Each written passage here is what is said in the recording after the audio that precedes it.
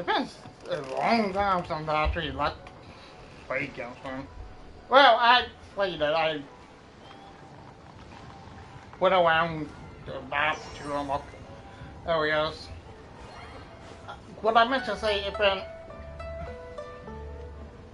a long time since I um, streamed. Well played, really.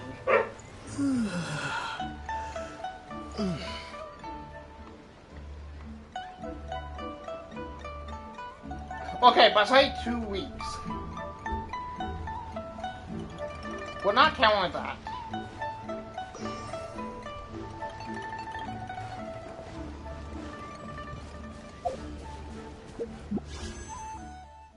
Oh. Right, we got stuff here.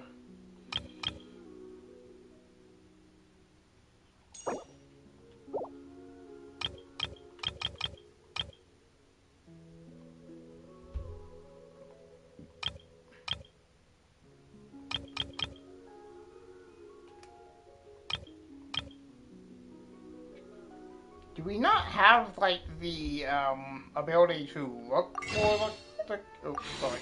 Wrong button.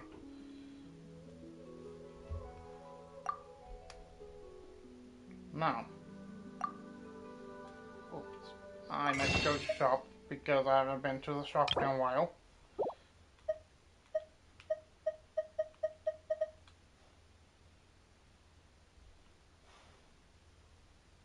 Okay, so this, yeah, acquire. I'm going to want a quaint bait and an intertwined bait is a special one.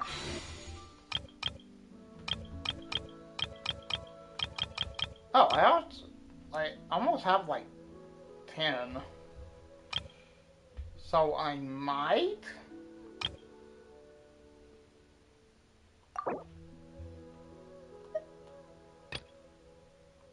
Damn it.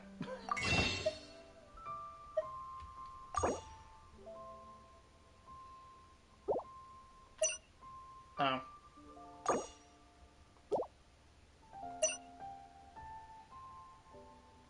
No, never mind. I don't have.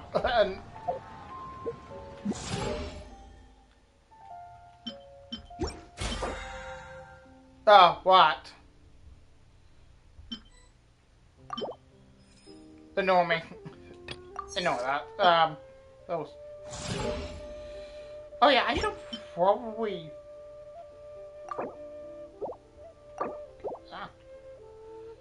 Get the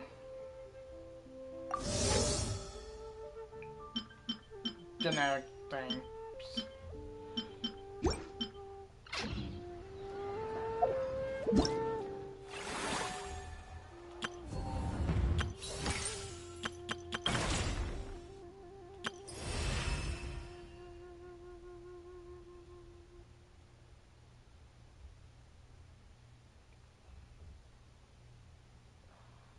Oh, what?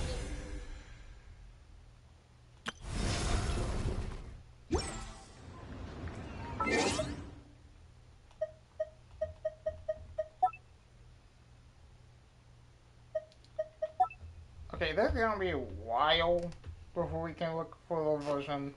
Before we can, oh, that's new.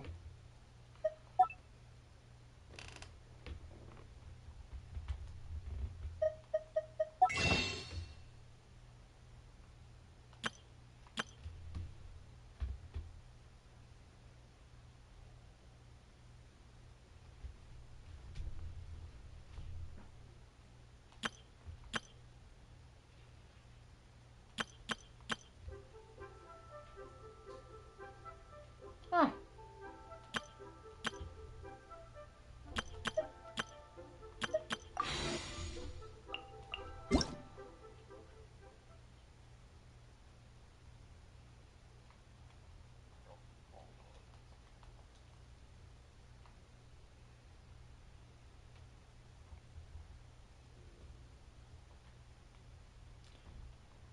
So we're just when do we have the events?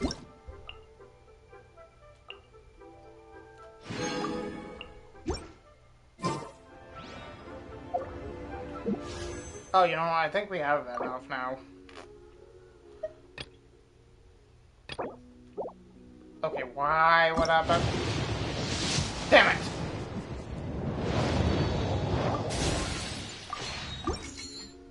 That's my fault.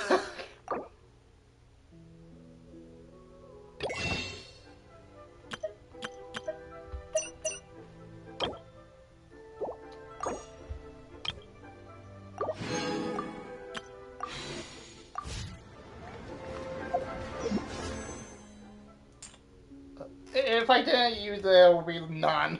God damn it. Oh, why? I was like coming in here to see the Paimon thing.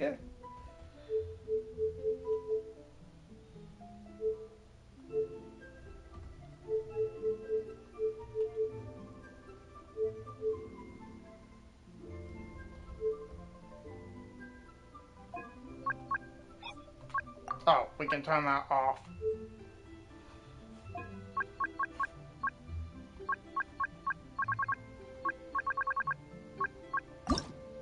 Oh, nice.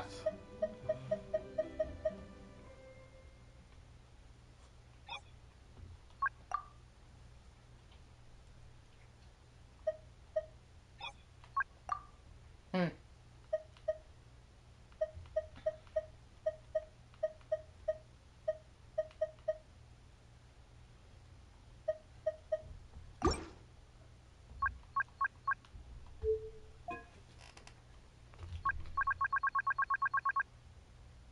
How do I,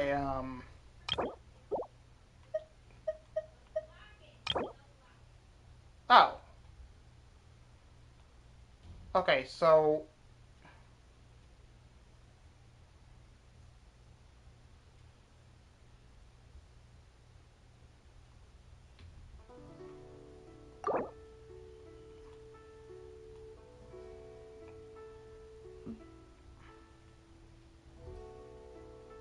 I'm fine with that.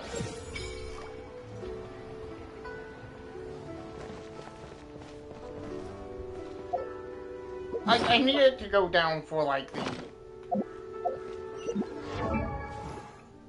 for the characters. Um...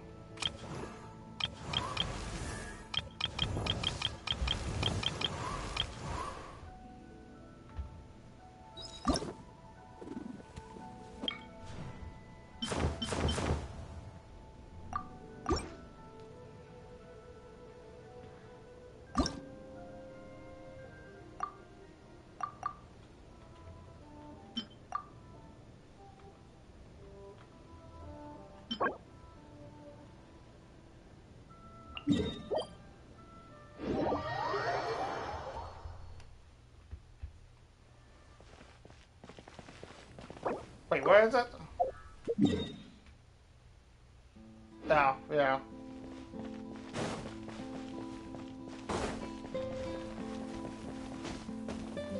I forgot that you have to hold it to get a full sprint.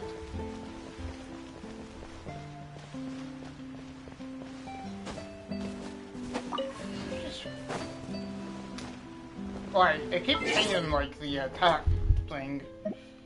I need to change that again.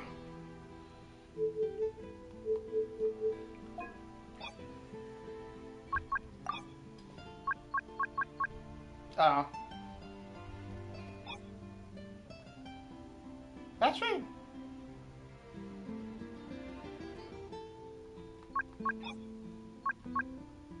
Wait, okay.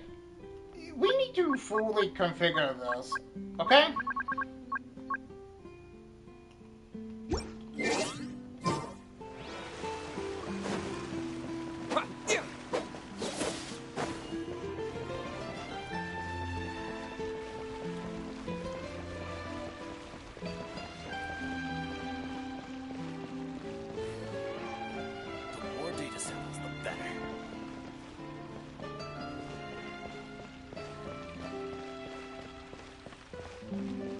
Do I fight these? Or do I have to, like, talk to you to fight?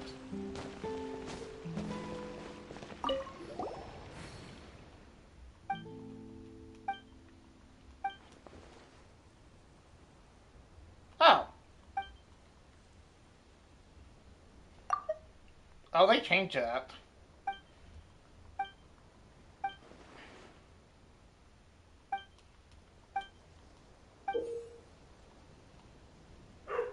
Okay, yeah, I can challenge.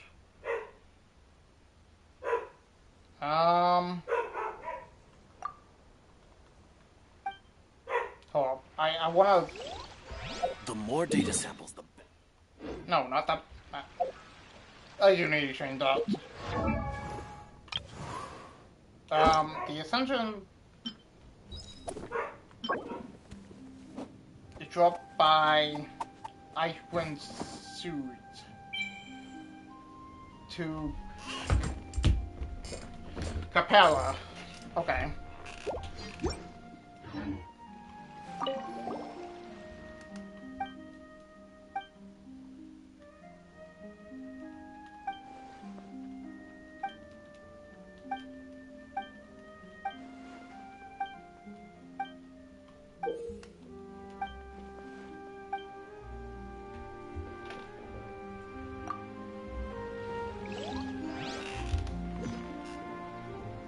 Yeah, I saw this on Brent Street.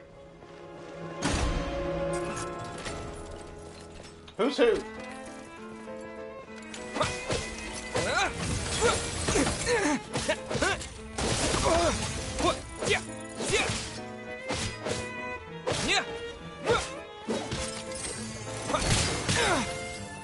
Jesus Christ.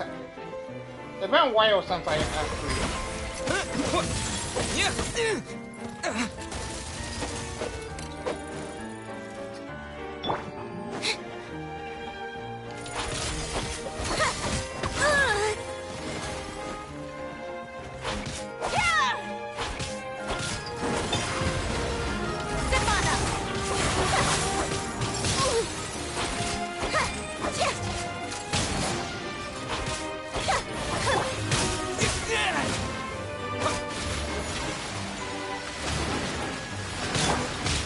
Oh, I got it. One with my blade.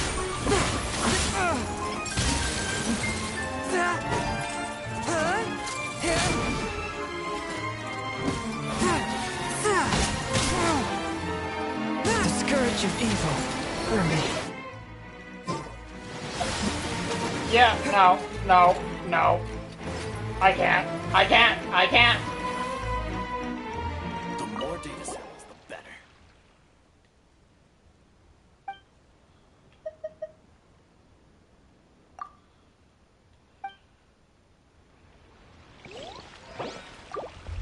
I can't. It's too annoying.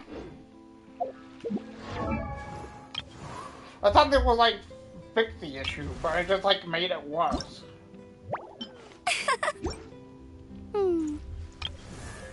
I totally only Amber anymore because, like, there's multiple other... I need Bubba on the team. So... I don't know what that one means for me.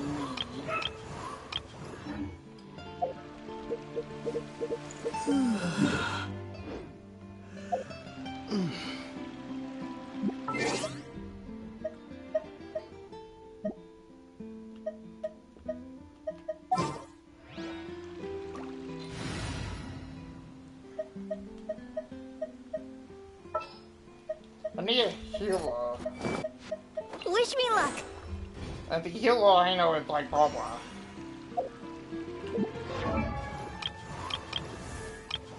So I need her.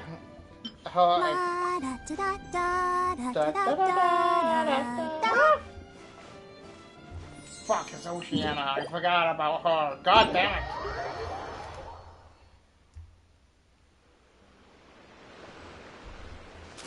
Wait, what is that?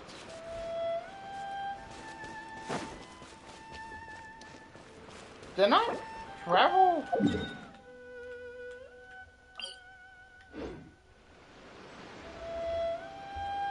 Am I stupid?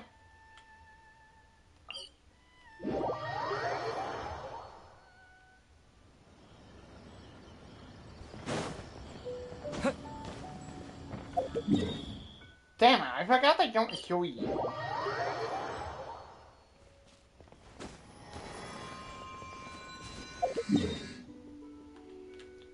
There we go. I fucking hate that, okay?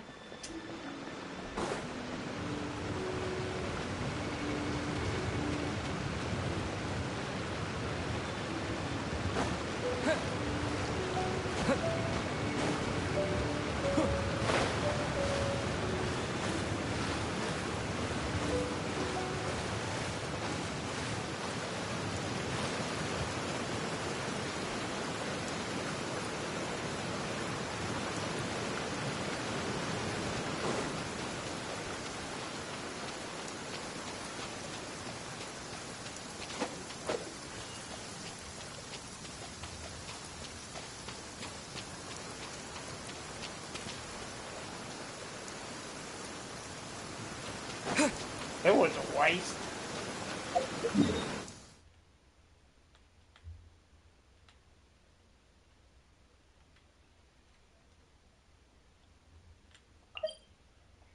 Like, what the hell?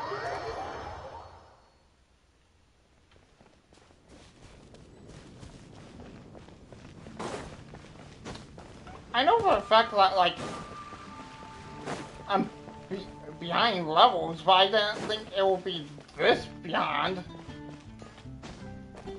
Add Astra. I am sorry. Yeah. Add Astra.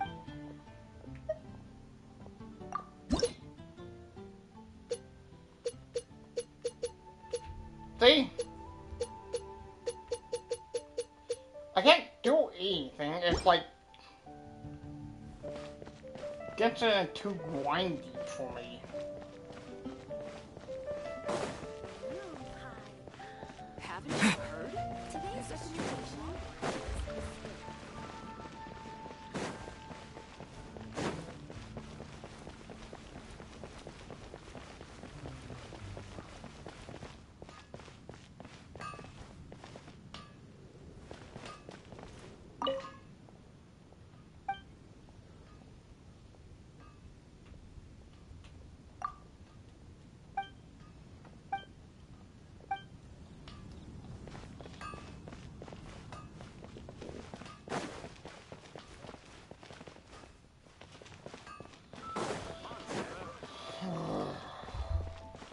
The game sometimes pisses me off.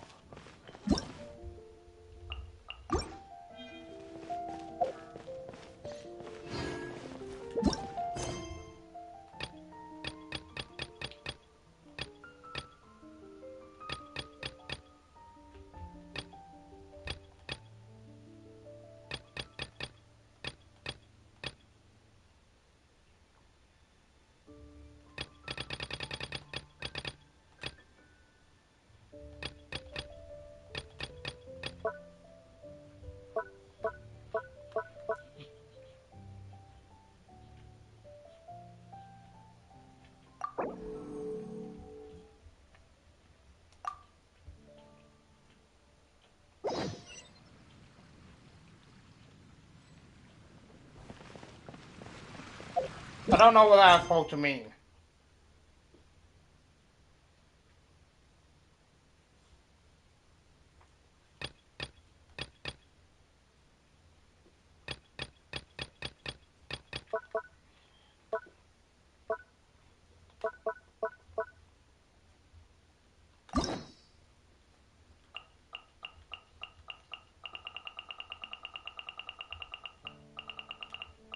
Wait. Oh. Never mind, I'm stupid. I'm thinking of these. Wait, don't I have a hangout effect? So would I not know this?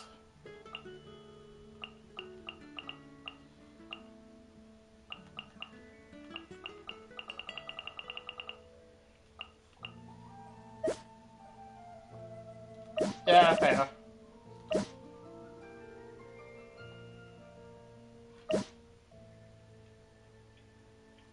I have unlocked the quest for. Man, I need a lot of these people.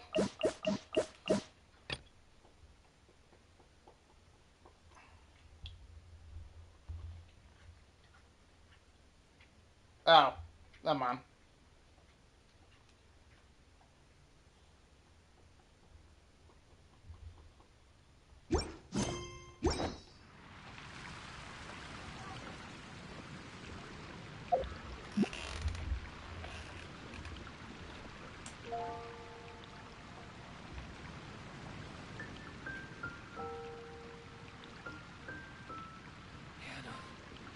Today's recommendation.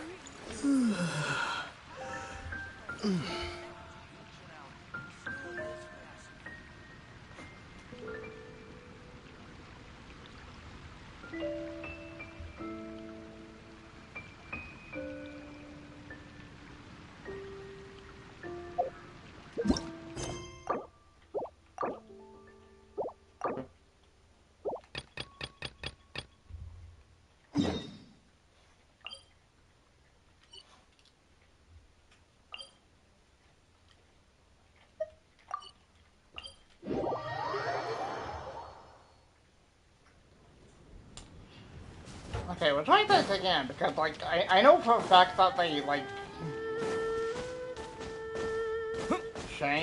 have like a level difficulty thing.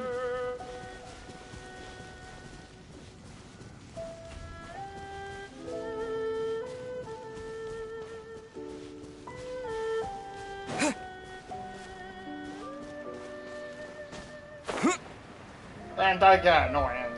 Don't get me wrong.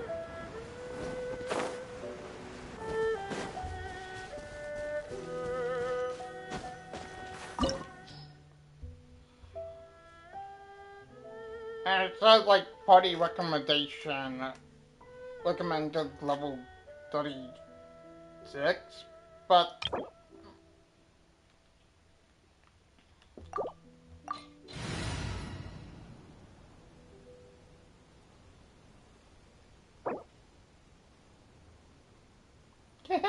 Team Tenenbaugh.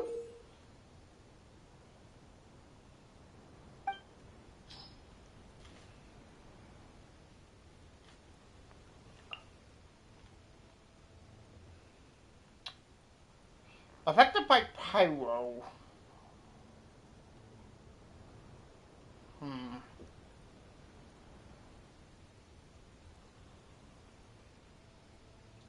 So I forgot like I'm fucking water. Hydro, sorry.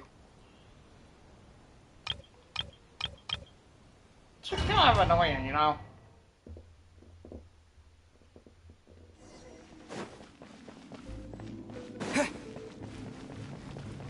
There are signs of treasure hoarder activity here. They must have come to these ruins. Let's go deeper inside. Paimon sure hopes Ganyu's information is reliable. Right. There aren't many guards here. Looks like their plan to draw away the Abyss Order's forces really worked.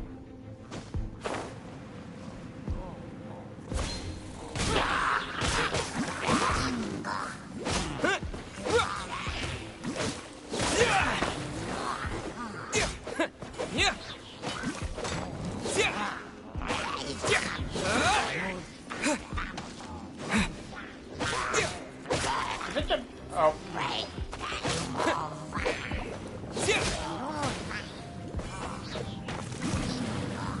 Oh, seriously?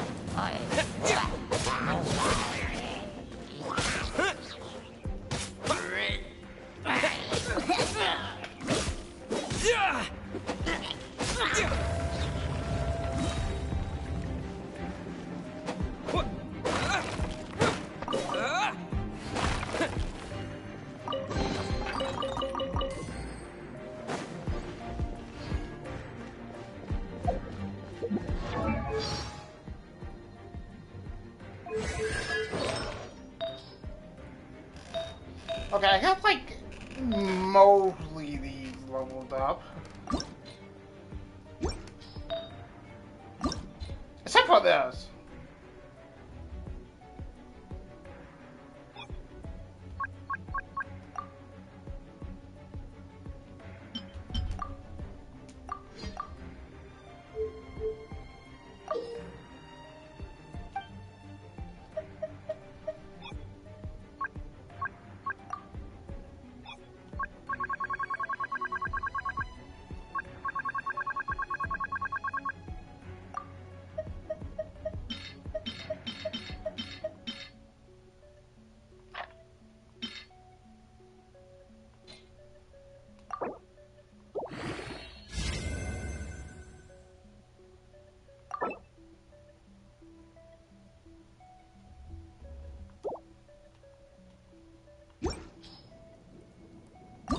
Really? I had to do it manually? Oh.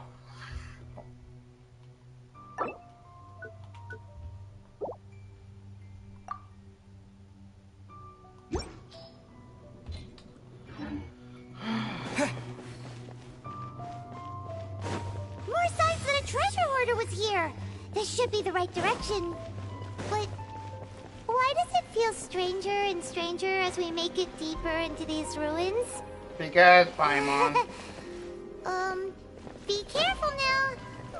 Paimon's right behind you.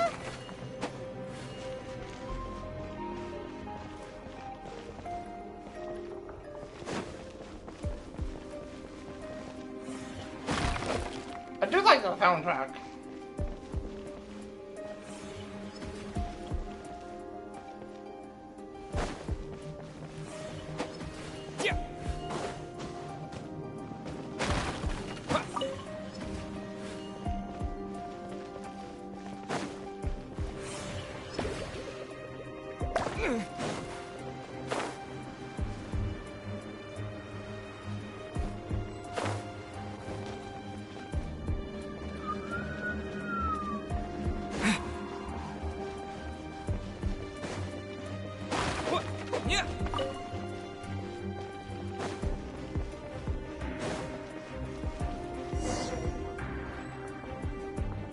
If we see this,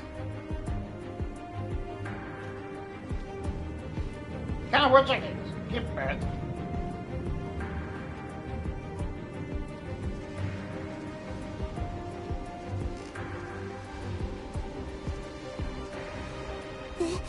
This looks like a person. Could it be the Grand Thief? Why is he in that position? Is he praying to something? That's...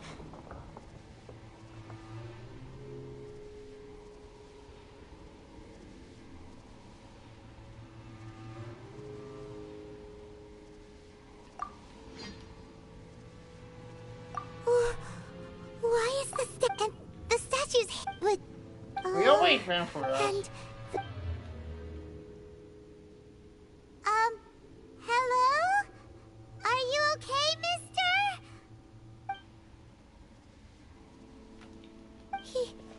He's dead. Paimon doesn't feel so good. Let's get out of here, and fast!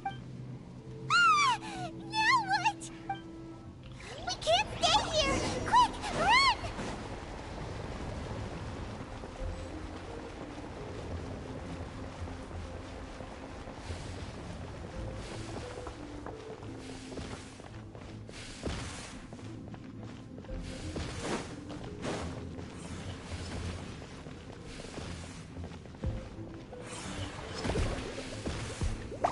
No! Maybe I wasn't meant for this world.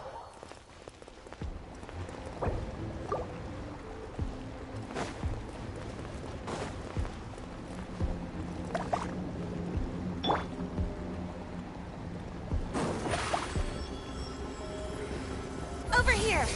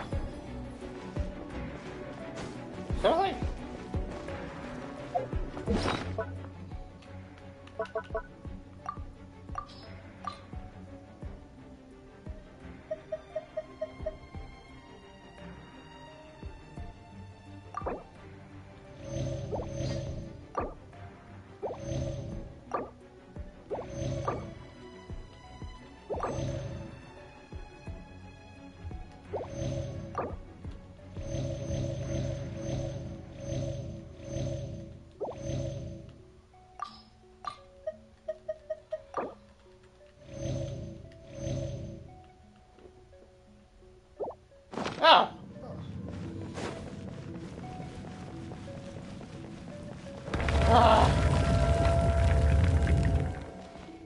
Can we just take care of you, please?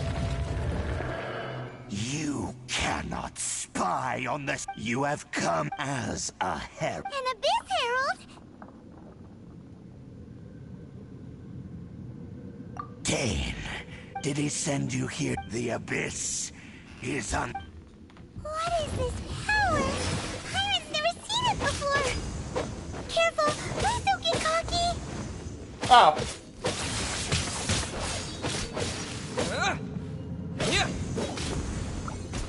Abyssal roar! Water jet!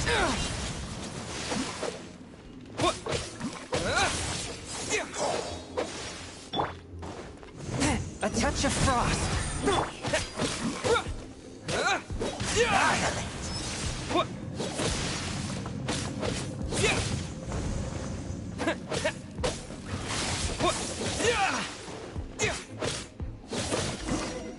Why would that be easier? Is it because I lowered the level? This power, it seems familiar. I see. So it's you. You are the one. In that case, I shall stay here no longer. Well,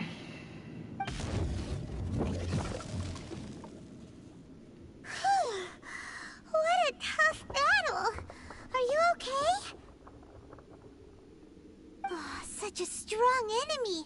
Who knew the Abyss Order had monsters this powerful among them?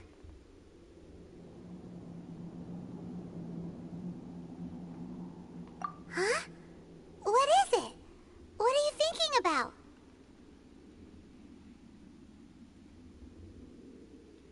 Oh, right, yeah! We're near the exit now.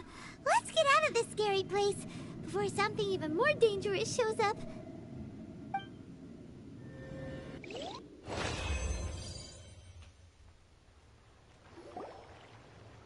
So, we meet Oh. again. A little sooner than I had expected. Hey, it's Dane! Judging by your expression, it seems you just experienced something quite strange. Could it be that you encountered an Abyss Herald in those ruins? Huh? How did you know that? I've been on the Abyss Herald's trail. I didn't expect to find you here as well.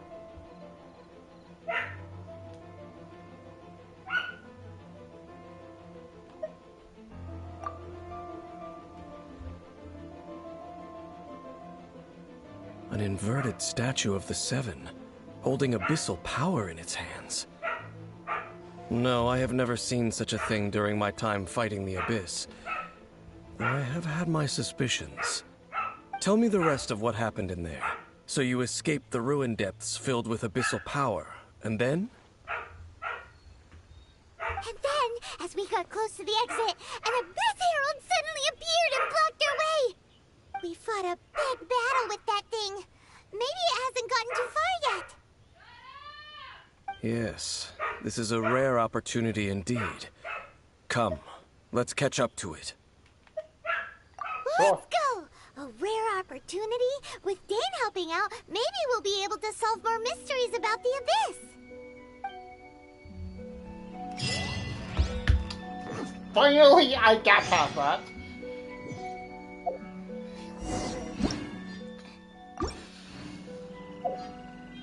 Ugh.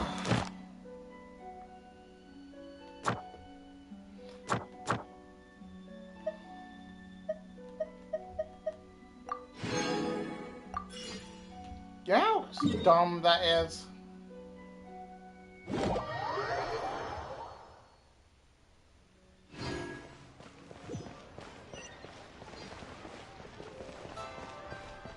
Wait, what were they doing?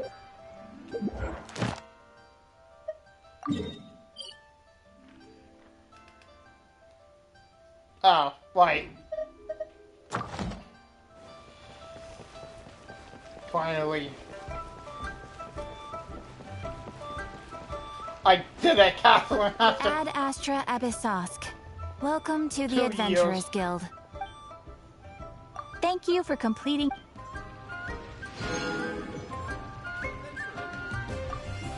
Man, I feel good. Ad Astra Ab.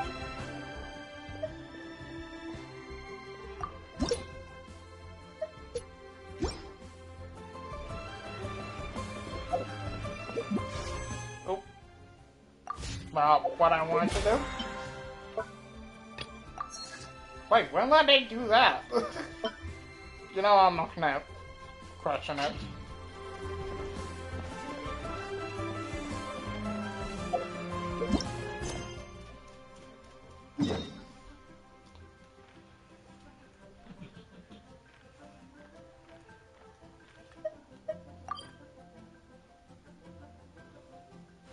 Huh.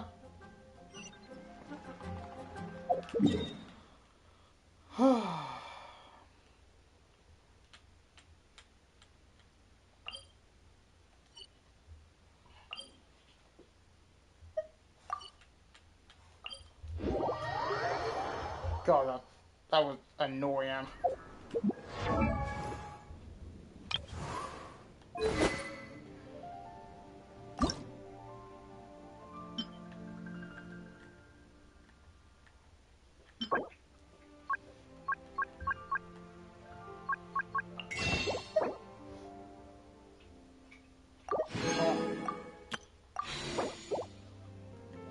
Oh.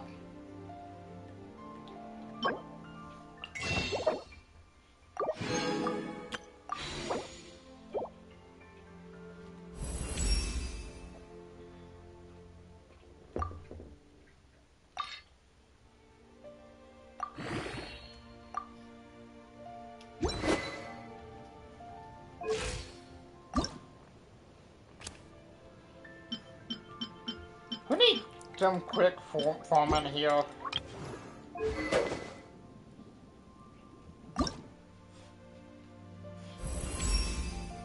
Oh.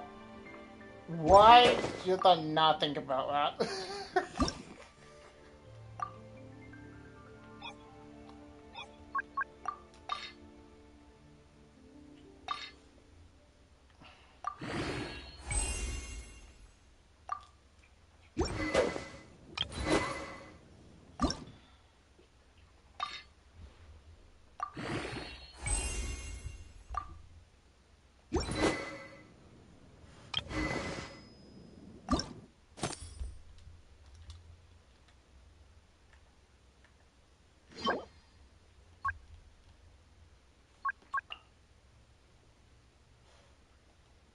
Don't know.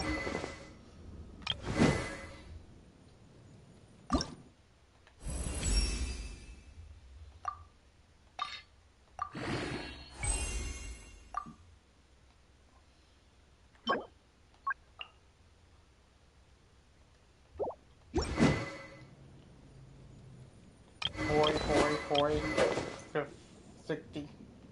The same at my level.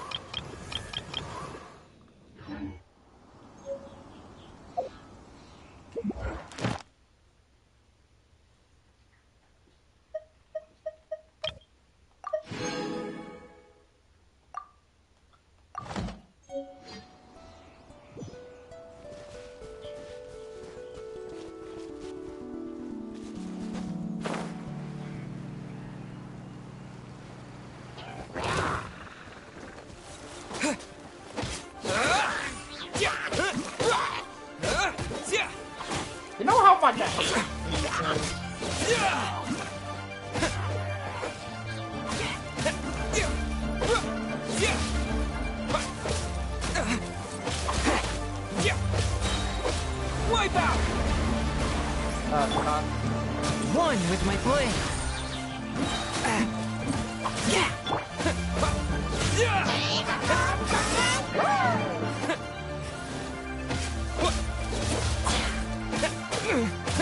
Wow.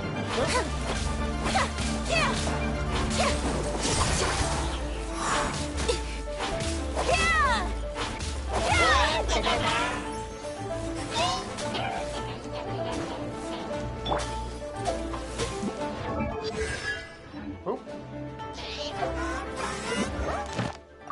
God damn it. Thank you.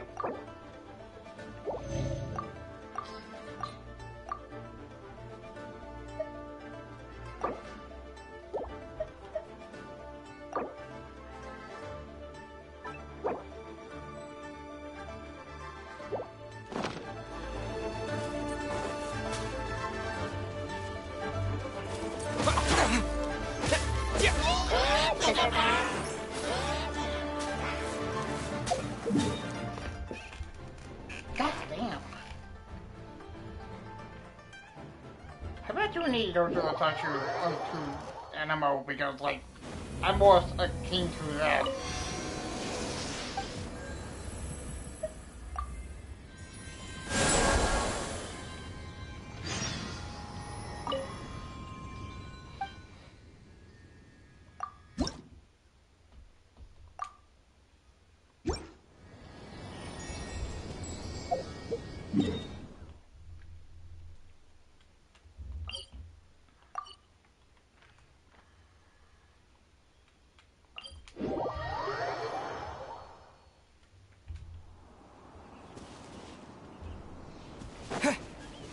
Windblade!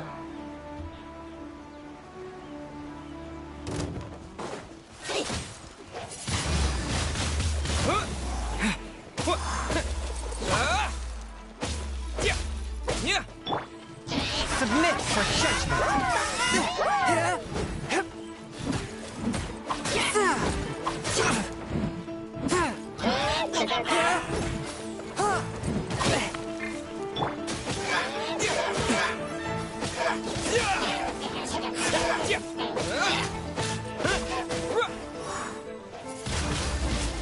Windblade.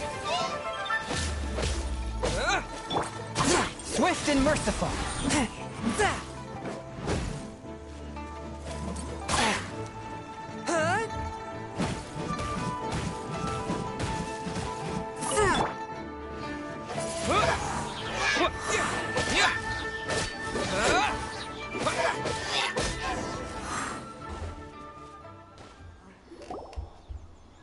Those abyss mages just now.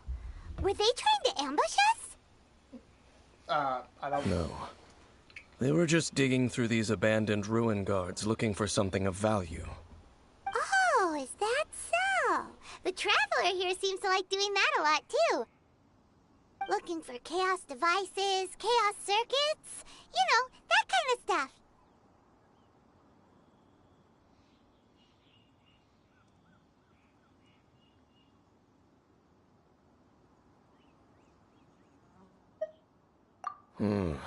They wouldn't be searching for such ordinary objects. In fact, I was nearby investigating precisely because abyss mages often come out from that ruin to explore. They seem to be searching the remains of ruin guards for a certain valuable object to take back to the ruins. However, they look disappointed, so it would seem they haven't found it yet. Well then, why didn't you grab one of them just now and ask what they were up to?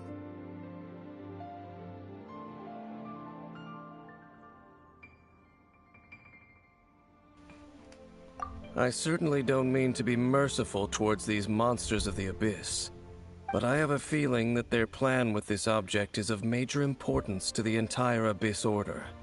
One cannot discover the truth behind it through interrogation. Or rather, these Abyss mages likely fear something else, much more than they do a painful interrogation. fear something related to what we saw in the ruins of the Akatosh. No. Paimon is getting goosebumps thinking about all this.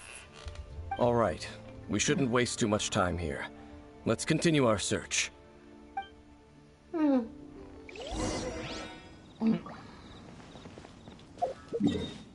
Yeah, hopefully,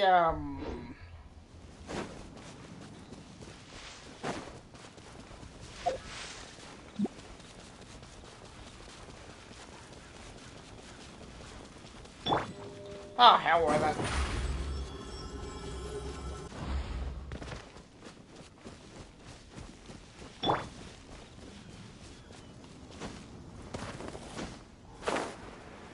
Wait, so when could he slide?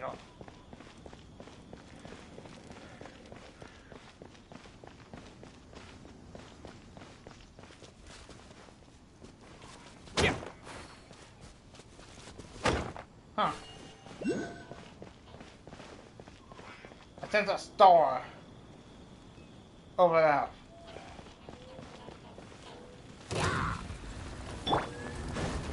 Barely a scratch. Spirit Blade. Attack! Oh, come on! This spells the end of the Exorcists.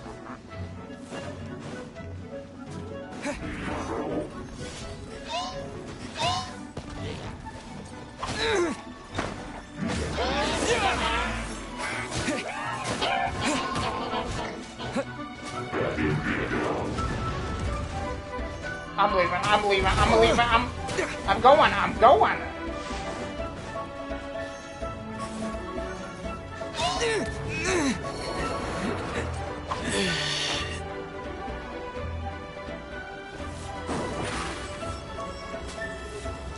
Surprise!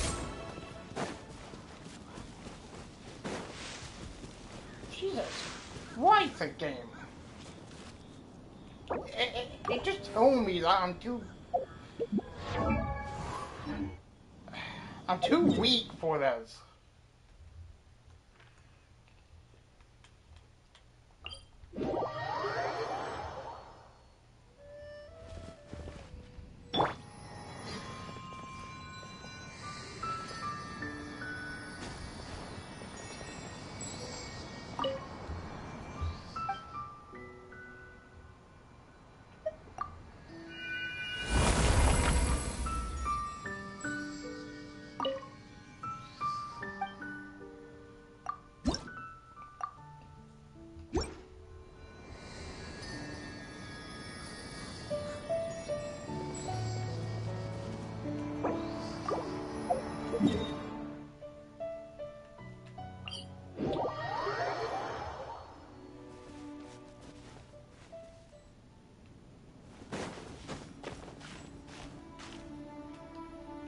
Yeah, no.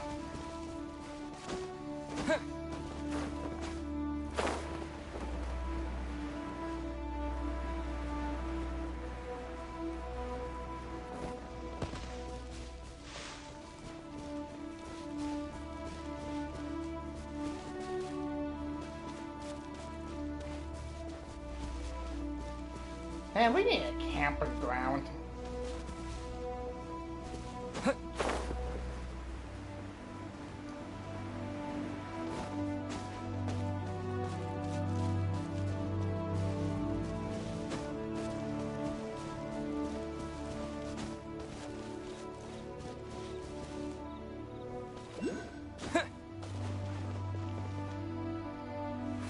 Okay.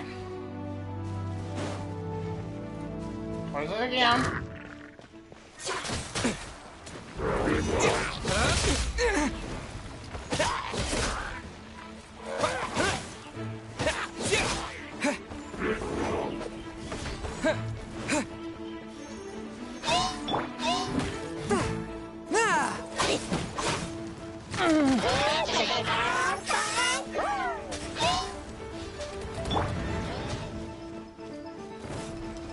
Cue the spotlight!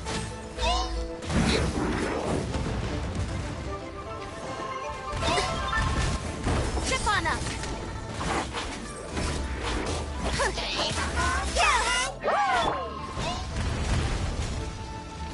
Ready, steady, go! Let's dip.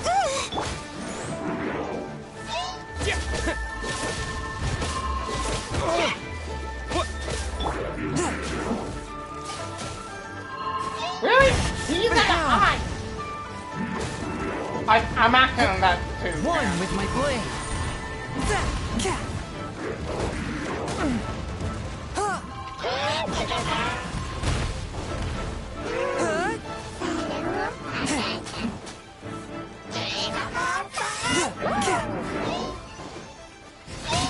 The scourge of evil, me. Whoa. Terra smash.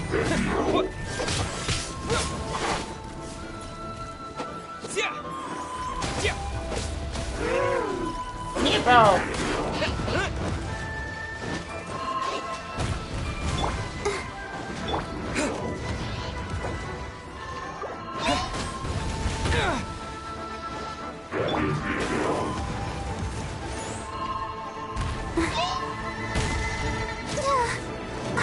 Well, these are targeted attacks. How? Oh my god.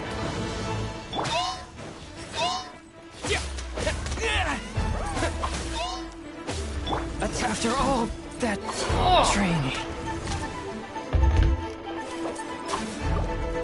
No.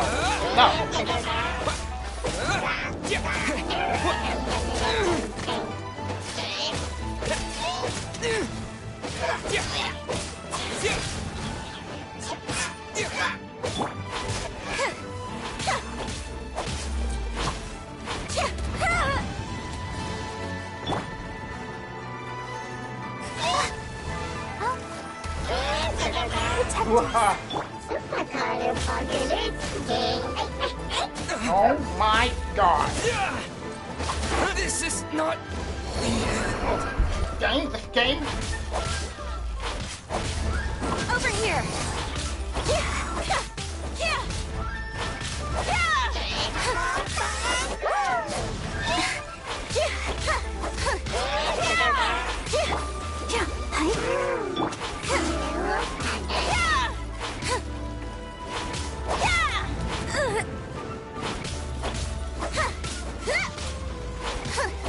Stay calm. No. No. No.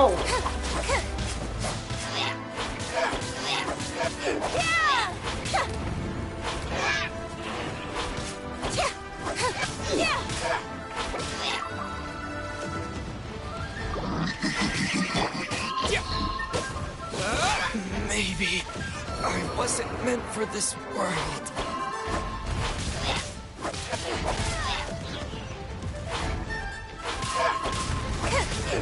So through. No! Trick.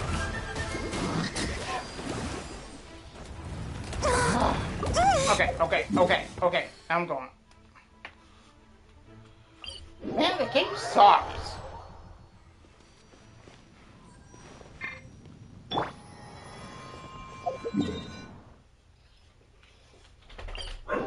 The game sucks at trying to make me want to go back and forth. I feel Genshin needs a combat overhaul. Ooh, but it's supposed to be simple. I don't care, it's hard. When you have to like go back and forth between powers, it needs to be more like freaking Weathering Waves or easily formed like Long Kite or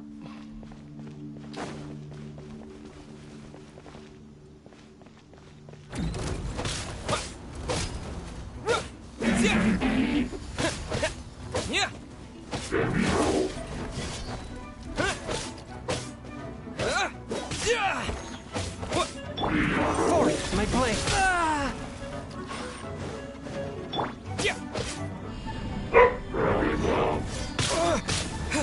Ow! Ow!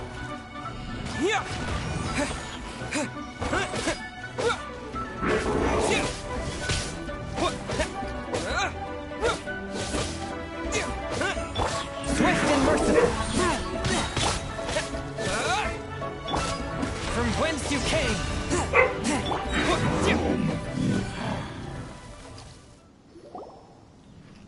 Wow. Besides the Abyss Order, Ruin Guards sure are active around here. Seems wherever we find an Abyss Mage hideout, there's often a bunch of ruin guards roaming around too. Is that just a coincidence? Or... There are no coincidences in the world. Everything is the fruit of seeds planted long ago. Just like your appearance in that tavern, time is just waiting for those seeds to sprout.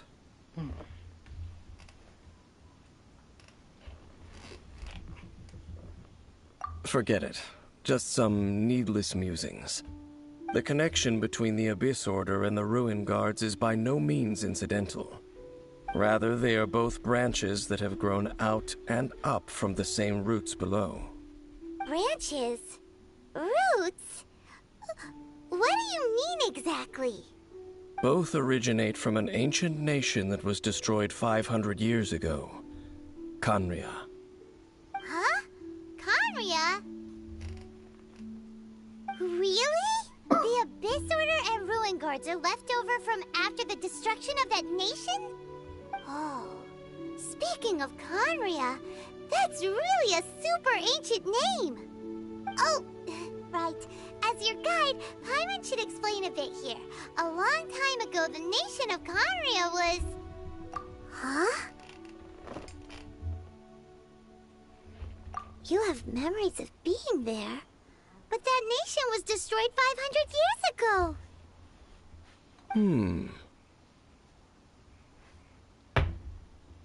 Is that so? Well, everyone has their secrets. You did not pry into mine, so I shall not pry into yours. But, if you would like to tell me, I will listen. So, the Khaenri'ah you saw, what was it like?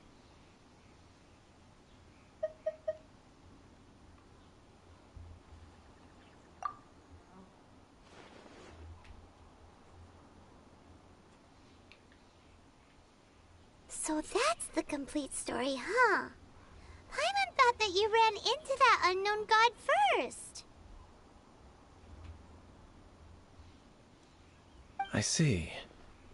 So your first memory after coming to this world was being awoken by your sister from within that meteorite. It seems your sister woke up first. But the question is, how long before you?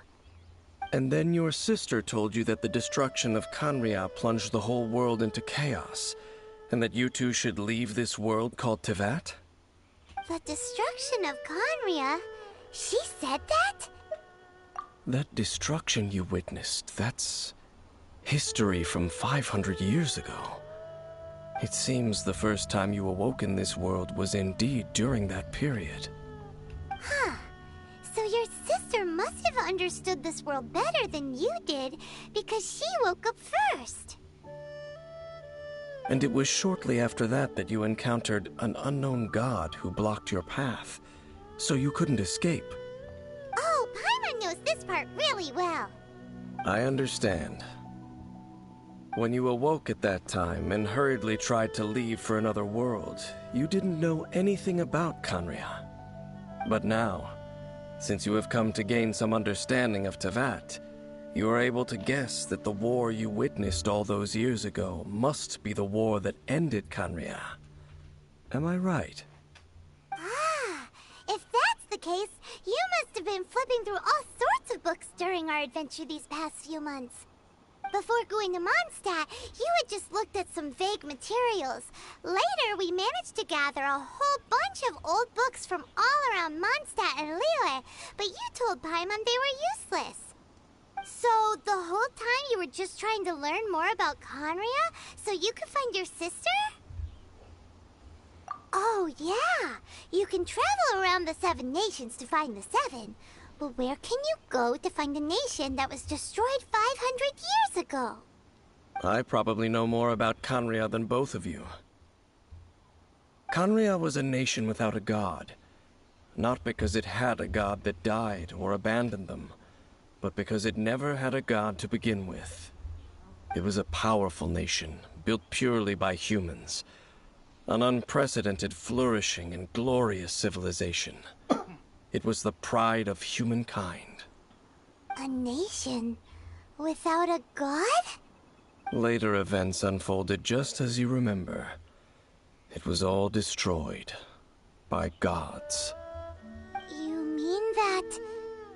500 years ago, the gods descended upon the world and brought desolation to Kanya. The pride of humankind was uprooted and crushed, like a weed removed from the garden of the gods. How could that be? The history books don't say anything about that. Yes, well, continuing to discuss the past now will only dampen our spirits. Let's keep moving. I will tell you more of what you want to know as we continue our search.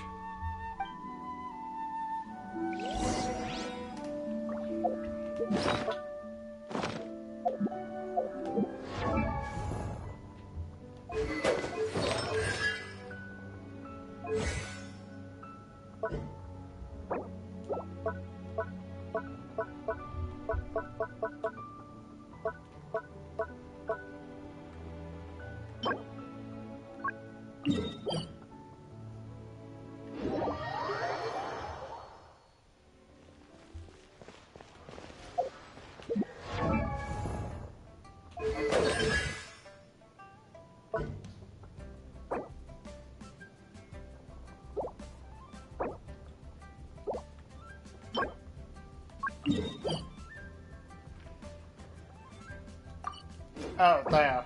Okay. So, it's...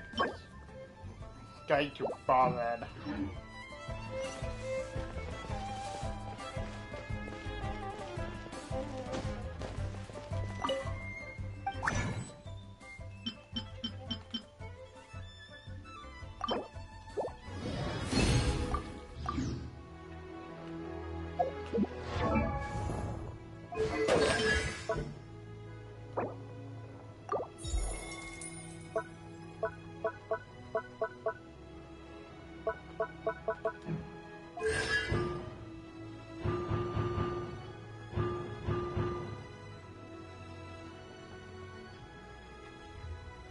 I don't know.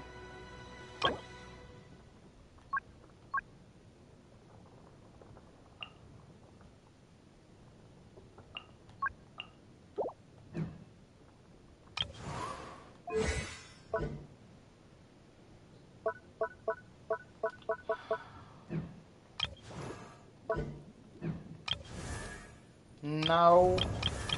About 2 years ago, because all the other characters I had was like around like 40.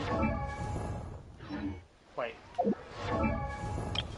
See, I don't know how to like beat them because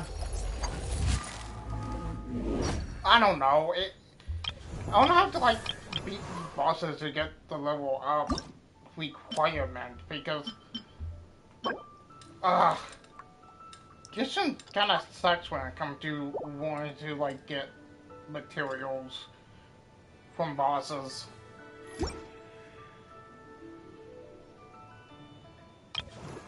What do you mean don't level anyone up? Don't level up. But isn't that the point of the game? To level up? What should I try this time? To like, progress?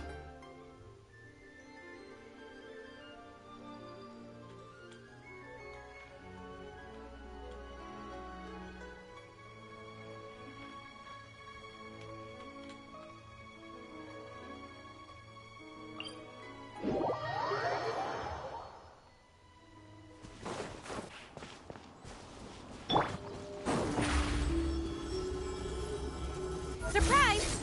Oh man.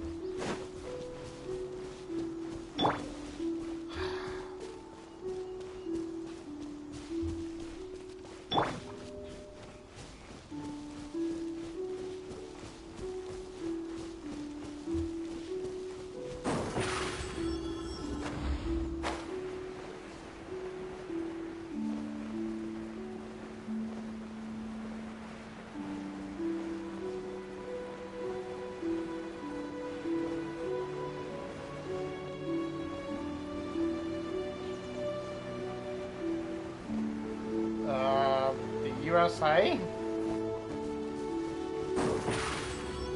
I don't know the question. Over here. Oh man, not again. This is what I mean. Watch. Oh, okay, good. Over there! It's more ruin guards and abyss mages. Dane was just saying how these ancient machines are from Conria. So, did Conria have a lot of ruins that needed to be guarded? No. Ruin Guard is the name modern people have given these machines. No one called them that 500 years ago. These ruin guards were known as field tillers by the people of Conria. Field tillers? What a strange name.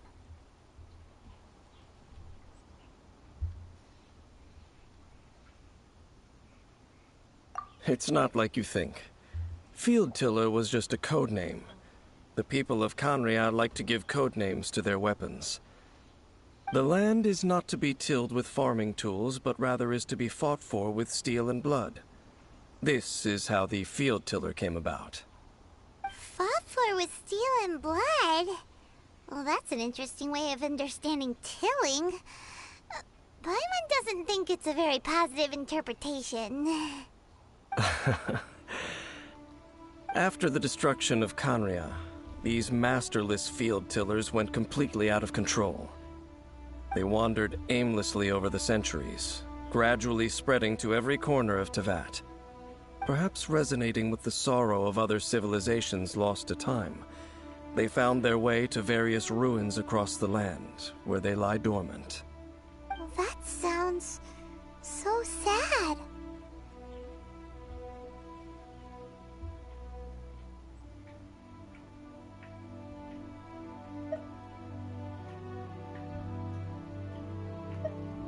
Once you understand more, those details won't mean much to you. But no matter their past, all that remains of them now is the danger they pose. So destroy them all.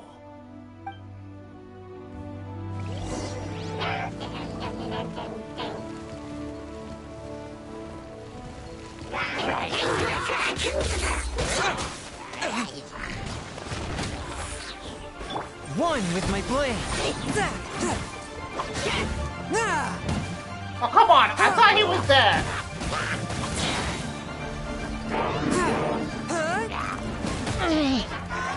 This is what I mean. A touch of frost. Submit for judgment.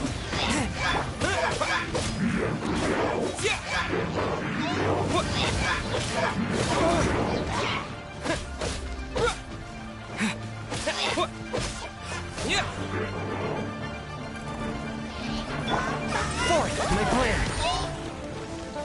Spirit blade. Attack.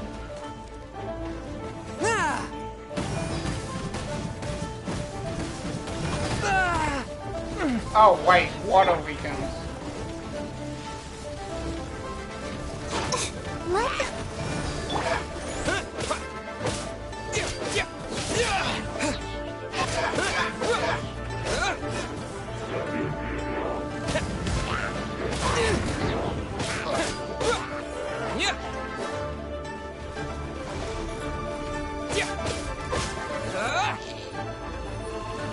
That's what's annoying.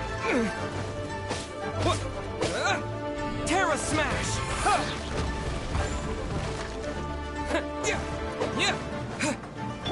Be amazed! Come on, we can do it. I'll protect us.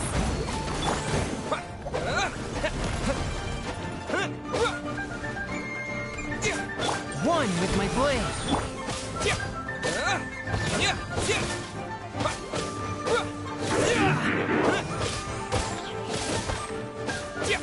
Submit for judgment. Okay, why is this? Okay, maybe it's because I took down the level. Or the round level.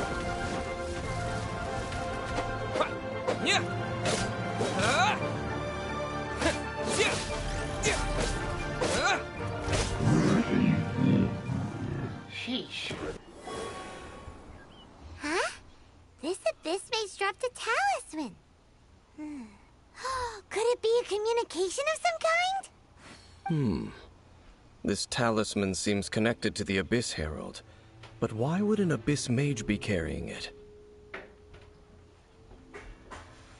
Perhaps it really does contain information about their operation. But Paimon can't read the writing on it. Is that the script of Conria? Engulf the faith of an enemy in flame, and bring glory to Her Highness the Princess. What? Is that what it says? Loom of Fate, initial operation. They, the Abyss, seem to be carrying out a large operation. The keyword here is Loom of Fate. It seems like they are still launching the operation, or rather, are still conducting preliminary tests. Loom of Fate? What's that? Is it literally a fate-weaving machine? From the horrible feeling Paimon's been getting, those eerie ruins are super likely to be related to this fate-weaving operation. So, Dane, what message does this talisman contain? I'm reading it now. An ambitious operation. But some parts are difficult to understand. How so? In short, the first phase of the plan is related to Osial, Overlord of the Vortex. The Overlord of the Vortex? You mean that god in the ocean?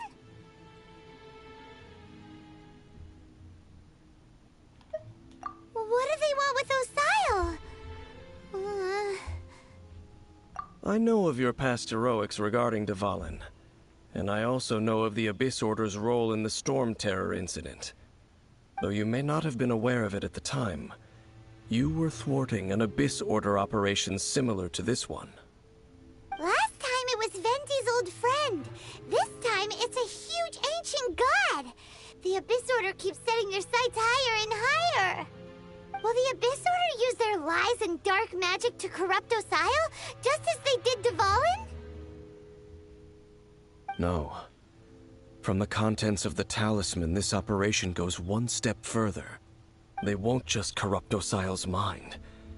They also plan to use the ancient technology behind the field tillers to completely transform Osial's body.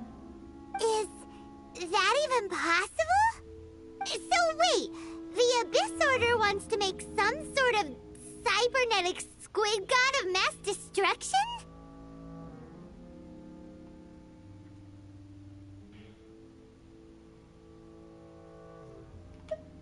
Very few people today truly understand the civilization of Conria. Though, of course, the accuracy of that understanding itself is difficult to judge. Only the Abyss Order has consistently sought out the remnants of Conria. Despite being far from human, they seek out this lost human civilization quite persistently. The talisman's message states that they will use the defiled statue as a base, attaching Osial's limbs to construct a mechanized god.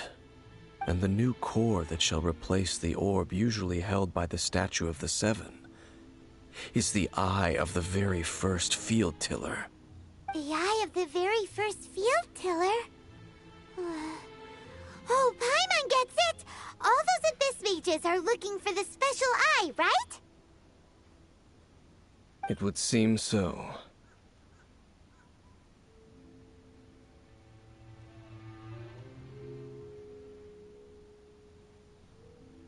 This whole thing keeps getting more complicated. But basically, it all has to do with that eerie Statue of the Seven we saw, right? Yes. According to the talisman, the eye should be placed in the hands of the defiled statue, thereby imbuing the newly born god with the power to topple the divine thrones of Celestia.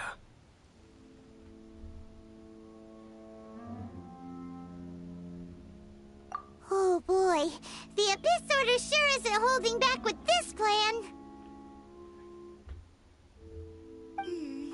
Since no one knows where the first field tiller is, information about the statue as the starting point for our investigation. Yeah, that tone-deaf bard is too difficult to track down anyway. Let's go to the cathedral first and ask around. Maybe we'll learn something. The cathedral. Huh? What's the matter, Dane? Nothing. Let's get moving.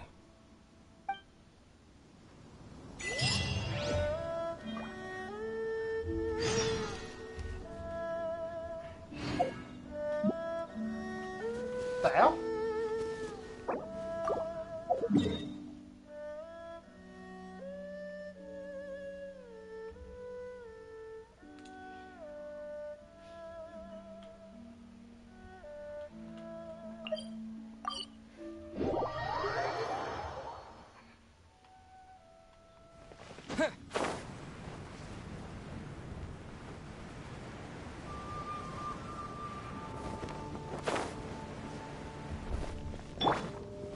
Surprise! Oh. A huge statue. A grandiose cathedral. The people of Mondstadt clearly spent a great deal of resources and energy to construct them. But how aware of this was the Animo Archon on receiving this gift? And how much did he give back in return? Faith doesn't ask for anything in return, though. Does it? As long as the gods have a clear conscience about it all, there's nothing I can say about it. Shh! We're about to enter the cathedral! Don't say anything bad about the Animo Archon! And actually, the Animo Archon is... never mind! I never specifically said I would enter the cathedral. I'll leave you two to mingle with the sisters. Huh?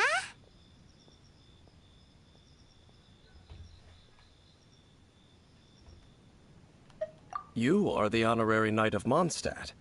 They will surely allow you to poke into these affairs with their utmost trust. Having me tag along would only make them suspicious.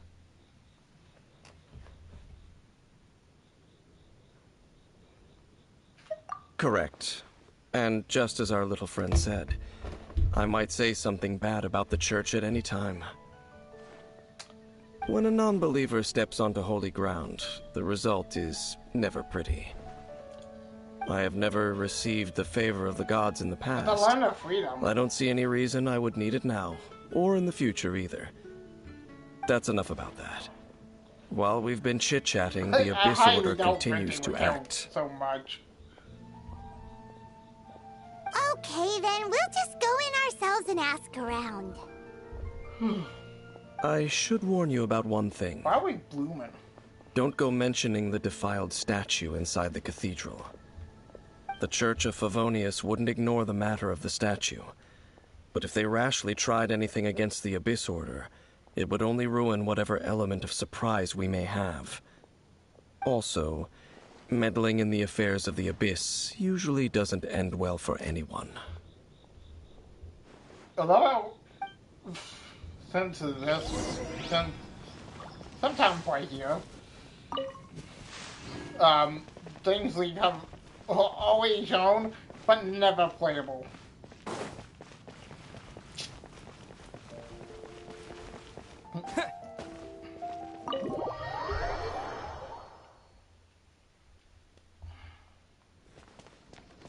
Barbara!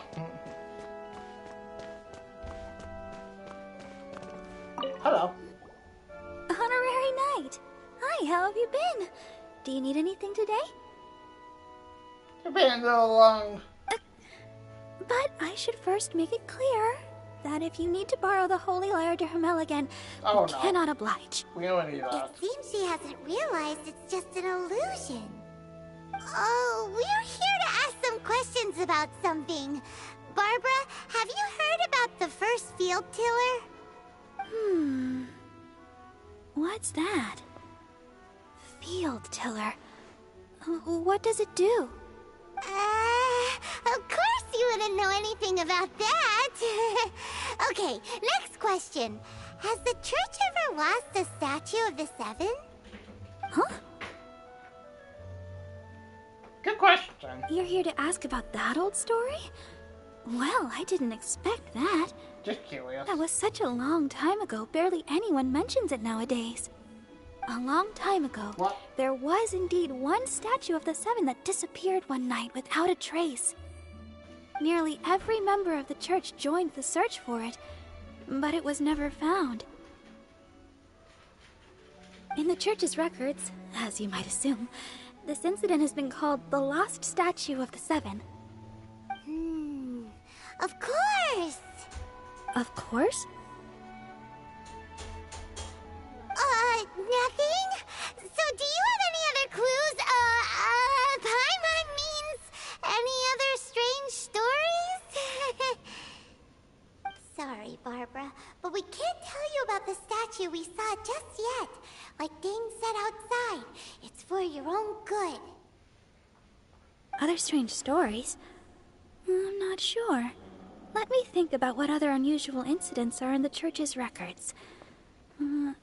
Oh, the Tyrant's Final Fury? No, that's from another time. Probably unrelated. The Tyrant's Final Fury? Oh, this refers to a time of great danger that engulfed Old Mondstadt, the place now known as Storm Terror's lair. Many, many years ago, there was a time when balls of fire would rain from the sky whenever anyone approached Old Mondstadt. Balls of fire raining from the sky? How terrifying! People at that time believed it was a curse laid down by the god of storms, so they referred to it as the Tyrant's Final Fury. This strange phenomenon continued for about a year. No one was ever able to solve it. It just gradually ceased on its own. Right. Later, the theory of the Tyrant's Final Fury became less probable in the eyes of the church. Common reasoning dictates that the god of storms wouldn't shoot fireballs. Perhaps it was something else that caused the disaster. Maybe meteors. Anyway, this incident might not be related to the lost statue of the Seven, but I just can't think of any other strange incidents that might be. Yeah, fair. It's okay. Thanks anyway. There's that pointless word, thank you, again. I can never get used to hearing it. Oh, Rosaria, it's you. She said thanks anyway. If you're looking for the Knights of Favonius, they're busy with those monsters again. Those monsters? Those monsters that tried to attack Mondstadt last time during the Storm Terror incident? The world's here looks different. Wasn't that the Abyss Order? They're at it again? Indeed. Crazy? They're gathering in Wolvendom, causing great unrest among the wolves. Could it be that the Abyss Order is targeting the spirit of Lupus Boreas? As for what purpose, I can't say for certain. Master Jean has already headed off to Wolvendom. I must also begin to make a move myself. Then I will go as well. Master Jean said you should stay at the church and continue your work with the clergy. But you're also a member of the clergy.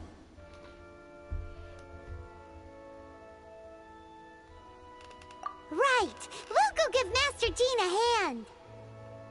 Oh, okay. If the honorary knight will be there, then... But please, everyone, be careful. May the Animal Archon protect you all. I thought she looked different. I was a bit confused.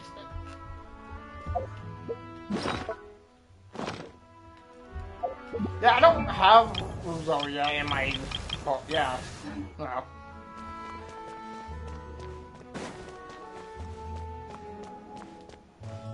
I can't go in though.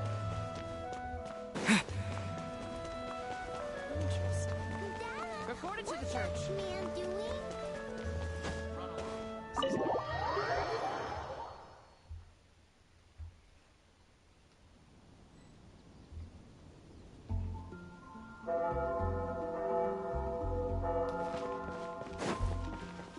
Yeah, that. They made so many updates to Rosaria. I see. Weird. Has the Abyss Order already launched a new operation? This could very well have something to do with the defiled statue. We should go as well. But what is the Abyss Order going to Wolvendom for anyway? Are they looking to do the same as they did with Dvalin? Not again! No, that's not likely. Unlike Osile, who was just suppressed, Andreas died long ago. Today, it is just his spirit that stands guard over Wolvendom.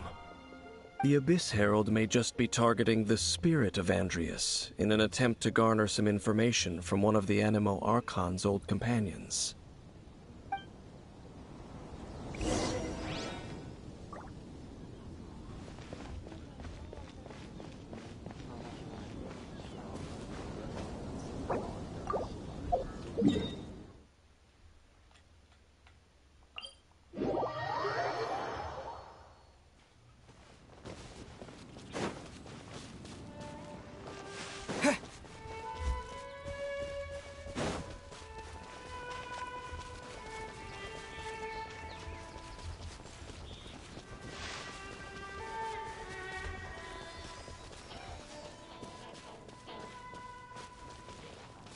The Abyss Order! Don't underestimate the enemy. Let's take them now.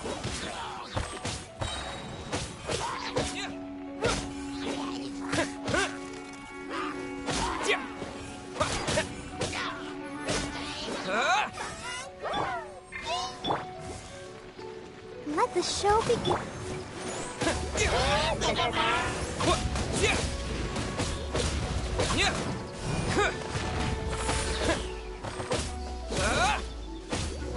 Quick!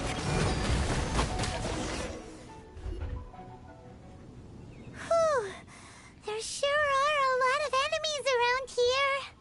The closer we get to the target, the more enemies there are. Fits the Abyss Order's style.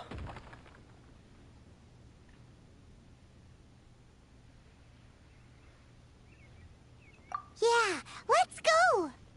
I'm not going any further. Huh? Why not? Is it because you're afraid of fluffy animals? It has nothing to do with wolves. It's because Boreas was an ancient god, yet he willingly became a servant of the Seven. I cannot possibly agree with his actions. I don't desire any interaction with him. Besides, you're the one people like. I'm less likable. You really don't like social interaction, huh? I have no problem interacting with people, but interacting with gods, that's a different story. It's just my opinion, but a word of advice. Always be on your guard when around gods. You shouldn't place too much trust in them, but at the same time, don't go too far in the opposite direction. Don't go trying to overthrow them or hunt them down, even if the god in question is your sworn enemy. Don't trust them and don't hunt them. That's some awkward advice. Does Dane hate the Seven, or is he protecting them? Yeah, I don't know. It's kinda weird. Lest I repeat the failings of my forebears, I will tell you one final fact. Huh? What fact? The destruction of the nation of Canria by the gods is the reason the Abyss Order now seeks to destroy the nations watched over by the Seven. Well, enough chit-chat. We should get back to business. I will go take care of the remaining Abyss Order members in the area. Try and keep your visit with Boreas brief. Afterward, let's meet at the entrance to Wolvendom. Up, there he goes. What a strange man.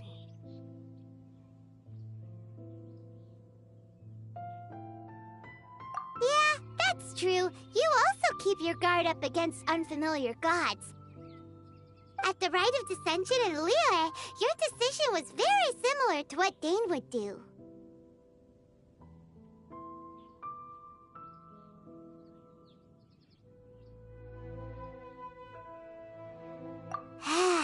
Not the easiest situation.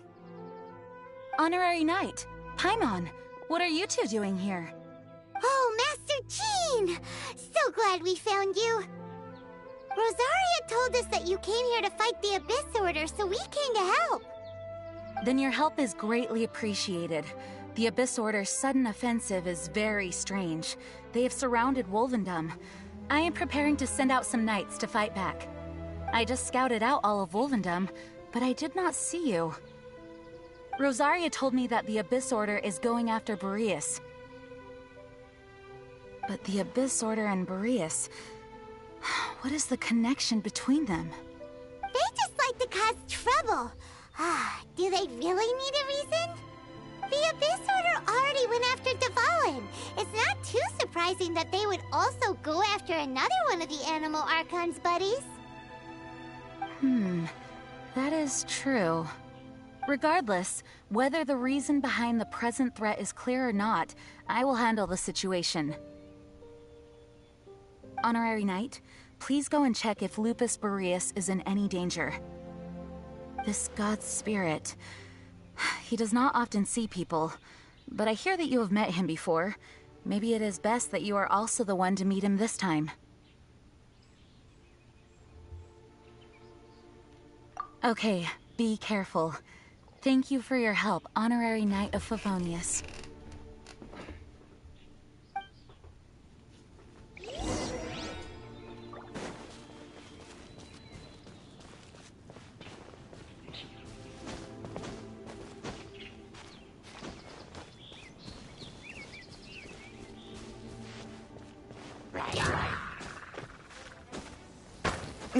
Ha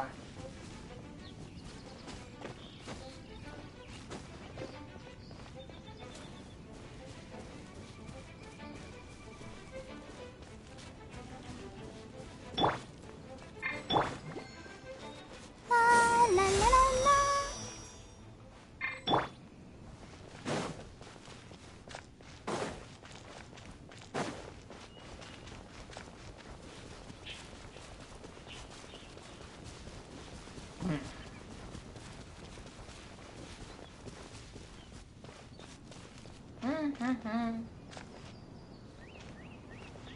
So nice. Look! Over there, it's Razor! And the Abyss Herald!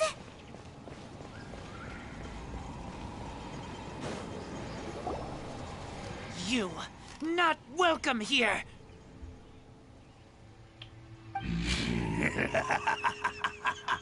So, the wolf's wretched spirit likes to raise wild pups now.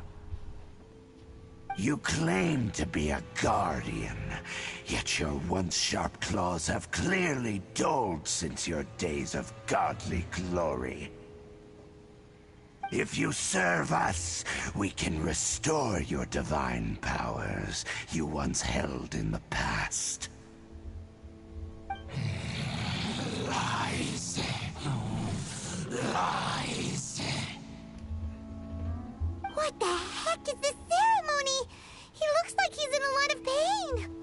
Oh no! Is this the same thing they did to corrupt Dvalin's mind? Wolves never surrender! But this can't go on.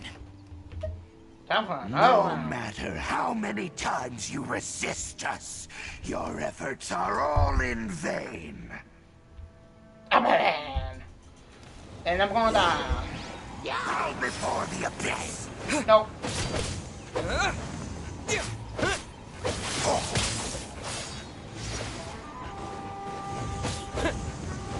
Abyssal roar!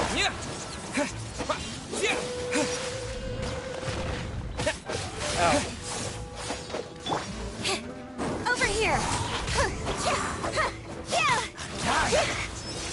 A touch of frost.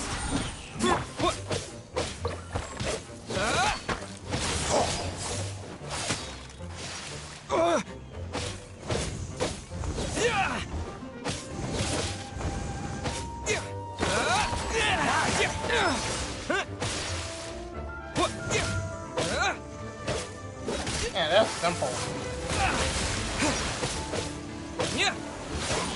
The end is nigh.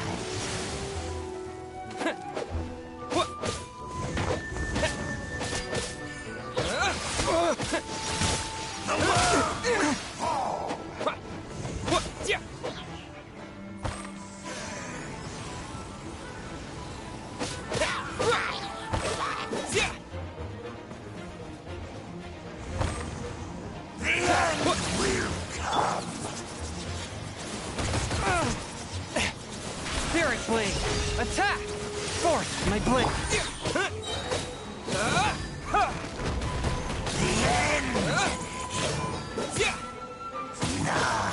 Let's dance.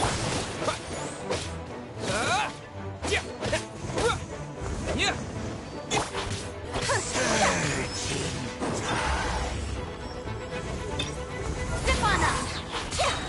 Cue the spotlight! The world will fall!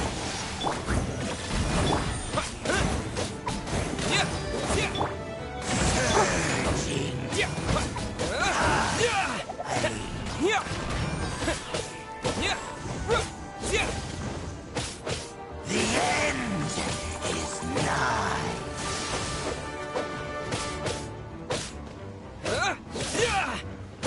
The end will come. This shall The ceremony was interrupted. How fortunate for you. How does an old spirit have such determined will? No matter. This is but a small, unforeseen variable. Our grand scheme will not be affected.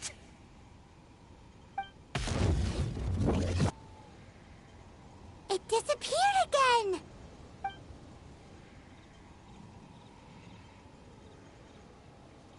Thank you. You came. Just in time. Human Lupercal. I am ashamed that you must see me in my present state. But still, the Abyss Herald underestimated my strength. Lupus Boreas never refuses trial, but scary outsider, not respect trial rules.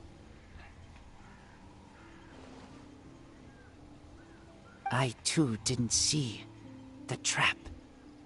Wait, so you mean the Abyss Order had everything prepared to corrupt Lupus Boreas' mind, then lured him out under the pretense of challenging him in a trial?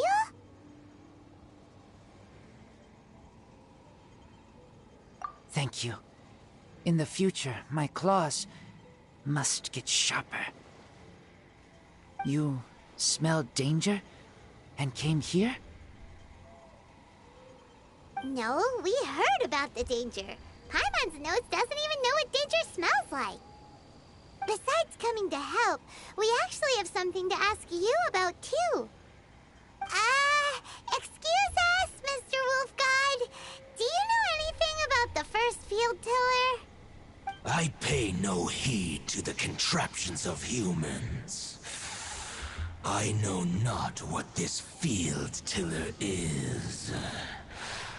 Though there was indeed one human-made machine that I can never forget. It entered into my proving ground by accident, and I mistook it for a challenger. But it could not think, only fight. It was designed as a pure killing machine from top to bottom. I eventually damaged it greatly with one of my attacks. Before it fell to the ground, it fled the proving ground. By the sounds of it, it's possible that could have been the very first field tiller, right? Yes, it could spin, leap high into the air, and even shoot fireballs. Although no match for a god, it was stronger than even many who wield visions. Fireballs? Hey, didn't we hear this somewhere else recently as well? Anyway, this pretty much proves that the first field tiller came to Mondstadt, doesn't it? It sounds like the first one was way stronger than the mass-produced ruin guards that came after. But in this story, it was damaged at the proving ground while fighting the Wolf of the North. Don't know, but did we help? Yes, you were a big help. Thanks. We need to keep investigating something super important. The Abyss Herald may have left, but the Abyss's forces are still attacking. You two be careful. Yes, I smell more danger. Bigger danger. You too, also be careful. Well, that was some good intel. Quick, let's go tell Dane. Dane of the Dane. Dane,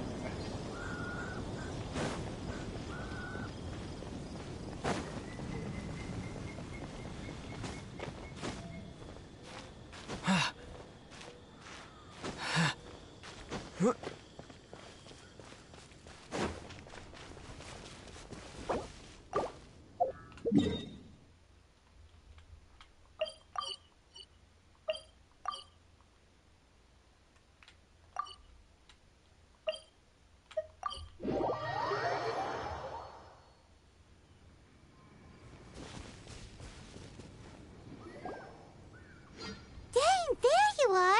Did you see Master Jean? I saw her, but purposely avoided her. As both the Lion Fang Knight and acting Grand Master, she naturally would have some reservations towards me. If I'm not careful, one day I may find myself becoming the object of one of her investigations. But back to the matter at hand. I defeated some of the Abyss forces, but wasn't able to gather any information. Did you have more success?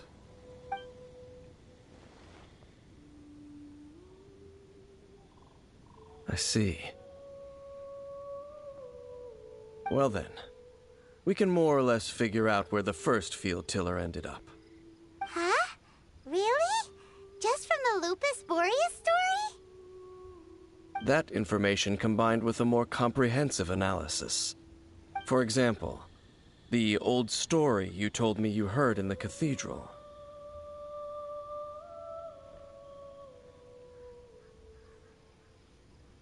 Exactly. The strange story told to you by that young sister, long mistaken to be a curse rained down by a deceased tyrant.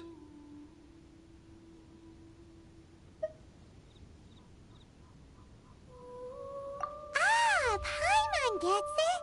So the tyrant's final fury was really just missiles fired from the field tiller after it ran from Wolvendom. After it was damaged in the fight with the Wolf of the North, it must have wandered into the ruins of Old Mondstadt and stayed there. Then, whenever anyone got close, pew, pew, boom! It would fire a ton of missiles at them. Until one day, it finally broke down for good, and the fireballs stopped raining from the sky. Back then, the people of Mondstadt hadn't seen many ruin guards before, so they came to interpret it as the tyrant's final fury. It looks like we need to make a trip to Storm Terror's lair and comb the entire area. What do you mean? Huh? You mean... Oh, Paimon remembers too! We saw that abandoned ruin guard sitting atop the tower when we went there before. Can't forget something like that.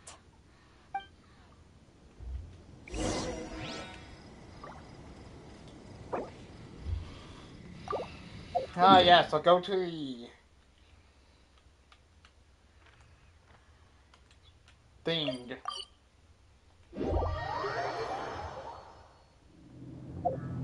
I don't know what that says.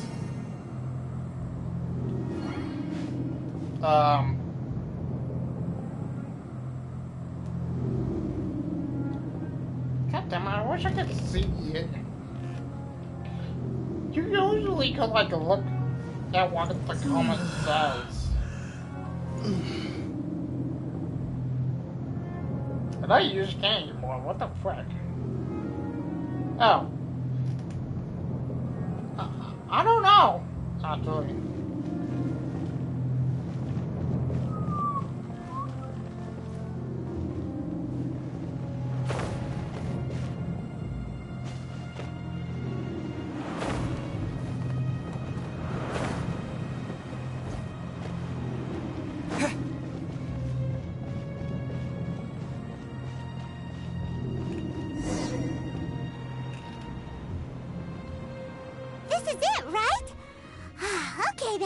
Use your elemental sight to look for the eye.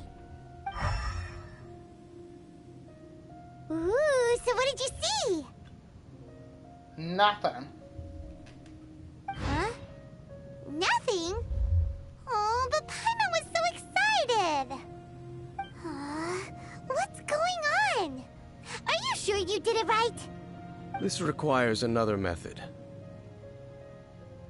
Using elemental sight on a field tiller is of no use because it is not powered by the elements. You could just said Let me give it a try. You know?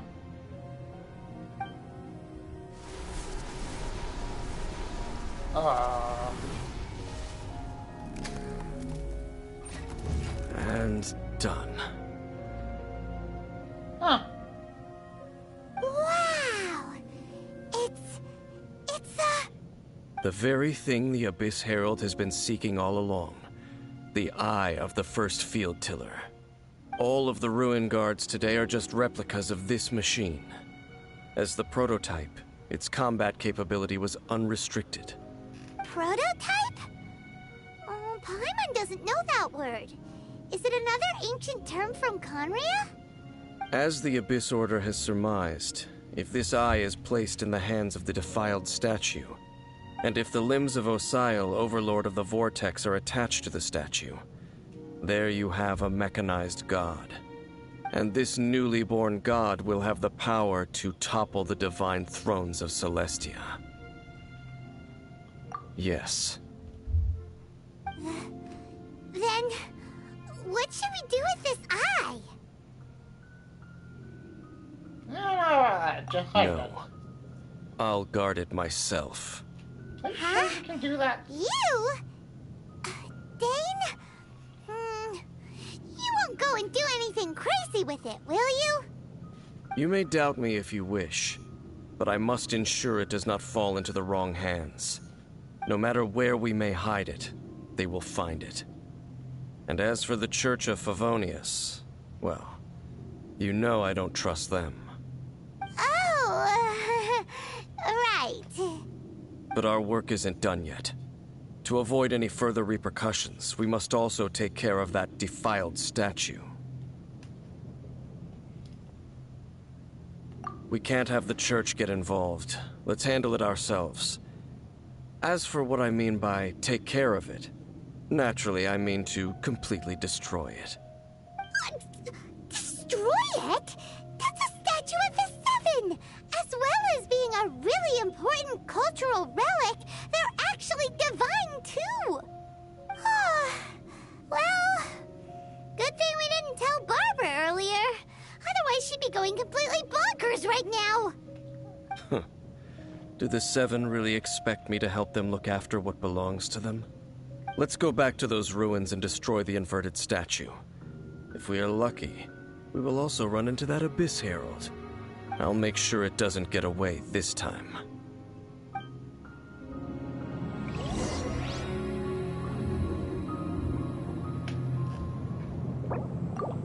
Get down that one button.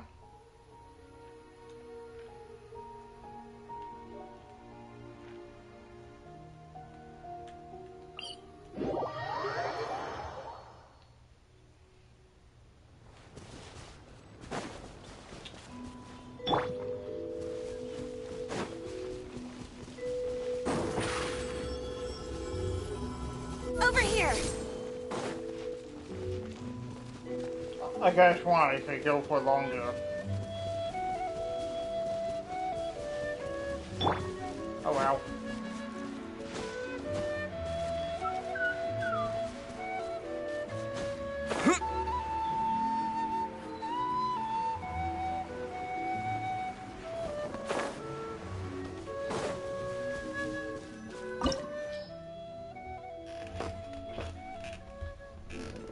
Okay, recommended. Okay.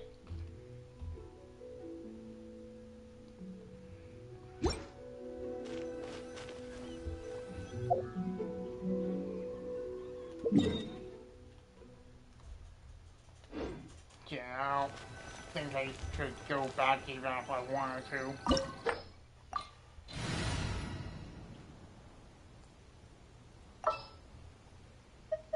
We could, like, we could, technically.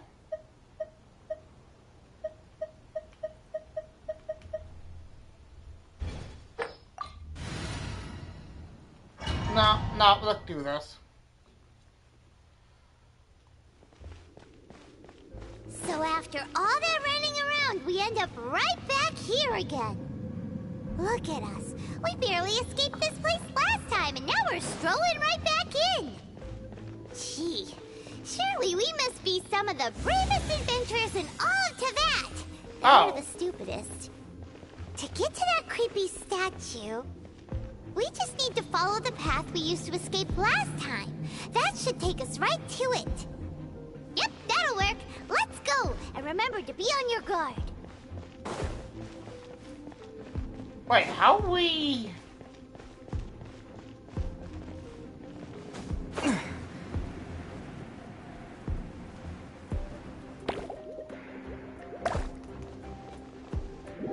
Yeah, see, I don't understand this.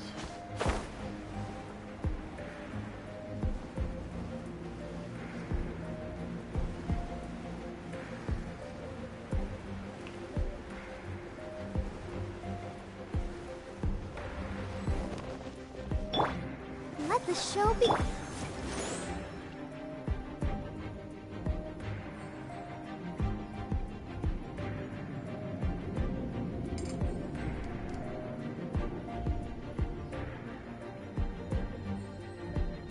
Come on.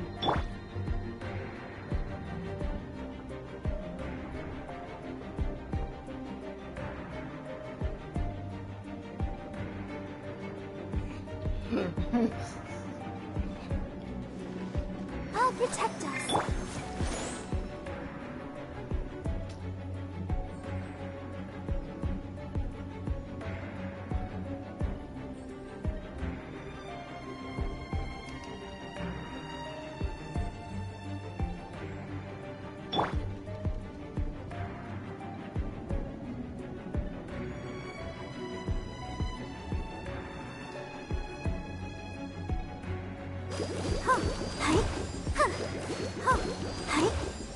Let the show be...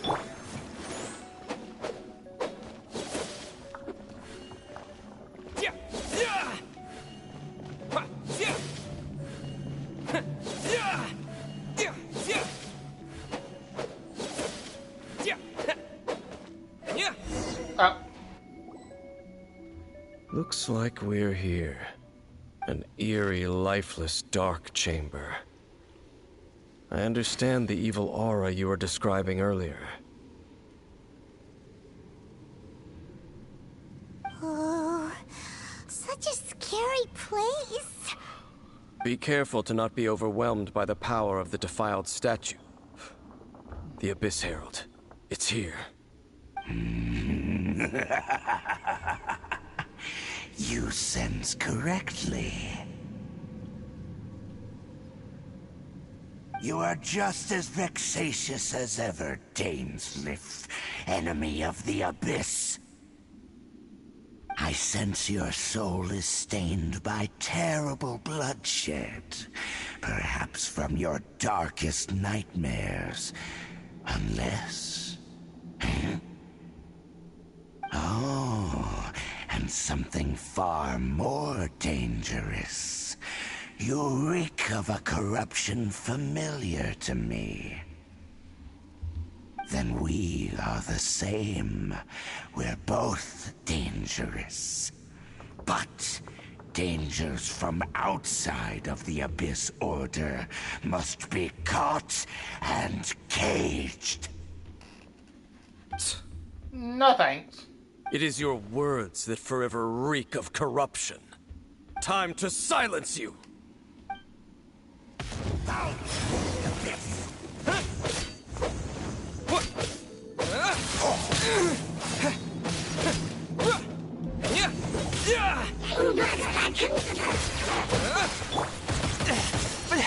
Swift and merciful.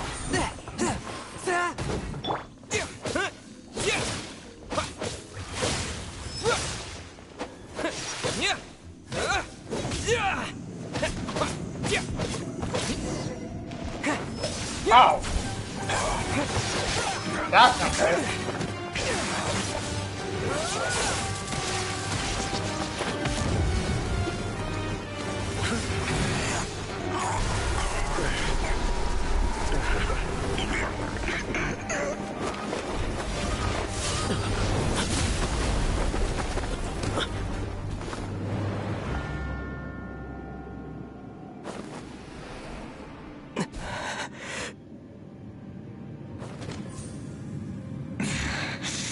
Princess. Hey! Could that be? Ether.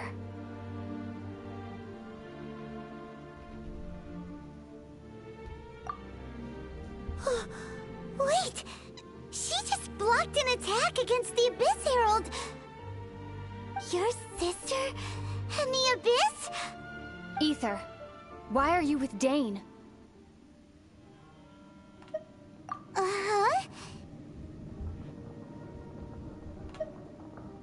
Your sister knows Dane?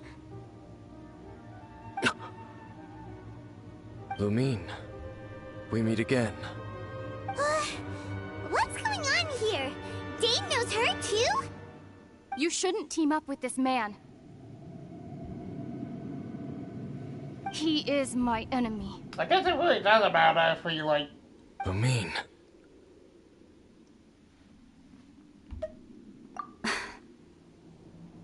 But it must be said.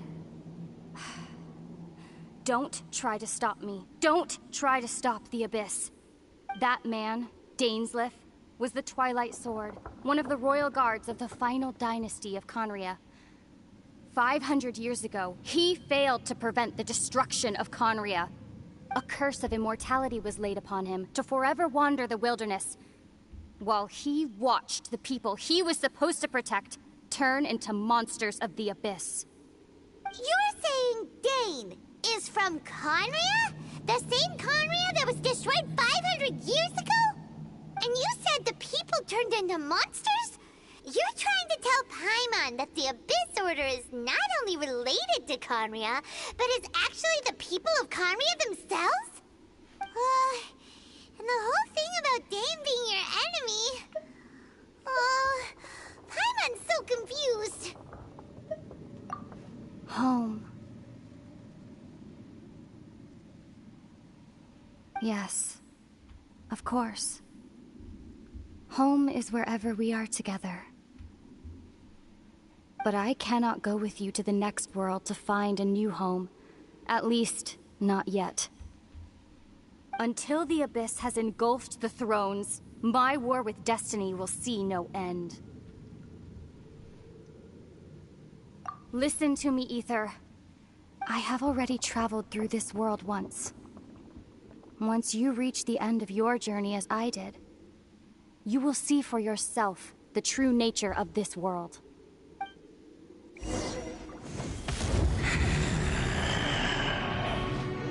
So we'll meet again. Though we need not rush, brother. I have more than enough time to wait for you.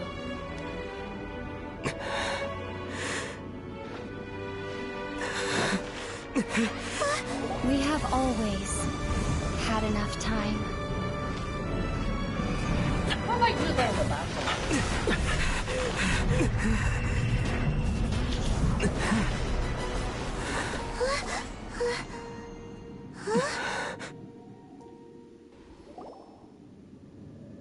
They left. Oh, don't be too sad. We'll find them again. Look on the bright side. At least we got some really useful information. Uh-huh, that's right. At least now, as well as the Seven, Dane is also a key part of finding your sibling too, right? That's right. By the way, what they said just now is all pretty confusing. Did you understand it at all? Oh, well then, let's go over it again.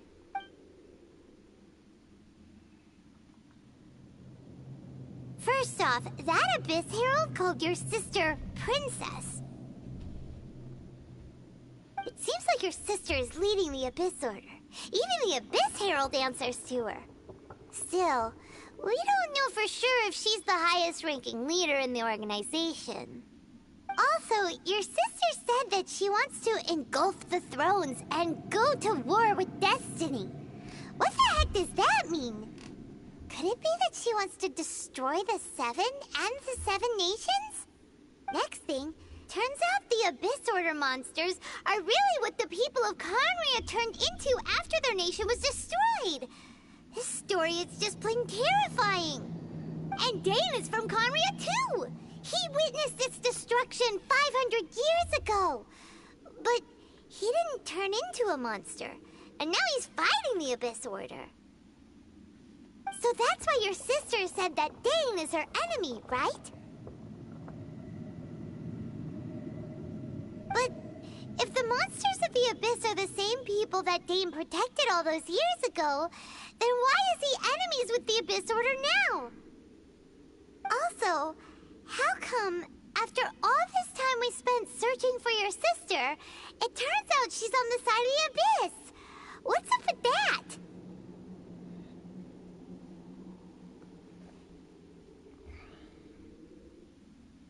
Yeah, you're right.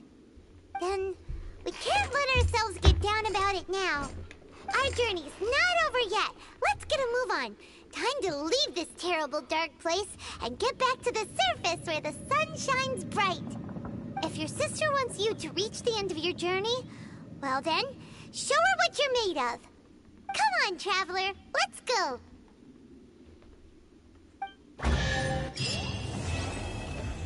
Finally.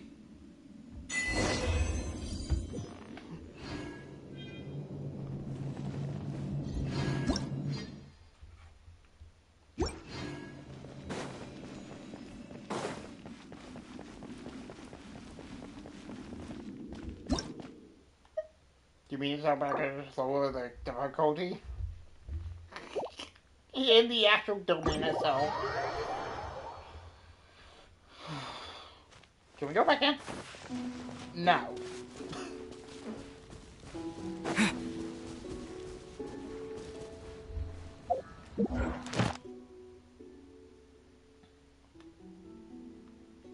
Dope, dope.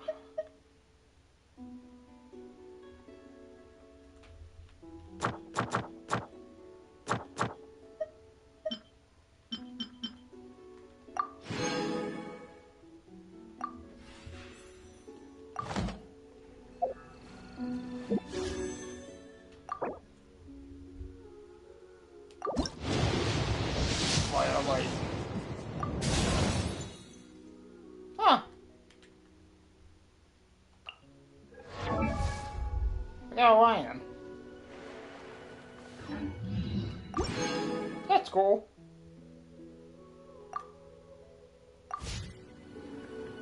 Never thought I'd get him. My luck is usually really bad, so I'm kinda glad.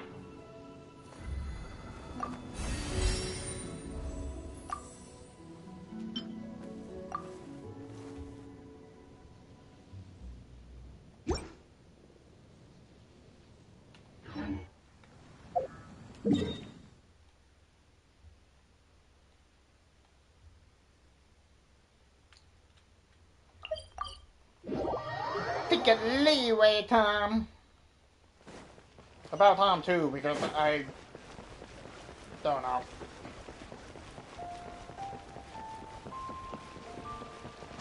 Oh. Add Astra. Adventure wings me.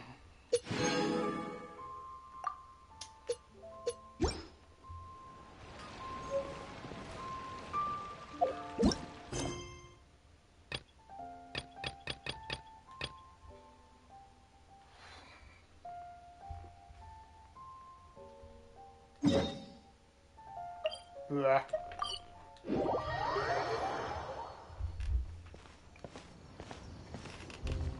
No, this was. Are you okay?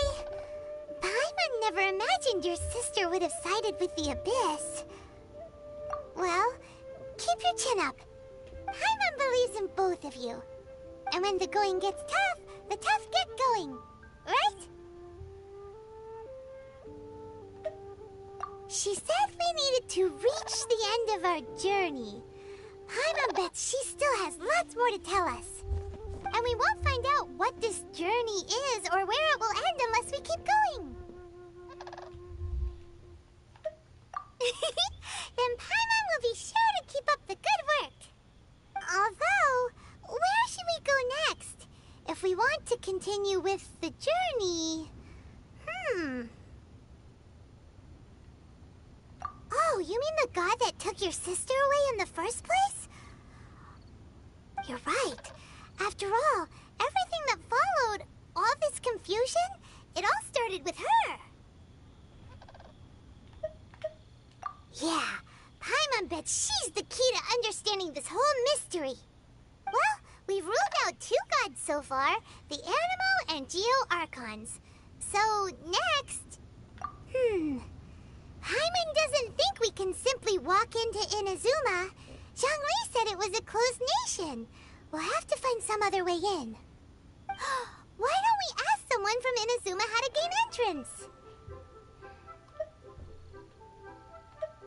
Oh, Paimon's thought of someone already! Atsuko in Liyue Harbor! She's from Inazuma! Let's see what she has to say.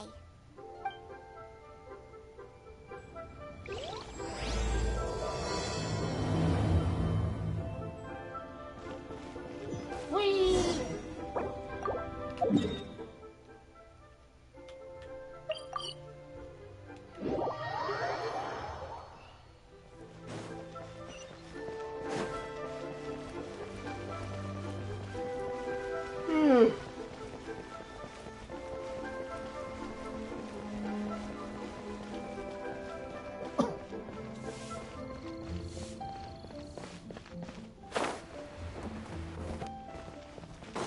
All tasks have been handed out.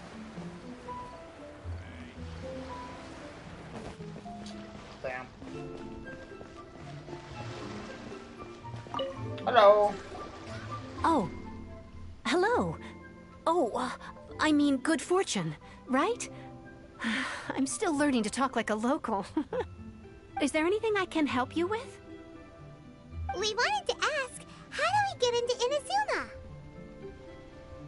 Oh, so that's why you're here. Well, there is a way. Great! We came to the right person! But the chance of success is incredibly small. Huh. Incredibly small? Then how did you get out of Inazuma in the first place? It was in leaving Inazuma that I found out just how dangerous this method truly was. All I had to rely on was a little wooden raft that I'd put together myself. There was a storm raging ahead of me, and my pursuers were close on my tail.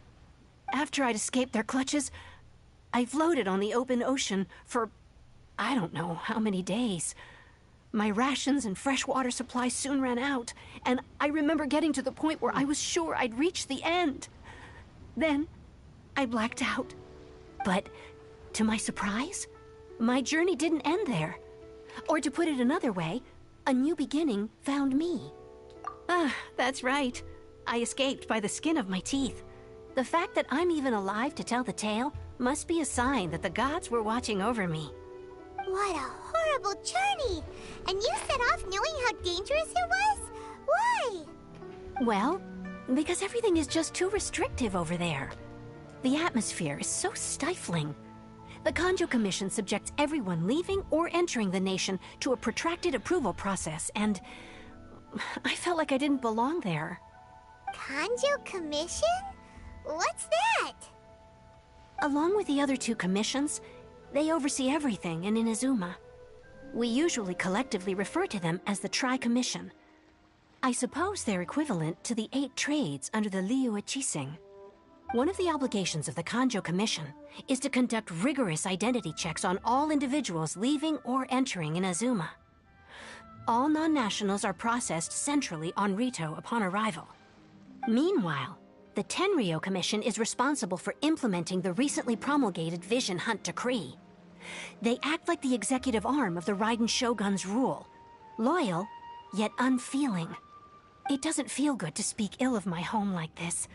But after spending so long under that oppressive atmosphere, I begin to lose all hope for the future.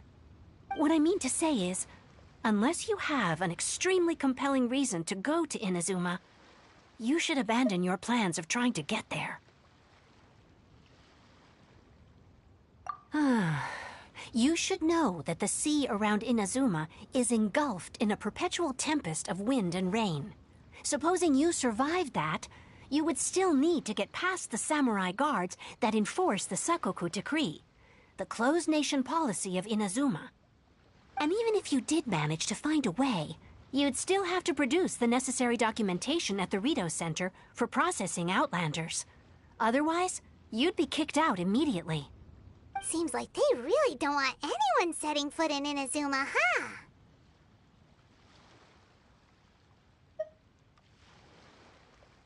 They only set that up as a port to guarantee a supply of goods and information to the island. Most Outlanders would be unable to acquire the documentation needed. But if you really are set on going, there is one thing you could try. The raft idea sounds a little on the dangerous side. Plus, Paimon would definitely get seasick. That's not what I meant. You could ask someone from the Crux Fleet if they have some way of getting you to Inazuma. They're well known in Liyue. Voyaging far and wide has made them a well-traveled group with a wide range of experiences. They may just know how to break through the storm. You're right! Paimon's sure Beto of all people will be able to get us there. Her crew is super strong. But Paimon wonders if she'll be willing to take the risk.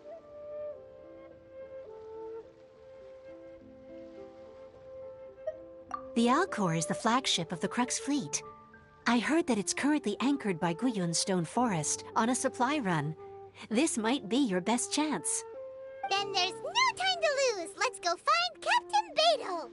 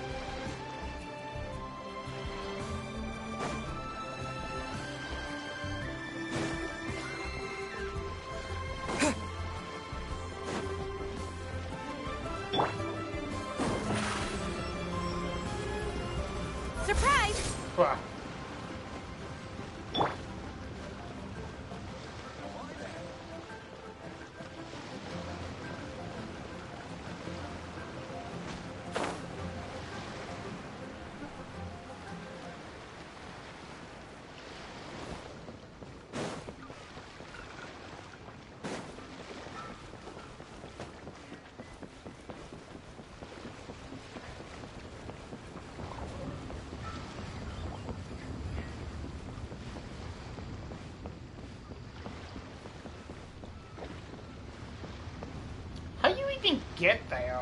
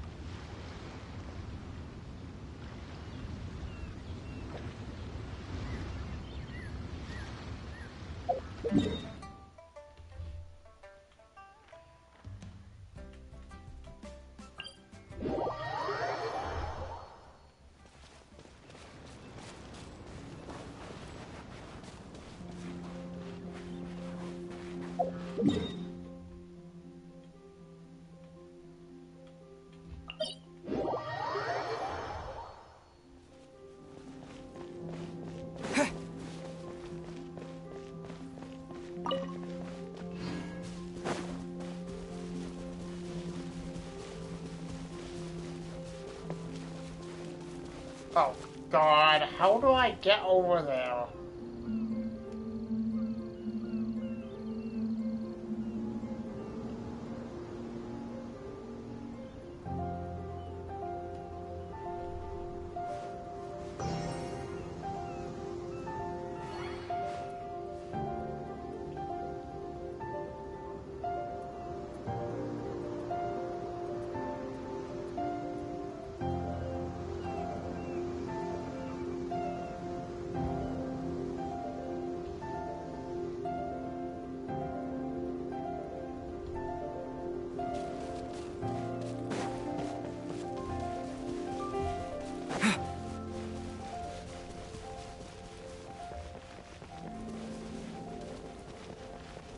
Gotta climb.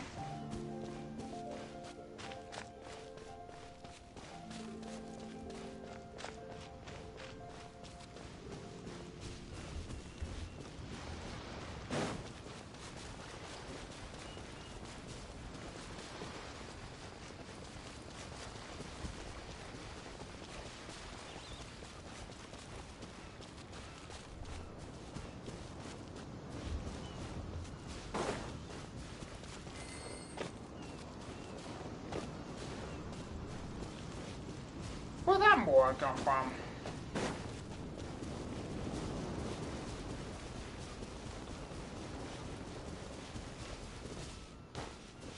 Shit.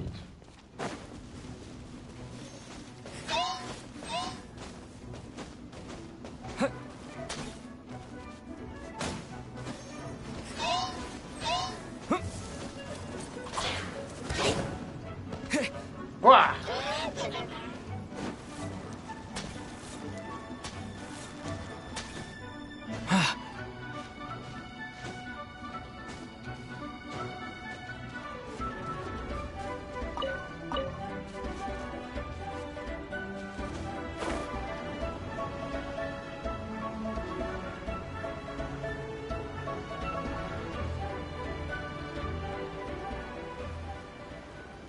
Am I gonna make this?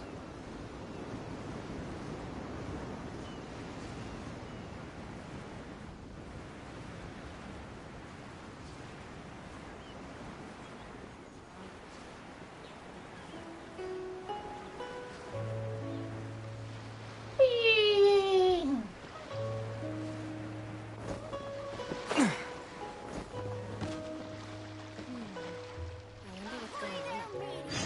Oh God!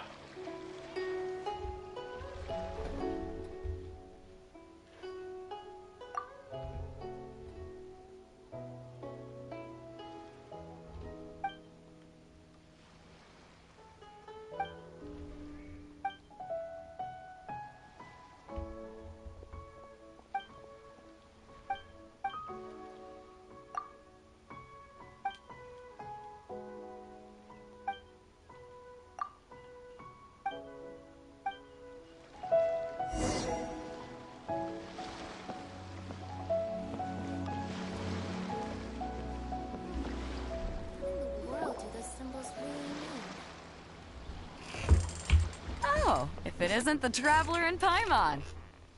I knew you guys would come. Paimon? What a fascinating being. You two give off not only the essence of wind and earth, but also of... yes, the stars. Huh? The fragrance of what now? That's the weirdest compliment Paimon's ever heard. Pay it no heed. I mean only to say I am certain that it is by fate, not chance alone, that we should meet. And that gives our encounter meaning.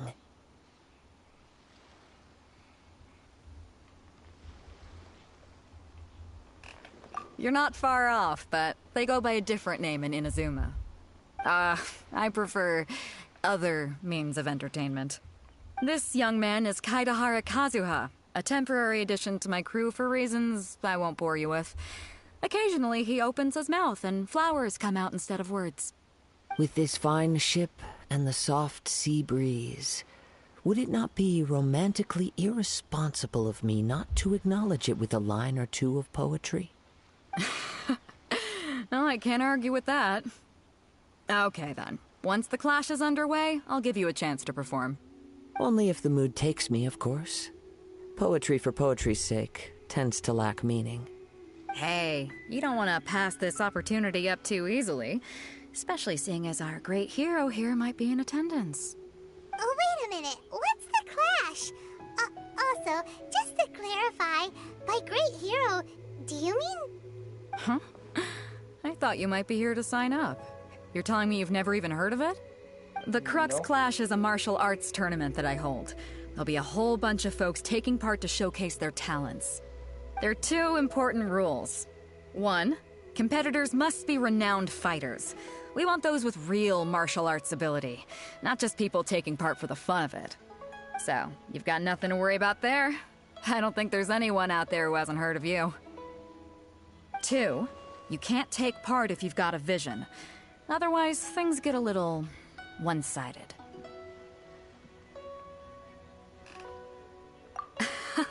You must be feeling confident, but you might want to watch out.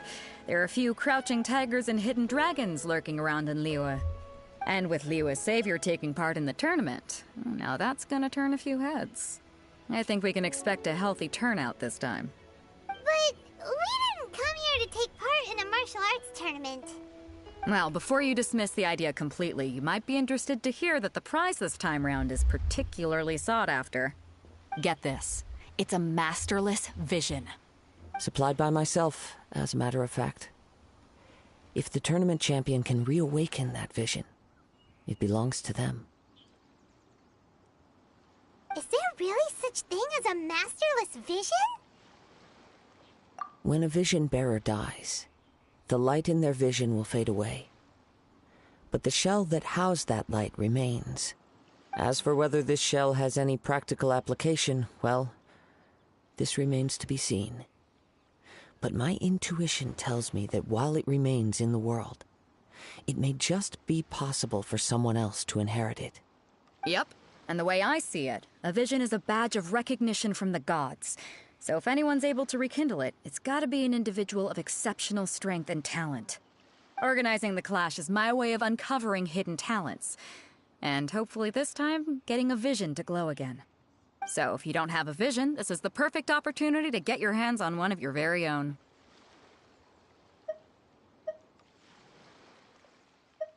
Yeah, we're interested in getting to Inazuma, not fighting in some tournament. Inazuma? You want to go there? Well, why didn't you say so? Inazuma? No sweat. In that case, if you win the tournament, I'll give you a choice. Masterless Vision, or a ticket to Inazuma aboard the Alcor.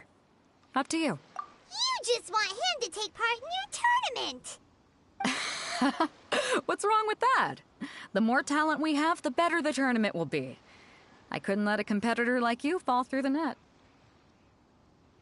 What are we gonna do? Looks like we pretty much have to do this tournament if we want to get to Inazuma, huh? Great. Then let's get you signed up. Head to the tournament arena in Guyun Stone Forest. Kazuha and I will be over soon. It seems like it will only be a matter of time before the answer is revealed.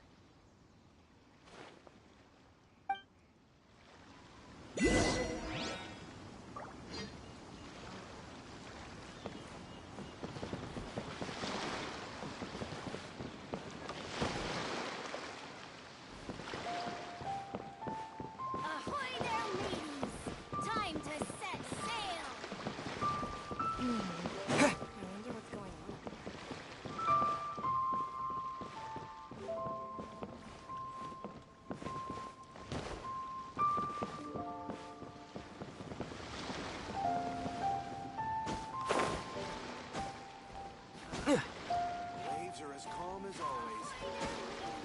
Time to set sail!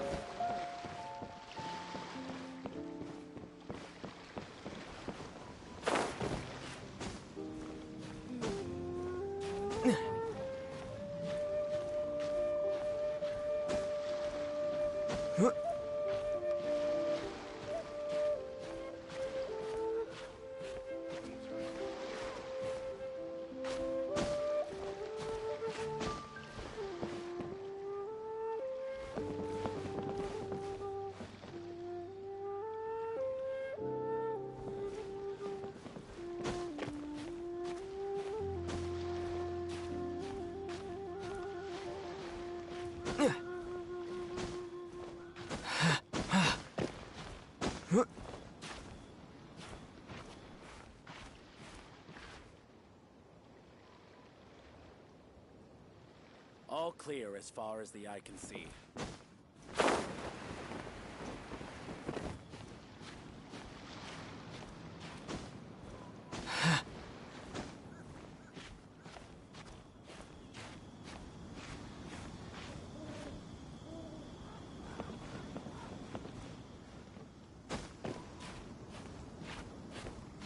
All clear as far as the eye can see.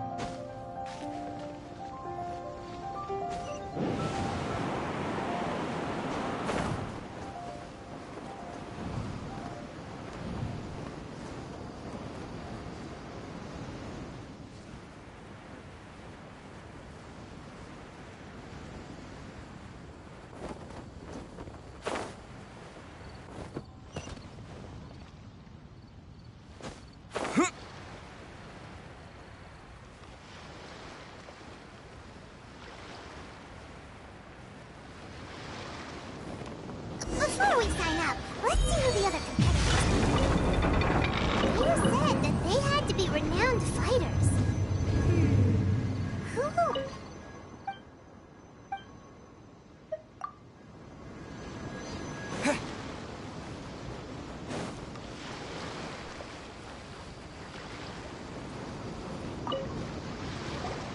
Hello? Are you here to compete in the Crux Clash? You bet I am. Have you put your names down yet? Well, I'd have a look at the entrance criteria if I were you. Then it'll allow just anyone to take part. The Clash is a comprehensive test of fighting ability. Anyone who turns up for show over skill is gonna get their butt handed to them.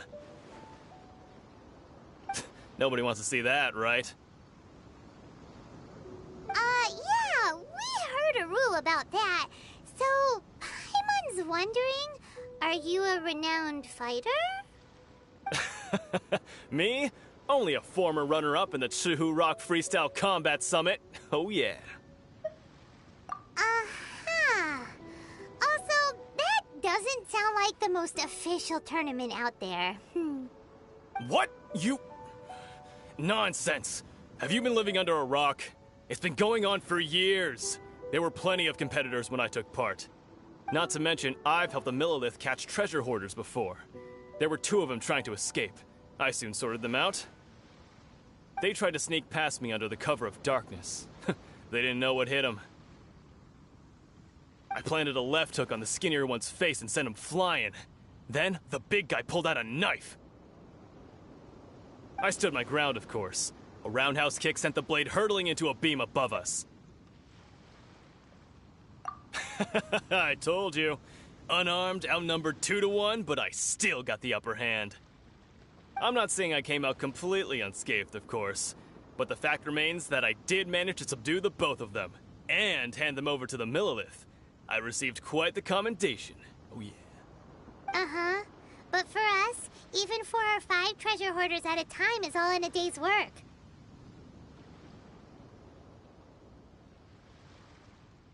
Alright, we're gonna keep looking around. I'll see you in the arena, but I don't plan on losing to a pair of children anytime soon.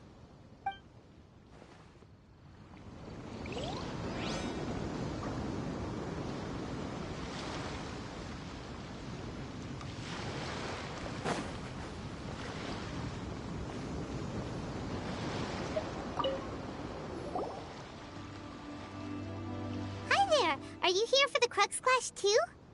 That's right. Nothing beats real-life combat for honing your skills. That's what our master taught us. But this tournament is more than just a chance to put training into practice. It's also a chance for us to obtain the masterless vision. Exactly. With a vision, we'd quickly become our master's top students. This master of yours must be pretty incredible, huh? Are they someone famous? Famous? He's the founder of the Lingshan clan, and his skills are unparalleled. Liang and I are both proud disciples of his. You probably wouldn't have heard of it. It was founded quite recently. The clan is nowhere near as famous as the master himself anyway. He's got to be a grand master or something. He's created many different styles of kung fu, and countless other clans have borrowed extensively from him.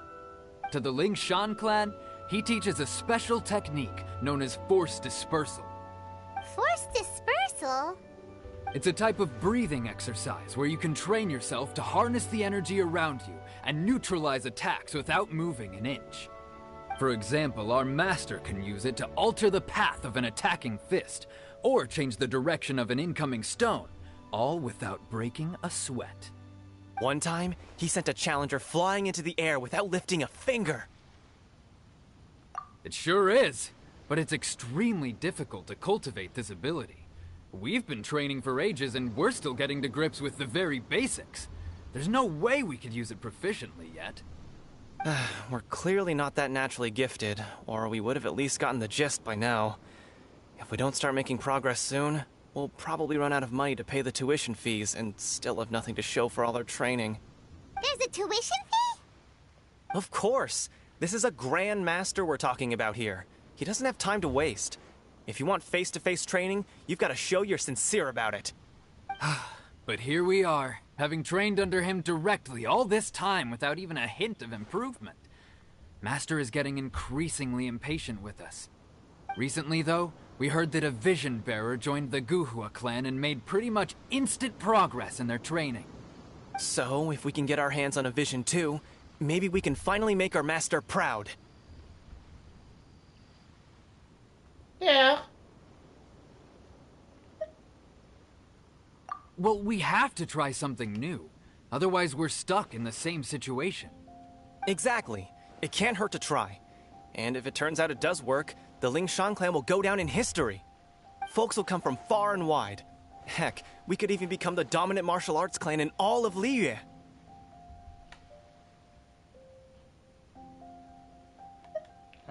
See you in the arena.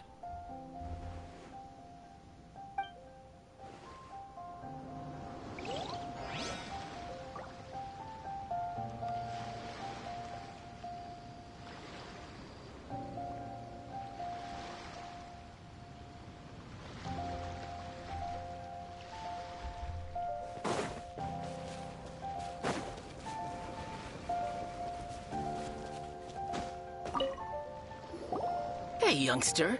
Are you here for the Crux Clash too? If so, seems I found myself another new adversary. So you're also here for the tournament? You better believe it. I wouldn't be here if I didn't think I could walk away as a champion.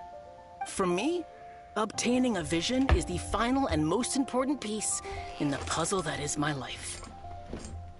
Wait, do you want to be out? No. It's not about what I want to do.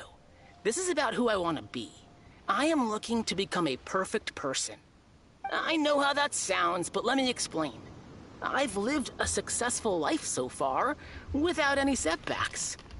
I've passed every exam I've ever taken, enjoyed numerous successful business ventures, and seem to get on with just about everyone socially.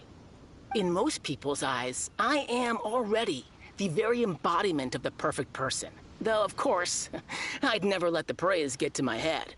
I know I haven't reached perfection yet, because there's one thing I'm still missing. A vision. You have so much self-confidence.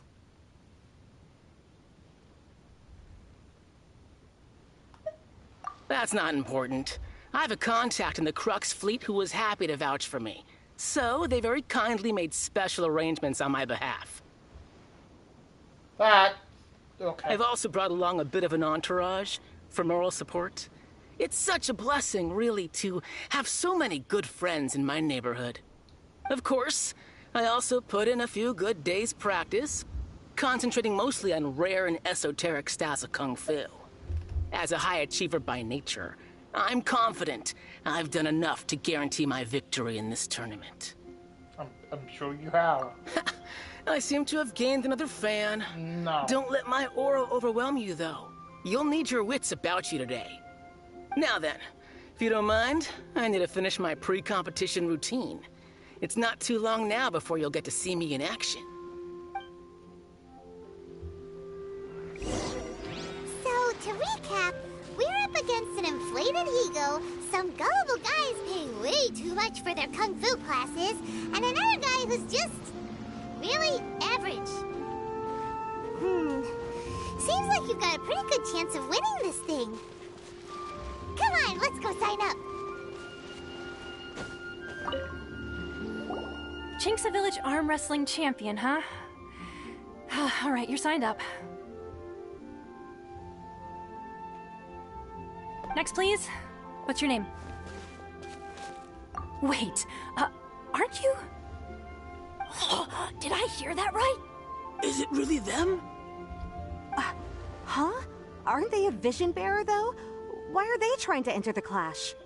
I have to ask, aren't you the traveler that helped Liyue fight off that ancient god? Yes. Oh, it's really him! The one that spoke with Lady Kuching at the rite of parting. Oh, I wonder if I can get his autograph later. I trust you are aware that only those without visions can enter the tournament? Oh, I don't have one. Really? But from what I've heard, the things you're capable of in combat are nothing short of extraordinary. You walk into the most dangerous situations imaginable, face off against all sorts of monsters, even the Fatui, and always come out on top. Yep, he still doesn't have a vision, though. See for yourself. My apologies. I didn't mean to be rude. I'm sure a great hero like yourself would have no reason to lie. Now, could I ask you to provide a few claims to fame? It's just a formality for you, of course, but I have to make a record of competitors' achievements as part of the sign-up process. So far, I've got defeated the ancient god Osial, so that's one. Do you have any others? I saved them all then. Yeah, put that down. And also, defeated the Fatui Harbinger child. Oh, yeah, true. Whoa. Might as well declare him the champion already. I wonder if it's too late to withdraw. Okay, that's plenty. Actually, this is the most dazzling track record I've ever seen. By a long shot. Right, your registration is complete. Now, a brief word about the prize. A great hero such as yourself can surely only be here for one thing. To win the tournament and claim the grand prize, namely, a vision. Oh, we're not here for that. We're here because Captain Beto promised to take us to Inazuma if we win the tournament. Yeah. There's another prize, too? No. Oh, first I've heard of it. Beto must have upped the stakes this time to attract top talent. But why would anyone want to go somewhere as dangerous as Inazuma? I see. So, I take it you discussed your terms with Beto in advance, then? Everyone. Everyone. Well, nobody expected you to sign up to a tournament like this. I can hardly believe it myself, to be honest. Anyway, the qualifying rounds are about to begin. I'll leave you to your preparation. Hey, so Paimon's thinking about that whole no vision bearers rule in this tournament. Even though you don't have a vision, most people in Teyvat think that you can't manipulate the elements without one. So Paimon thinks you probably shouldn't use your elemental abilities during the tournament. You know, just to avoid any misunderstandings. In any case, looking at the competition, it should still be pretty easy for you to win, even without using any elements, right? Yeah. Alright, it's showtime! You got this! You seem like you're raring to go. Are you ready to compete? Sure. Good. Then please follow me into the arena.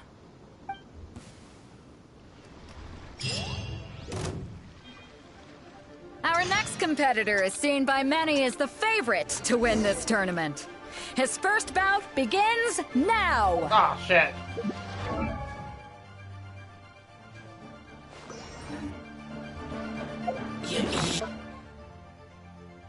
Damn. Oh well. How am I supposed to win now? What a strange guy. Why was he so confident to begin with? Well, now that we've won, let's go and see Beto. She'll probably have something to say to us.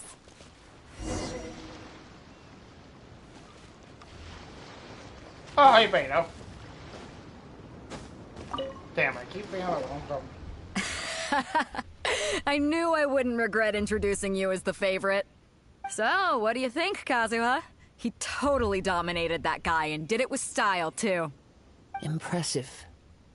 But I also observed our favorite exercise some restraint, as if to protect the opponent from serious harm. Well, I've fought my fair share of battles, both big and small. And I say, after the show he put on just now, he's more than convinced me of his ability. So come on, we all know you've got a wide vocabulary in there. Can't you spare a word or two to congratulate our up-and-coming champion? All right. Let me think how to aptly phrase these words of praise. You fought well. All right then. I was thinking your inner poet might want to join in the fun, but I guess I shouldn't put you on the spot like that. You know, a lot of competitors came to me saying how surprised they were that Liyue's hero was entering the tournament. And since you signed up, we've had many others do the same, with more than a few top-tier fighters among them. I'm sure lots of them are here to find out how they stack up against you. Well, since everyone sees you as the one to beat, I figure I should start treating you that way too. For one thing, we don't want you wasting all your energy in the early rounds fighting people who are well below your level. Not to mention, you must be itching to fight someone in your league too, right? So, I'm putting you straight through to the semifinals. Huh? But we only just started the qualifiers. Seems like a crazy system if we just skip straight to the semifinals. This is how Captain Beto works. You won't persuade her otherwise. Besides, at your level, you would have made it to the semifinals anyway. To be fair, Paimon was thinking that too. Alright, I'm gonna watch some more of the tournament. If there's any potential contenders for you out there, I want to know who they are and what they're about.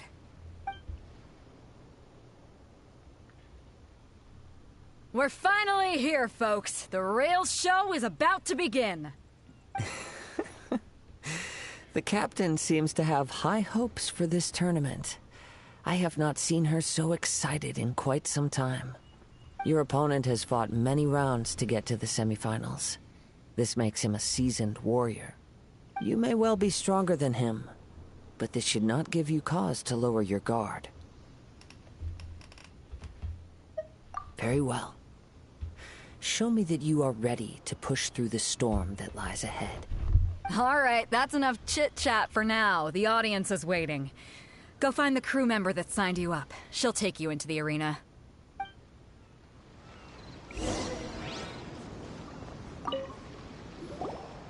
Your opponent in the semifinals is new to the Crux Clash, but he has quickly become the dark horse of the tournament. I do not doubt your abilities, but I would suggest that you make sure you are fully prepared before you begin. Relax, my guy's at the top of his game. He ain't gonna lose. Okay, follow me. Bye. At last, the moment we've all been waiting for. The semifinals have begun. Who's it gonna be this time? The hero or the dark horse? I don't care about the prize. You're a strong opponent. That's what I'm here for.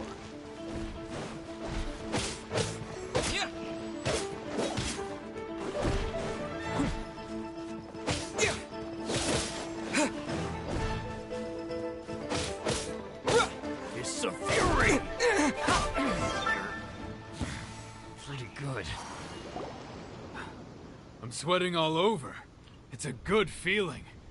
Congratulations. I was beaten by the best. I need to train harder. Right! For a moment there, Paimon was a little worried. If you had a vision, you'd definitely be one of the strongest around. I wanted a vision once, when I was a kid. People said that if you're strong enough, you'll have your chance to get one. But mine never came. I lost interest eventually. You can't depend on a vision like you can your own body. I've fought and won against vision bearers before. The power they have was given to them by the gods. I don't envy it. Huh? You mean you didn't sign up to try and get your hands on that masterless vision? No, I didn't. I only wanted to pit myself against other fighters and see who was the strongest. Only in defeat can you understand your weaknesses and learn from them. So I'm pleased with today's outcome. I don't often have the pleasure of experiencing defeat. Wow! Now that's true strength talking. If you have the chance in the future, please come and spar with me again. I will be stronger next time. By the way, do you know who else made it into the finals? Is it gonna be someone even tougher than you? Whether they'll be as tough as me, I don't know. But what I have heard is that they're extremely quick. So don't get too cocky. There he goes. Maybe we should ask around, see what we can find out about our opponent in the final round. Paimon thinks we might need to up our game a little.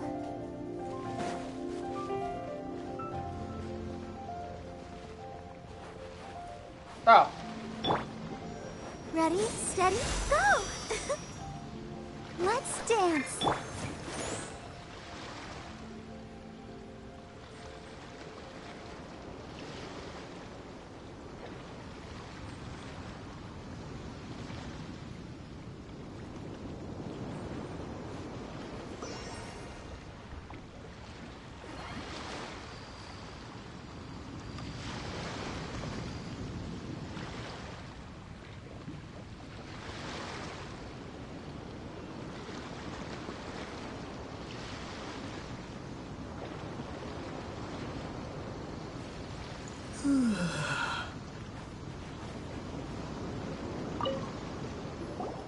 Ah, it's you!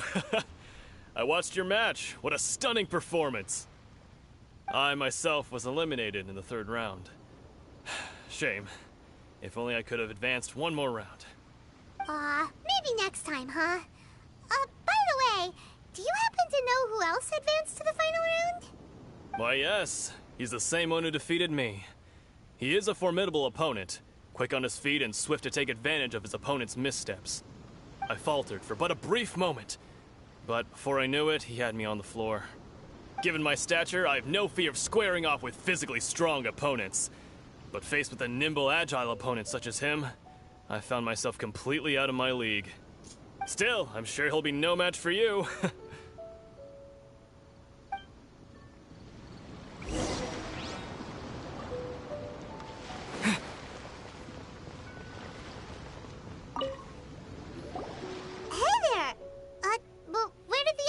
Go. He tried to use force dispersal to deflect a punch, but instead he took it straight to the nose. There was blood all over the place. His opponent was pretty freaked out by it. He kept asking him, "Why didn't you dodge?" But he was pretty much out cold by that point and couldn't reply. "Why don't you dodge?" they ask. Because to not dodge is the very essence of Lingshan clan kung fu. It's just that he hadn't quite mastered it yet.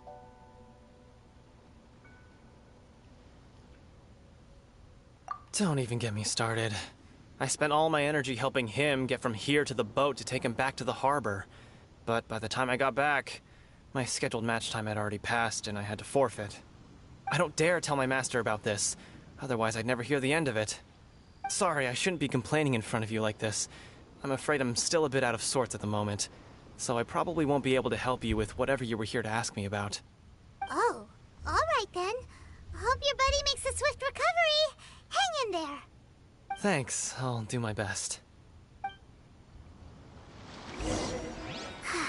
We still haven't got any useful information yet. Maybe we can go talk to Beto. Surely she's gotta know something.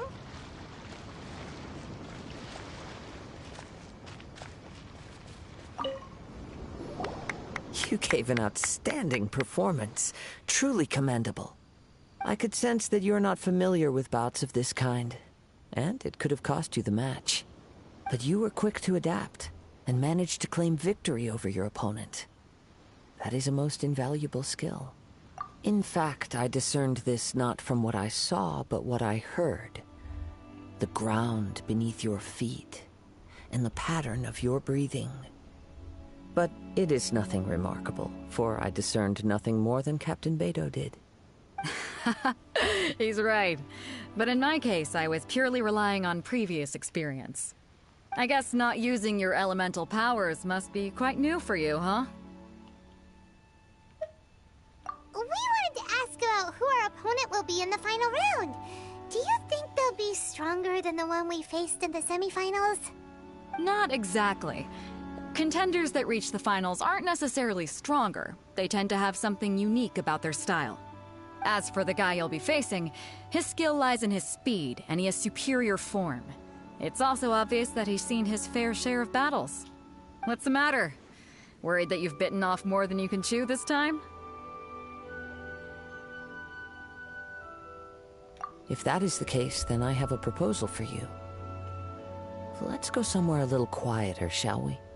I haven't properly introduced myself yet. In the land of Inazuma, I was a wandering samurai. Yeah, we could tell that from your getup. But at the same time, when you talk, you don't really sound like someone who's used to waving a sword around. It is true that I am versed both in literary and martial traditions. But on the straggling path of a wandering samurai, is there harm in acquiring a surplus skill? I do not mean to flaunt my martial prowess, but I myself have witnessed reputable fighters hailing from across the lands. I do possess some knowledge regarding your opponent's particular skill set. Given your talents, a few hints from me will be all that's necessary to bring your opponent down. Hang on. Don't you think you're bending the rules a bit there? Gathering intelligence is an essential part of any duel. You must know your enemy. Besides, our favorite here has fought many battles on their journey from Mondstadt. Such impressive feats require more than just bravery alone. You betcha! Wait a second. We never told you that we've been to Mondstadt. Does one not leave a trail when traveling through the wild? In return, nature also leaves its traces upon you. However, there is only so much that can be discerned from these traces. I sense that many things about you elude me still. These are the things I am curious to know about. Come with me. Some post-match entertainment is in order.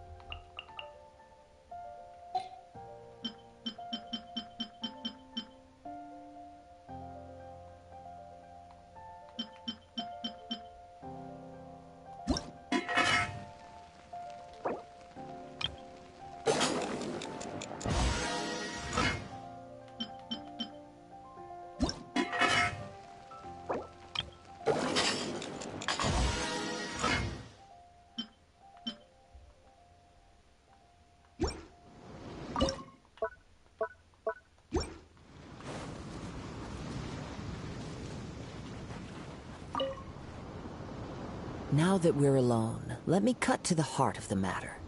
You are skilled in manipulating the elements, and not just a single element, but multiple. Is that correct?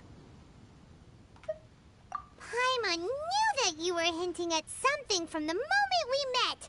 You've known all along. That's right. If the other contenders were to catch wind of your elemental abilities, let's just say it would cause some unwanted misunderstandings. If I'm not mistaken, you share these considerations, given your reluctance to use elemental skills even in the heat of a match. When I talk about that which I see or hear in you, this is not poetic symbolism at play. I mean these things in the truest sense possible. Since a young age, I have been attuned to the tidings of nature. I hear the breath of the wind and the whispers of the leaves. It is things of this nature that I also hear from within you. Nothing more. As crazy as all that sounds, somehow Paimon still believes you. My humble abilities are negligible compared to your incredible feats. To think a human could wield the elements without a vision, and not to mention your incredibly complex scent, like that of some mysterious being. Hey, stop evaluating us based on our smell! It's weird! Could you perchance enlighten me as to how you managed to obtain your combined elemental abilities?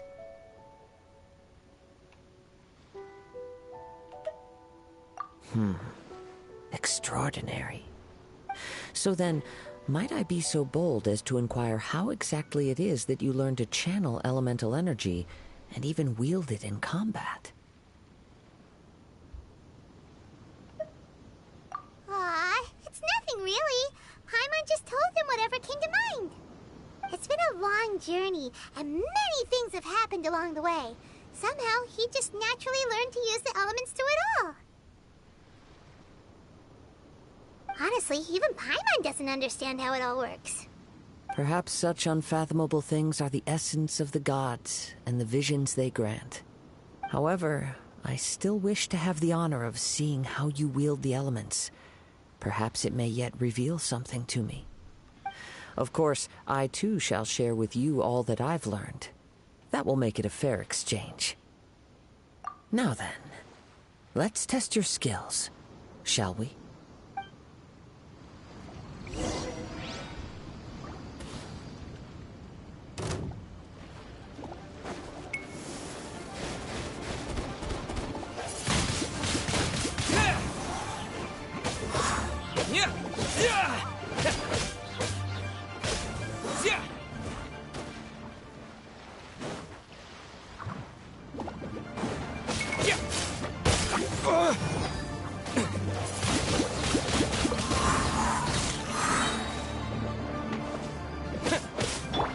Forth, my blade! Submit for judgment!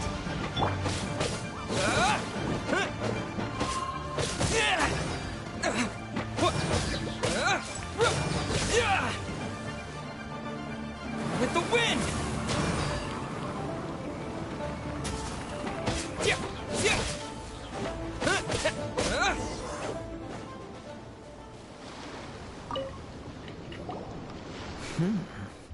Your skills in battle are truly beyond reproach. Even with your opponent's speed, he shouldn't be able to overwhelm you. Your opponent is skilled at controlling his breathing and maintaining balance, which enables him to execute moves that many would find impossible. He relies entirely on the element of surprise to defeat his opponents.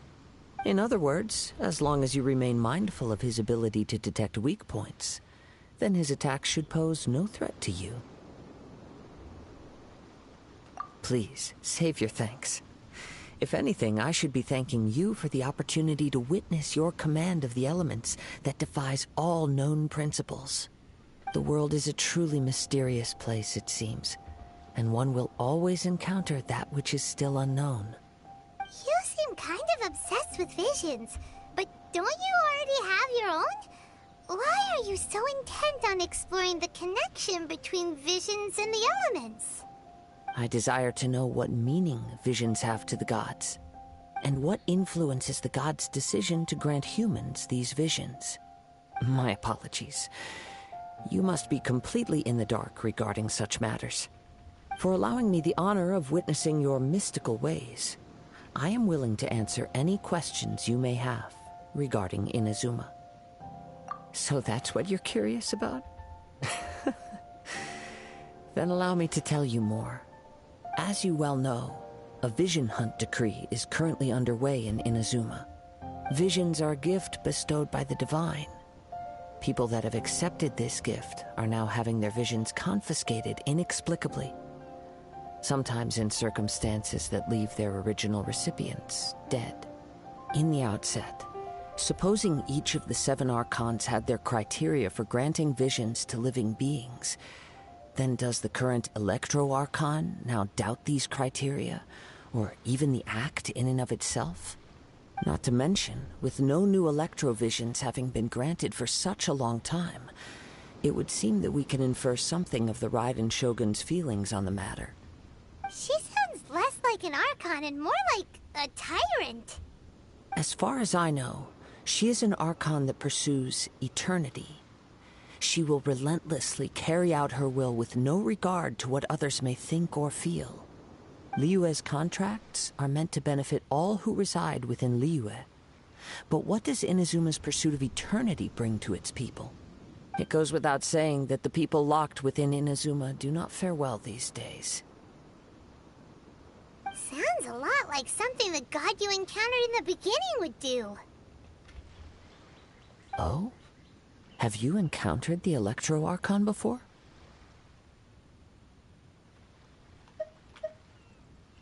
With time, we will change. But the Shogun will remain the same. If you wish to find her, she will forever be there. There will come a day when I too shall wish to understand the answers to eternity from her. Ah, the time for your match is approaching. Oh, right! We got so distracted talking about Inazuma that Paimon forgot all about the tournament! If you have no other matters to attend to, then we can return together. Very well, let's go. I wish to see who will obtain the vision.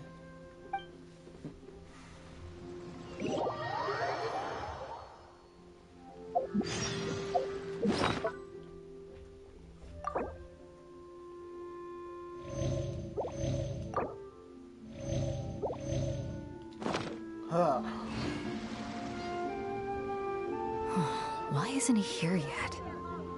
Never mind. We can start by making your entrance first. Everyone, listen up! Your attention, please! We've reached the climax of the Crux Clash! This is the final match.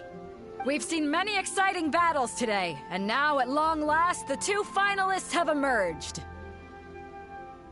Now, I'd like to introduce our first combatant. Though few have seen him, his reputation knows no bounds. He strikes fear into the heart of Osile, and the mere mention of his name causes even the Fatui Harbingers to turn pale in the face. Introducing Liyue's Traveling Hero! Wow! I've been waiting for this moment. I'm sure everyone witnessed his thrilling match in the semifinals. But today's final round will surely take things up a notch. As for our other combatant, he still hasn't arrived. Oh, come on, what could be taking him so long? You can't just forfeit for not showing up like in previous rounds. This is the finals. Apologies, everyone just sit tight.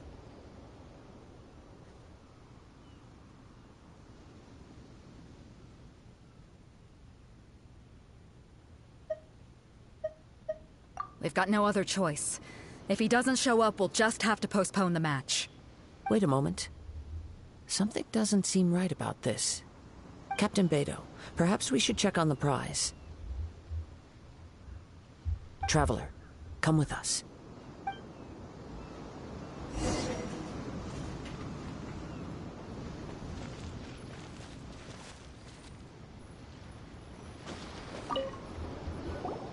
Let me see. It's gone all right. The vision is missing. Huh?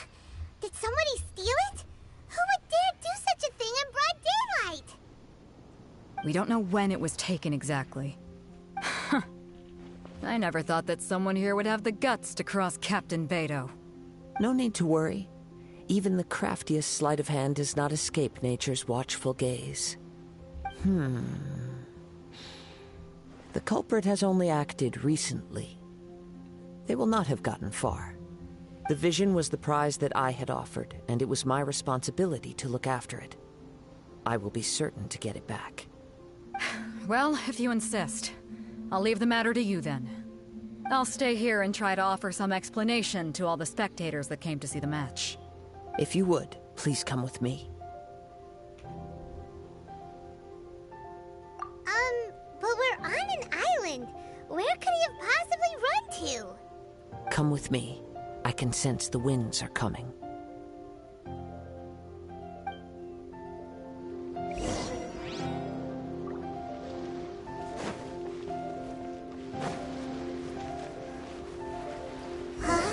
A wind current? The winds have come at an opportune moment. Let's seize this chance. Ride the winds upward. From there, we can continue our search for clues.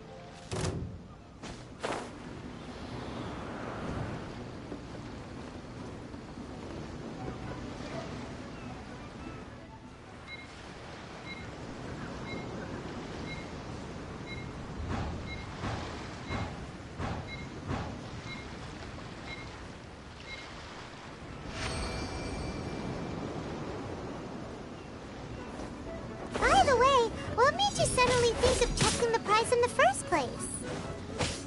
I heard it the moment it was stolen. Well, then why didn't you stop him? You'll see shortly.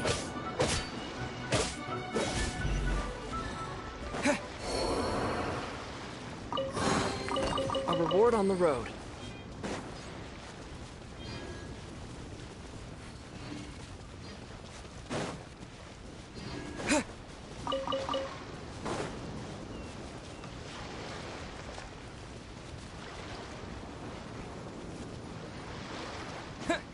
The winds are guiding us forward. The culprit is on the opposite shore now. You can hear that too? What does it sound like?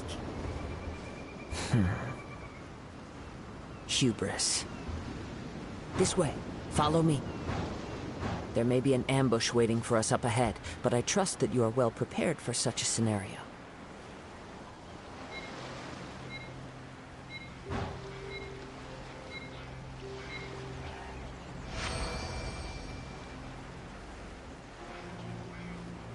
Hoarders, they're here! Get them! Treasure hoarders, just as I expected. In which case, please stand back.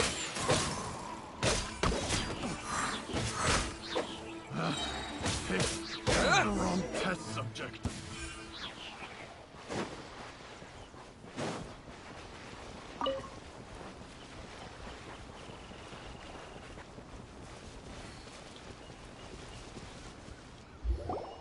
You caught up with me? How is that possible? I had even prepared a boat to ensure a quick getaway, and still you caught up to me. No boat could ever match the speed of the wind. The wind? What are you talking about? Oh, I get it. Your vision. Drat! If I only had a vision. Or, if I could activate this one, then you'd never be able to catch me. This has nothing to do with visions. You may be skilled at vanishing from a crowd, but it seems you know precious little about how to conceal yourself from nature's gaze. Additionally, your chosen escape route was flawed for reasons that are too numerous to go into, and on top of that, I could hear your boasting and proud laughter in the wind as I was pursuing you. In other words, you failed to meet any of the basic criteria for a grand heist, namely speed, stealth, and style. You... But most disappointing of all is the state of the vision in your hand. It appears that the vision doesn't respond to human desire indiscriminately. Fine. I admit it. I've had my eyes on this vision for quite some time now. I decided to register after hearing that this fighting contest was full of a bunch of lousy fighters. I fought my way to the finals and... Aha! So you were supposed to be our opponent! I'd intended to win the contest through skill alone all along. But then you showed up. After watching the semi-finals, I knew that I didn't stand a chance. But I wasn't about to give up on the vision so easily after coming all this way. Since there was no use in trying to face you in the match, I decided to put my skills to good use while everyone's attention was on you and Beto. I was convinced I prepared thoroughly for my escape, but somehow you still managed to catch up to me. Just hand over the vision. After all I went through to get it?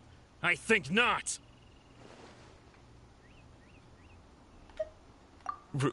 Really? Fine. But you'd better mean it. It didn't activate once I took it anyway. It's nothing but a useless shell to me. You know, according to the laws of the sea, the penalty for stealing is breaking the culprit's arms. Huh? You're not serious, are you? Not to mention that the item you stole was a prize. You didn't show up for the final match, and you damaged the reputation of the captain of the Crux fleet. It seems that it would be only fair to brand the word thief on your forehead with a hot iron. Whoa! We don't need to go that far, do we? I never would have guessed you could be so cruel. If this is where talking gets me, then forget it. I'll risk a fight. Oh, come on. What are you trying to do?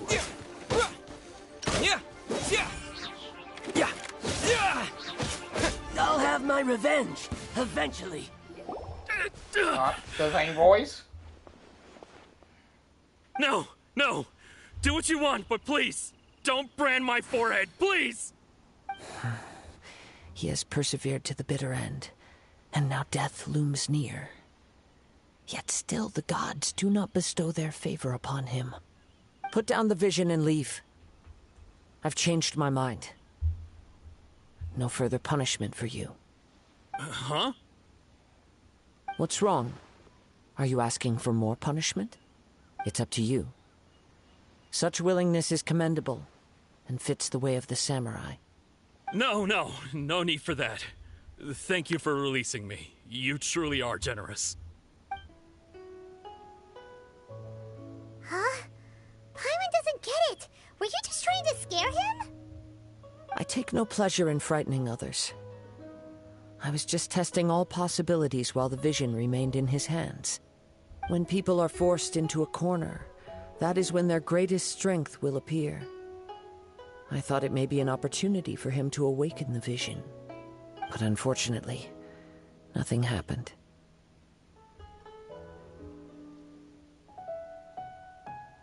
Yes. I wanted to know whether it were possible for an extinguished vision to be reawakened. From the moment he stole the vision, I decided to use him for this experiment. I've tried many other methods in the past, though few tales tell of a masterless vision reawakening. After seeing you command multiple elements, I figured that nothing is impossible. Come, why don't you give it a try? Let's see if you can give me the answer I'm hoping for. The vision didn't seem to respond at all. I see. So you are also unable to rekindle the vision. No matter. This was expected. I suppose this vision is still mine to take for now. Yeah, what's the story behind this vision anyway? The story begins with an old friend. He was once a good friend of mine. One day he asked me about a sword art of which he had heard, the Musono Hitotachi. I told him it can only be witnessed when divine punishment is administered. It is the pinnacle of the Raiden Shogun's skill, a symbol of ultimate power.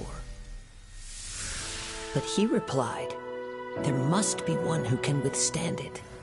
There will always be those who dare to brave the lightning's glow. Then, the Vision Hunt decree arrived. People's aspirations were stripped away as the Raiden Shogun began to construct her ideal of eternity. While I was fleeing from place to place, I heard that my friend had challenged the Vision Hunters to a duel before the throne. A solemn yet brutal challenge. The defeated face divine punishment, while the victors gain a second chance. Perhaps he thought he of all people should make a stand. Coming face to face with the Musono Hitotachi was all that he truly desired, after all. When I arrived at Tenshukaku, the duel was over. I heard his sentence of divine punishment, his severed blade hitting the ground. Perhaps that was the glory he had yearned to witness.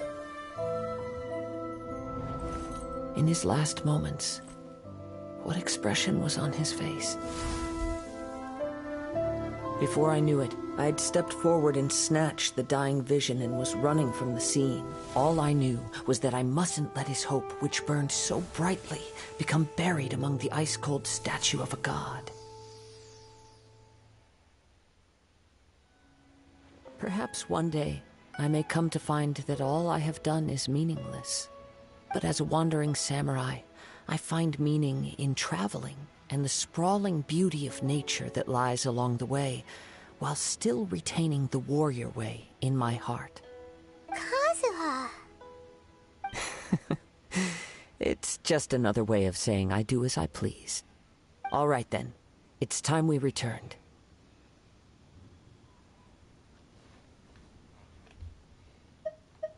Do not let my feelings trouble you. But thank you.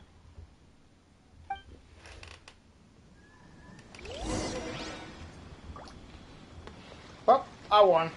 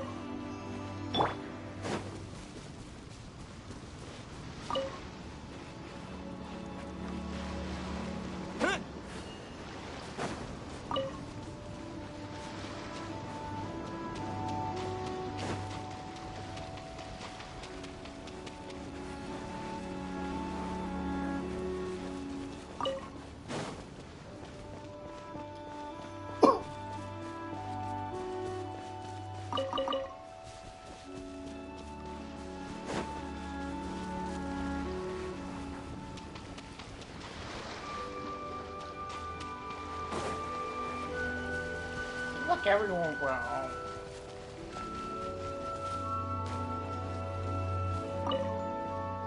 Huh? Did Beta leave already? Maybe she went back to her ship. If you're looking for the captain, she was summoned by Lady Ningguang. It seems that the Crux clash got out of hand this time and has attracted her attention.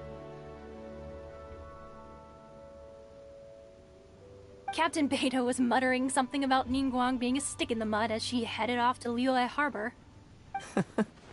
It's not unusual for those two to be at odds with one another. But still, Captain Beidou was disappointed she didn't get to witness the crowning of the new champion. She had been looking forward to it for quite some time. The one who stole the vision was originally to be this hero's opponent in the final round. He knew he stood no chance of winning the match, thus the wicked idea of stealing the prize took hold in his mind. In which case, the Crux clash comes to a clear-cut conclusion. Huh? So that's what happened? If that's the case, then the rules stipulate that he is disqualified, and our hero here is the champion. Paimon thought we'd win and all, but not like this. It doesn't matter. As the saying goes, honor given is honor deserved. Now, let me go prepare the champion's medal to award you. Yes, I believe so. Though Captain Beidou is no longer present here, I'll be sure she receives word of it. She is a woman of her word.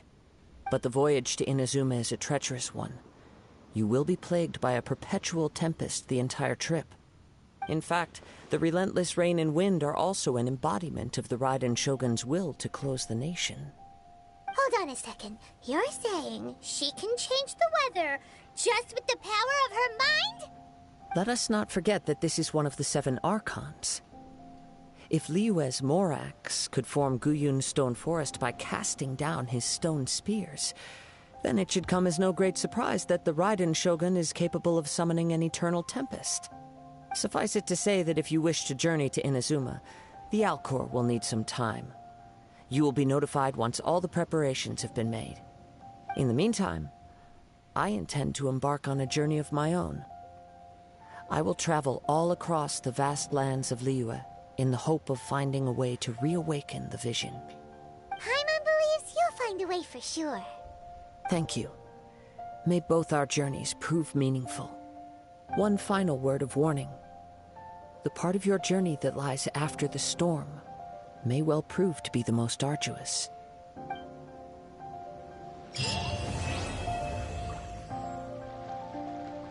Yeah, he's back. Well, I'll be back.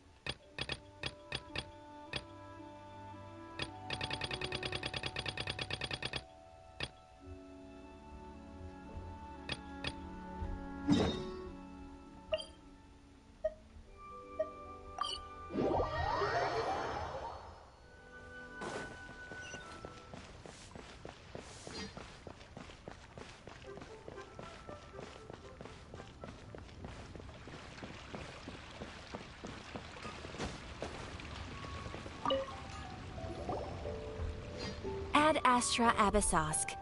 What can I do for you, traveler? Ah, yes.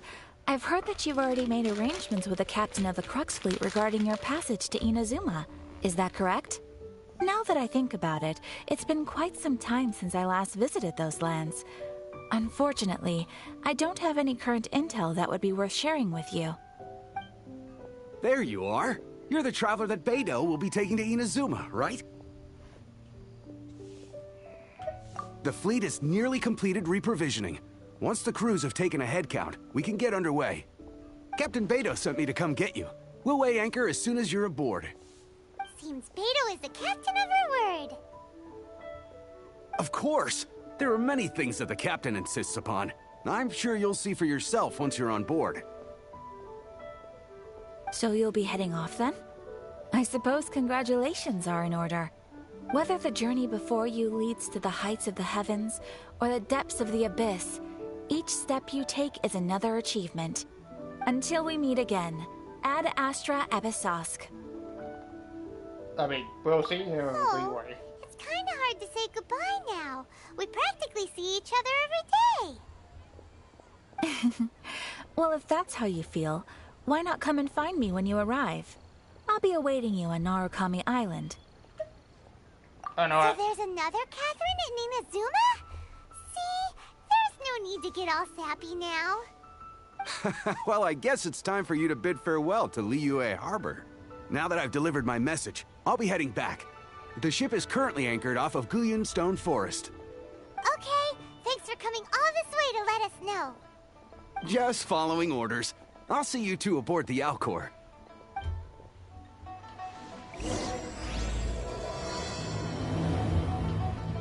I love how cats. Ad Astra.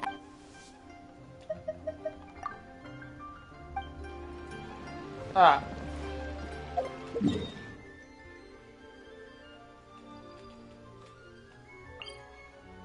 Oh, thank God we can teleport to the ship now. You know how hard this is?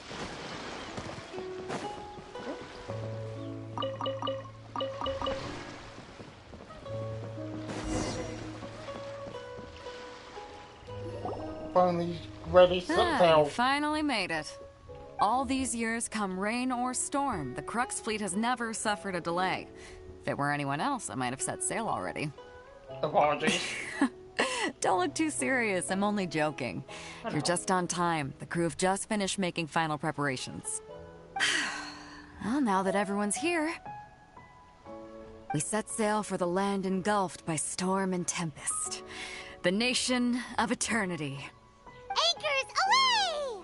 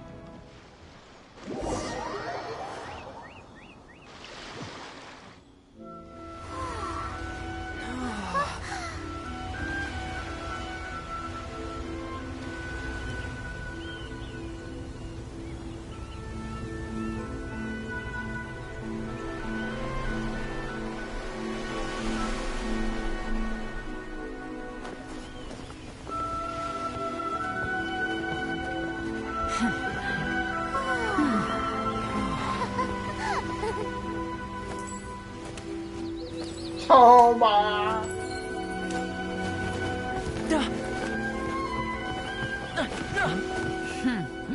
Ahoy there. Ahoy there, Toma.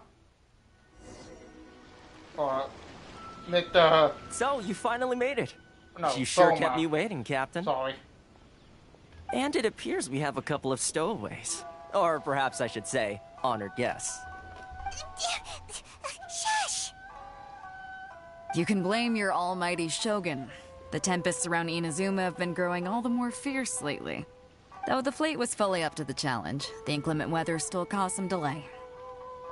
Now then, let me introduce everyone. This is Toma, a trade partner that I've gotten to know recently. You don't know how long I've been waiting to see you.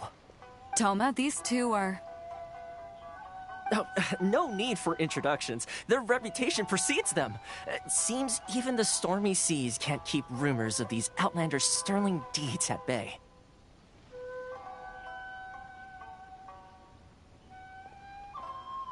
Oh, it's sure nice to hear you say that. With any luck, it'll give you a head start here. Toma's resided on Rito for quite some time now. It wouldn't be going too far to say he's the fixer around these parts. If you run into any problems here, just talk to Toma. But if he tries to pull any moves on you, I'll be sure to deal with him personally the next time I'm around. No need to worry. I'm sure we'll get along just fine. Good. Then if it's all settled, I'll be going. I wouldn't want to be caught with my sails down here. I do have a wanted fugitive on board after all. Oh, right. Kazuha. Until next time, traveler. Remember to give it your all, no matter what perilous storms you may encounter. Looking forward to seeing you. Fair seas, Captain Beto. Bye-bye!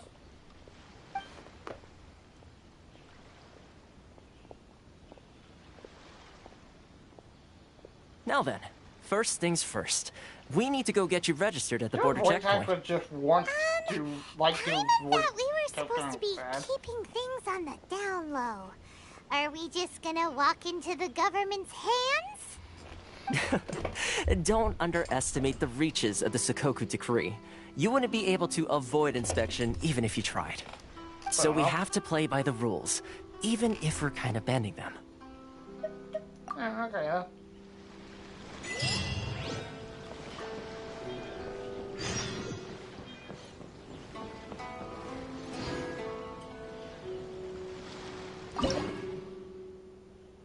I can fish.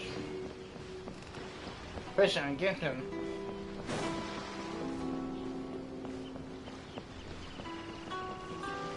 Hello, I'm here. Hello? Please state your name, identity, and the purpose of your visit. Oh, except you, Toma. You must be new here. Yeah? Excuse me? Please provide the information requested, and also declare any goods you are carrying with you. Oh, well, I'm sorry. We cannot approve entry for purely personal reasons. So, unless you have a valid reason for visiting in accordance with the rules...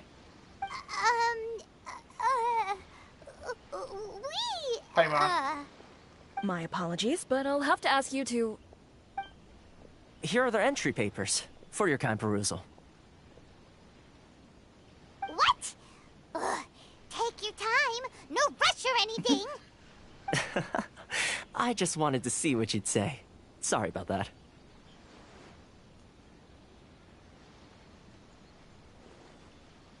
I see. Okay. Your papers are all in order. Welcome to Rito. Whew. So, where do we go next? The Outlander Affairs Agency. They only check entry permits here. If you want to remain on Rito, there's a process you have to go through with them. Sheesh.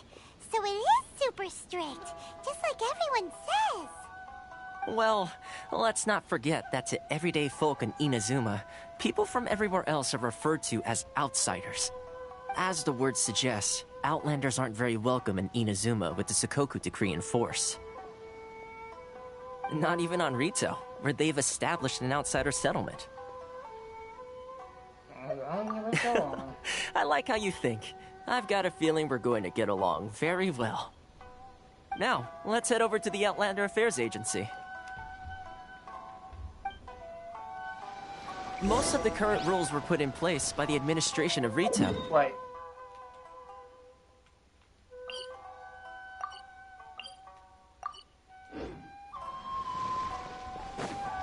The Kanjo Commission? Yes, one branch of the Tri-Commission of Inazuma, responsible for growing and managing the nation's wealth. You really haven't heard of it before? Nope.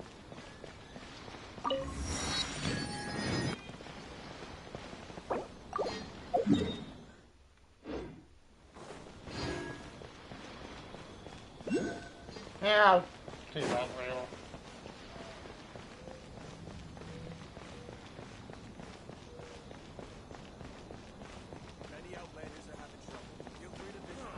Why in the world can't I use my permit?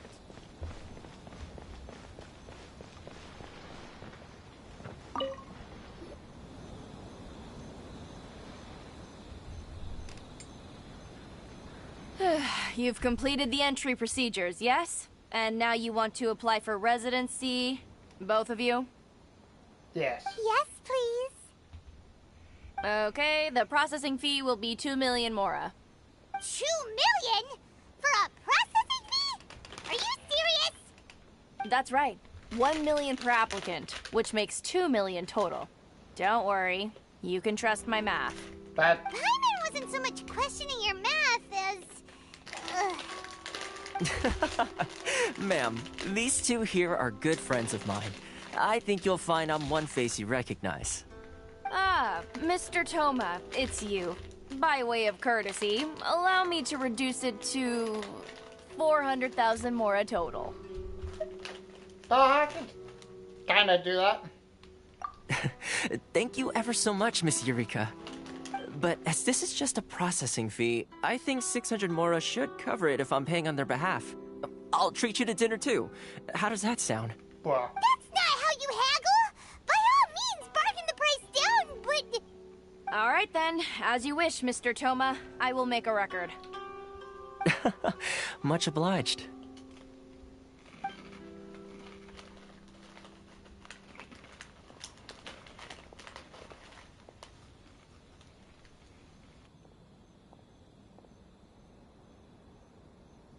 What? She went from 2 million down to 600? There's something seriously wrong with people's sense of finance around here! It's not as mind-boggling as you think. A processing fee is just a figure of speech. The way some here at the agency see it, the fees are easy money, so it becomes a question of how much they can make. So when the day comes that some poor merchant from overseas with more money than sense gets stuck here and needs to apply for residency... Then they'll milk them for all they're worth! Exactly. It's at times like this that having a local friend really comes in handy.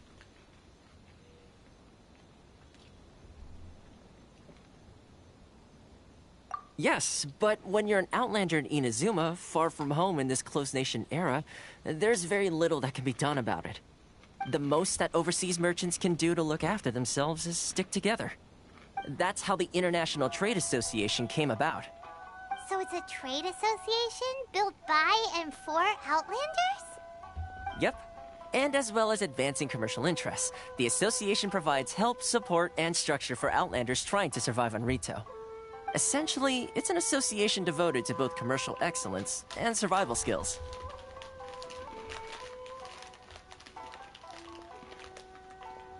Sounds like just staying alive is an achievement when you're an Outlander in Inazuma.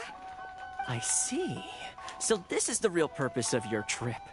Yes, given that you are Outlanders, it's certainly a lofty aspiration. After all, the Raiden Shogun is the most exalted and revered one in all of Inazuma.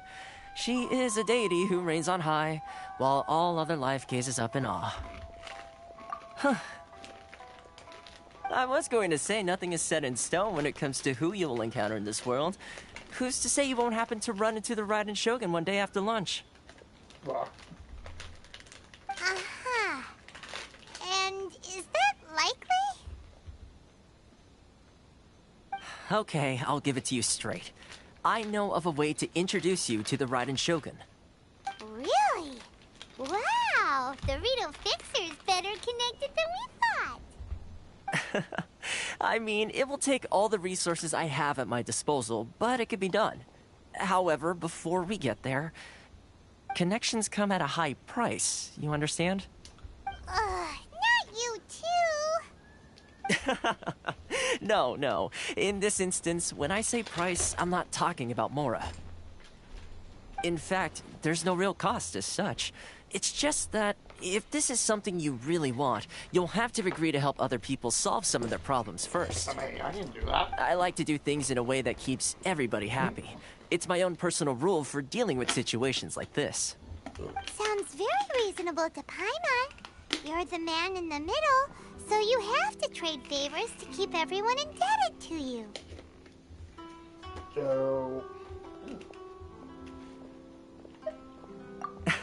Why do I get the feeling you're making me out to be some sort of crook? Never mind. Here's the situation. As I touched upon earlier, the members of the International Trade Association are constantly struggling to survive. Recently, things seem to have gotten more difficult than ever for them, so just go and check things out. See if there's any way you can help. The head of the association is called Carisio, and he's a good friend of mine. Go talk to him. I'll wait for you here.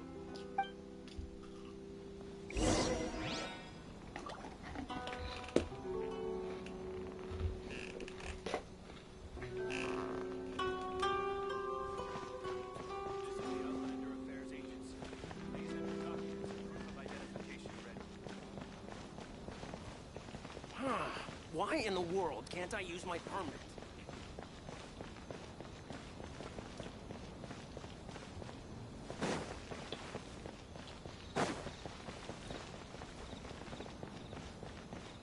Am I crazy? How boring. Oh, you. Huh? Hello there. You must be seeking refuge with the International Trade Association. The Outlander Affairs Agency took you for all you're worth, I suppose. Luckily, we have a friend. Ah, good. That's a relief. You need to be careful, or you'll find yourself losing your savings all at once. We heard the association has been having some difficulties lately. Is that true? Yes. Left, right, and center. Obstacles at every turn. But that's nothing new for us. The Sakoku decree certainly makes things difficult for anyone who wants to come here from overseas. But it's not the root cause of our woes. The Sakoku decree might restrict our scope of activity, but in and of itself, it doesn't stop us from being able to enjoy a comfortable existence. No. What's really squeezing us Outlander merchants dry is those Mora grubbers from the Kanjo Commission. Oh, of the 3 commissions, that's the one that oversees everything on Rito, isn't it? That's right. They impose astronomical tax rate, unbelievable regulations, and that's not the worst of it. They just issued a new tax decree recently that, for some reason, completely changes the way we pay our taxes. It used to be Mora, but now it's something called Crystal Marrow. Crystal Marrow? What's that? Something that most of us in the Association had never heard of before either, until the new decree came along. Eventually, one of the older Liyue merchants recalled that he once shipped a batch of it to Snezhnaya in his youth. So, in order to pay our taxes, we began an arduous search for this Crystal Marrow. But then we found we'd only managed to create a bigger problem for ourselves. The rising demand for Crystal Marrow drove the price higher and higher. Now there's only one vendor who even has it in stock. We can't get a hold of it anywhere else. Isn't that what they call a monopoly? Exactly. So this vendor keeps pushing the price up, and we have no choice but to buy from them because the tax decree forces us to. It's a vicious cycle. The consequence of which is that our taxes will soon exceed our profits. And once that happens... We've tried communicating with the Commission directly, but this is a nation where the cries of a few struggling merchants will never be heard over the ever-present roar of thunder. Fontaine, my dear homeland. I miss you an awful lot at the moment. Sounds awful. They're really bleeding them dry. What do you think we should do?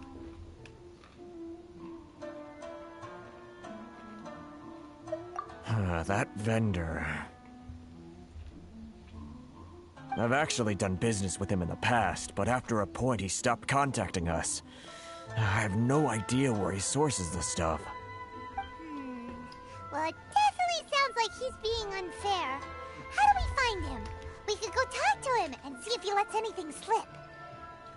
Hey, that's a pretty good idea. Since you're not affiliated with the association and you're new to Rito, he may just let his guard down. If I remember correctly, our usual meeting point with him is under a tree by the coast in the residential district. See if you can find him there. Got it! We're on the case!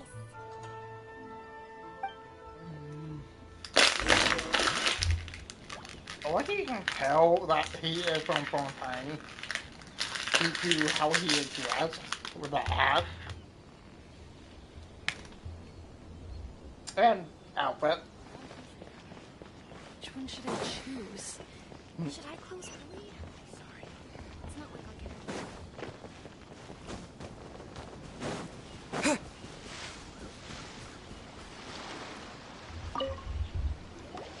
Huh? I don't think I recognize you. Are you new arrivals?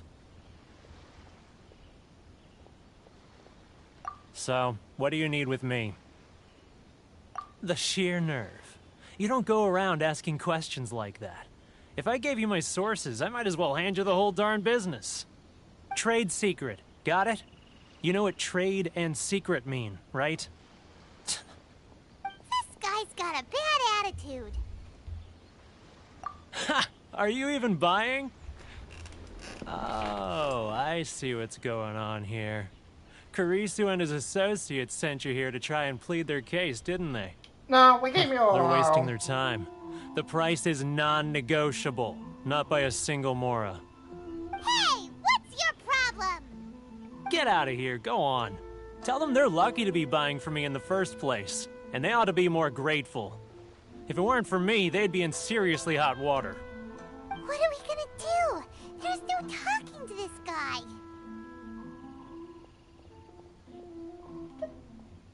Good idea. Let's check back in with him.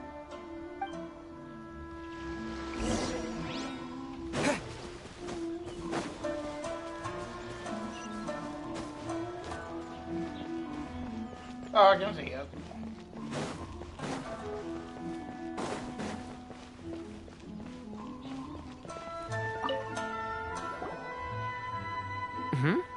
That was quick. You resolved it already? No. Actually, we're having a little trouble. Oh? Well, by all means, tell me what you need. I'll help as much as I can. Getting you to go fixing things when you've only just arrived is quite a demand. Oh, that guy? I'm familiar. He used to be a bit of a sorry sight, selling shells that he'd collect on the beach just to get by, but he seems to have suddenly shot up in the world recently. I can only assume he must have found himself a patron after leaving the International Trade Association. Huh. You're saying he used to be a member of the International Trade Association? So he's an Outlander too? Yes. Couldn't you tell when you spoke to him?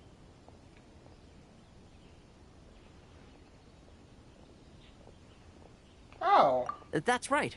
Werner was born in Mondstadt, then went into the shipping business, trading between Leah and Inazuma. When Inazuma closed to the outside world, he was one of a group of Outlanders that ended up stranded on Rito. Huh. What a bummer. The International Trade Association was initially very generous to him, but over time, with decree after decree, the association members found it increasingly difficult to make ends meet. So he left the association and turned his back on them. I'm sure it's more nuanced than that.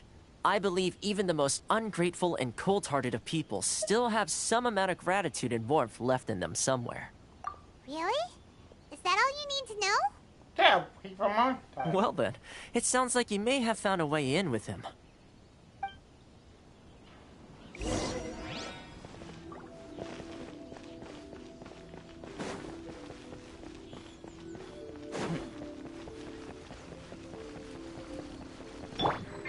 Over here!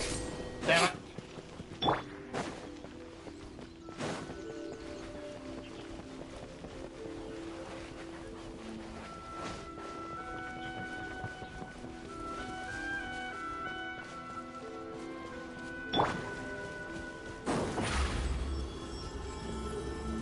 Step on up!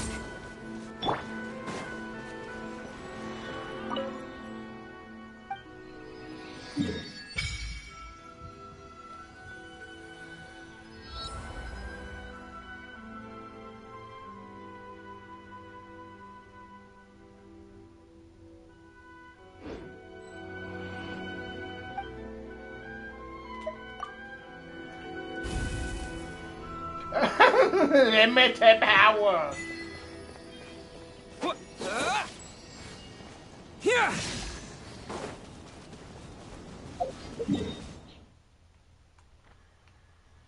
God damn it.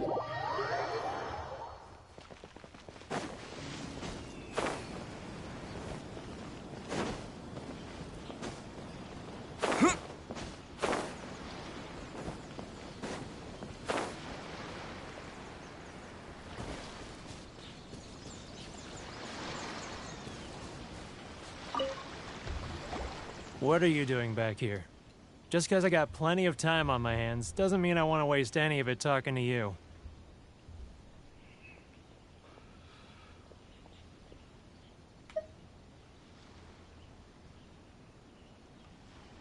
Huh? Where's this coming from?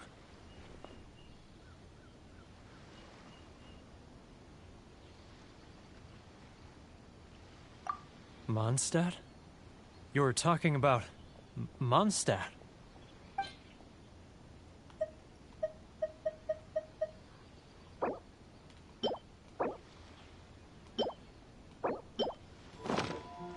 Sure. Goodness, I can sense it now. So familiar, but I can't remember the last time I was there. The scent of Mondstadt. Oh, how it takes me back. Maybe. Oh, my hometown. The home of freedom. How I long to go back and visit. It's working! So, trying to play my heartstrings like a liar, are you? I know what you're up to. Hey. Huh? What is this? What are you up to now? Just close your eyes already! You mean the sound of the ocean?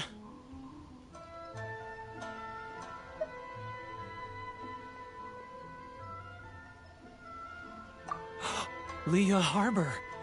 I can see it so clearly. Oh, and the sound of the waves. The calls of the merchants. Xiao lanterns. I'm right there at the lantern right. Oh, look at them floating up into the sky. This guy has a really active imagination. Either that or he really does miss Liyue Harbor. Liyue.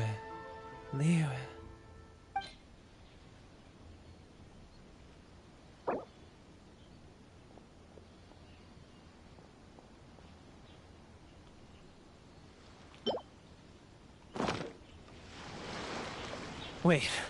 Stop. That's enough. Don't make me relive it anymore. My poor heart can't take it. You mean the folks from the International Trade Association? And I suppose they are far from home, just like me. Often, I'll sneak down to the shore at night and listen to the sound of the waves. I like to imagine it's the voice of my hometown, carried across the ocean. I've run into folks from the association more than a few times doing just that, but I always hide my face and slip away. Don't you think I've wanted to talk things through with them and free myself from this anguish? Well, no one's stopping you, so... They're so resilient. None of them had anyone else to rely on, so they rallied together, committed to finding a way to survive. But I couldn't do it. I'm not strong enough. So I caved. Those people, they'd make the smallest of promises, offer the most measly benefits, and I'd do whatever they asked of me. And make Mondstadters look like the worst people in the world. Alright, I'll tell you the whole story. It's eating me up inside, and I can't take it anymore. You ready to talk now?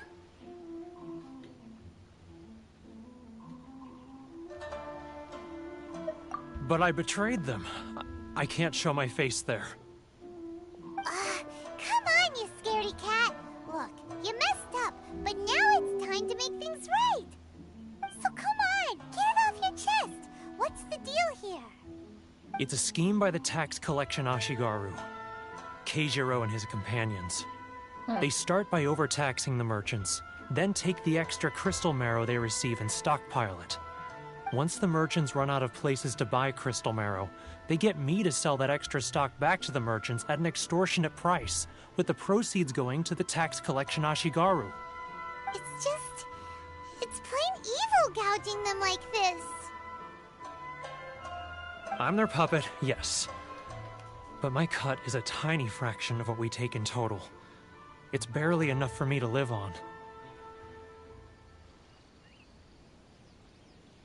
Evidence?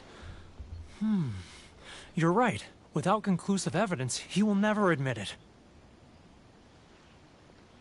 Now that I think about it, whenever I report back to him after a sale, he always heads to the same place. It's always made me suspicious. As it happens, I handed some Mora over to him not long ago. I can show you where he went if you want. Really? Well, then there's no time to lose. Let's go.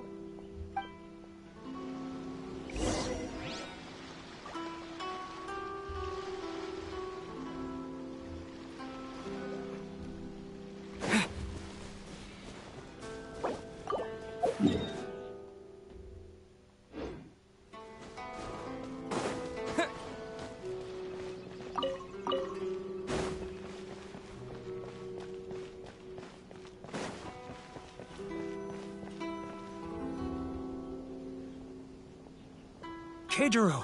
It's him! After him!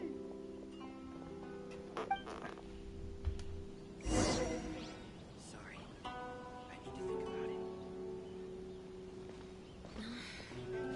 Should I close early? It's not like I'll get any customers. Love or freedom? Which one should I choose?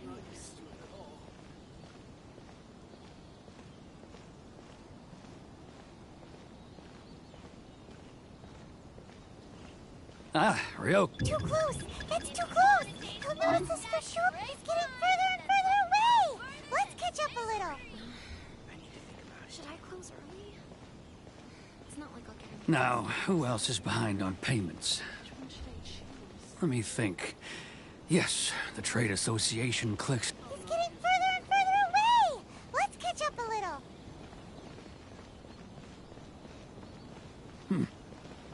was that sound? Quiet! Don't let him find us! Must be hearing things. Drat, I'm behind schedule. I need to hurry. He's getting further and further away! Let's catch up a little.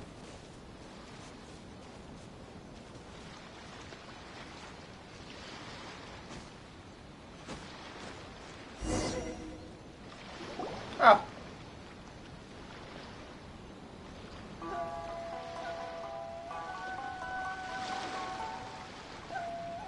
What could he be doing at a place like this? It looked like he buried something over there, didn't it? Why don't we take a look?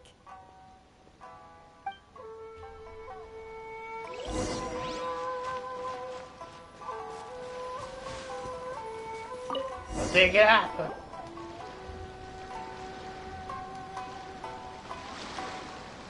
Whoa, it's a ledger. Boring!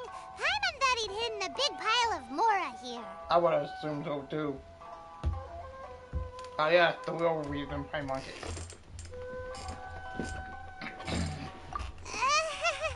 Yeah. Let me take a look here. Ah, yes! This is what we're looking for. A clear and complete record of every single transaction, each one proof of his guilt. Great! Well, now we have our hard evidence. Let's go tell Carissa the good news, shall we? I'll say goodbye to you here then. Huh? You aren't gonna come with us? I need a little more time before I'm ready to face the head of the association. I'm sorry. Huh. Poor Werner's a pretty awkward guy, huh?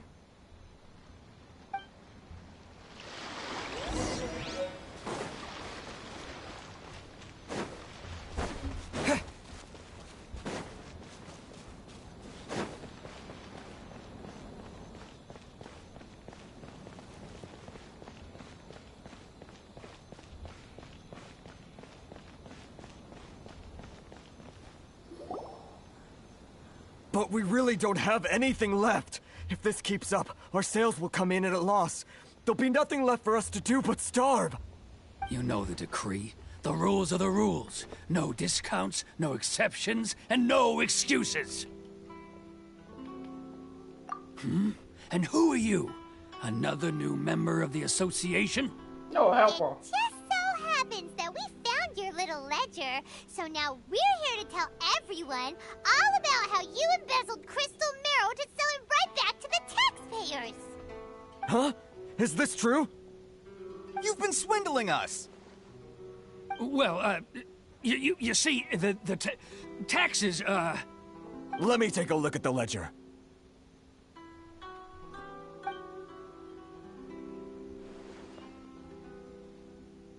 Well, would you look at that?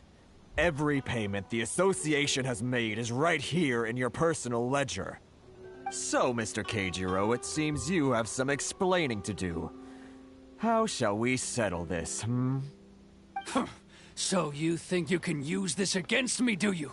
It's quite obvious that I'm merely trying to earn a modest living for myself, like anyone else. Word has it that Samurai and the Commission place great importance on reputation and prestige. Though I'm sure Commission members won't blame you once word gets out. Huh? Is that a threat? Are you threatening me? No, not at all. I'm simply stating that it would be quite a pity if an illustrious gentleman such as yourself were to have their reputation tarnished. Well, even if what you say is true, what do you suggest we do about it? I believe you still have a quantity of crystal marrow in your possession, correct? Perhaps that crystal marrow could be used as compensation for the recent tax hike, and us merchants could finally have some more breathing room. Is that it? Do you have any idea the hoops I had to jump through to get the crystal marrow and keep it hidden? Fine. In that case, I'll send it over to you today. And not even an ounce of shame for his actions. So that's it? My shop's been closed for weeks now. I've even had to ask my friends to help bail me out. What about my losses? Come on, Harrison. We've already struck a good deal here. I'm sick of being pushed around like this. I won't let him off so easily. Harrison! Hey, what's all this racket? Does someone dare question the decree? Ah, Chief, you've arrived. What was all the commotion I heard just now? Oh, we were just discussing a minor tax issue. I do my utmost to lend them a helping hand, but they're never grateful. A helping hand? The only thing you're doing is stuffing your greedy pockets with our hard-earned wealth. I assure you that Hirage Shinsuke will hear of this. Oh, and you dare to utter the Commissioner's name. You Outlanders have no respect for the rules. Seize the merchants. We will resolve this dispute back at headquarters.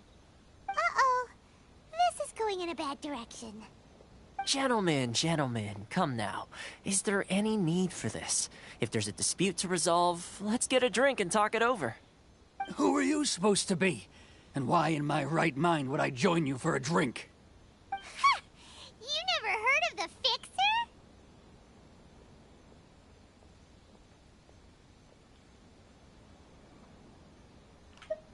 Here's my card. Huh. You're from the Yashiro Commission. Shh. Huh. Well, this is Kanjo Commission territory. However powerful the Yashiro Commission may be, you have no business meddling in Rito's affairs. Of course not, of course not. Still, perhaps you could show the young...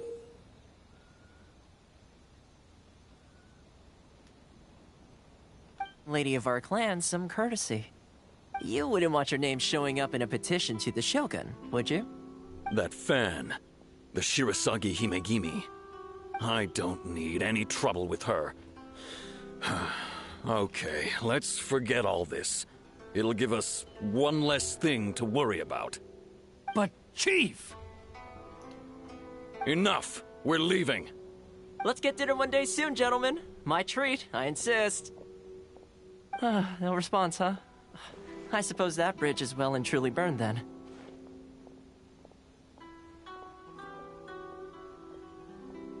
Thank you so much, Toma. But I'm sorry your relationship with the Kanjo Commission had to suffer for our sake. Hey, I was joking. It's a small price to pay, and you're more than welcome. If there's anyone you should be thanking, it's the Traveler. He's the one who found a way to turn things around. If nothing else, I'm sure the tax collection Ashigaru will tread a little more carefully in the future. Toma? What was all that? Shh, not here. Too many people listening. Let's move somewhere else. Should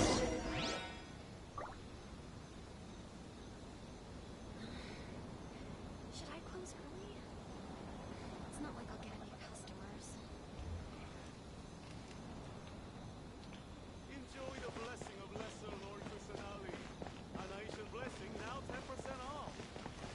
So that's what he want about, like, Nahida here in Corruption Wild. seems rife in the Kanjo Commission. They truly are rotten to the core.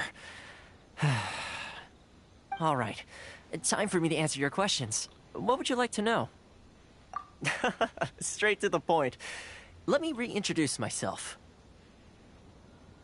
I belong to the Kamisato clan of the Yashiro Commission on Narukami Island. I'm an attendant of the Shirasagi Himegimi. You've been keeping your true identity a secret from us this whole time? So, the Yashiro Commission. Guessing that's another branch of the Tri-Commission? Correct. The Kamisato clan is the head of the Yashiro Commission, who manage ceremonial and cultural affairs. I'd go into more detail on what exactly that covers, but I'm not even sure myself. I'm just someone who was fortunate enough to be taken in by the Kamisato clan. My role is to take care of the daughter of the clan, Kamisato Ayaka, also known as the Shirasagi Himegimi. Seems like she must be super famous in Inazuma, given the reaction of those guys just now. Oh, most definitely. She's graceful, dignified, and kind-hearted, too. The people of Inazuma quite adore Miss Kamisato. Her fame even somewhat eclipses that of her older brother, Kamisato Ayato, despite the fact that he's the current head of the clan. I suppose those who treat others with compassion earn themselves the same treatment in return. Miss Kamisato's situation certainly seems to attest to that. Take me, for example. I'm just an attendant, and yet she treats me as an equal, as she would a friend.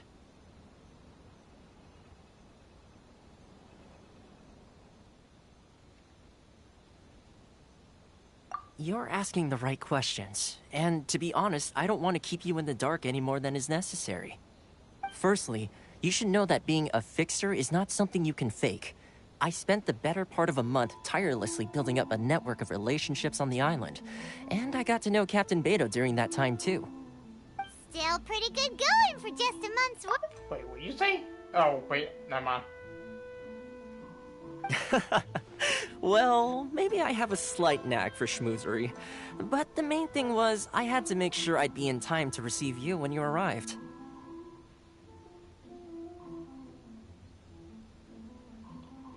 Oh. Inazuma may have closed off to the outside world, but that hasn't stopped a lot of people from hearing about your feats in Mondstadt and Liyue. So, when Miss Kamisato heard of your intention to come to Inazuma, she began looking forward to your arrival with great anticipation. She's excited to find out whether the rumors are true. That is, that you have what it takes to change the tide of the times. Change the tide of the times? In the test I gave you earlier, although there were a few hiccups at the end, it was you who found the way to turn the situation around. Navigating powerful people, using their character flaws to your advantage. It's just what Miss Kamisato had hoped to see. With your help, even the Vision Hunt Decree...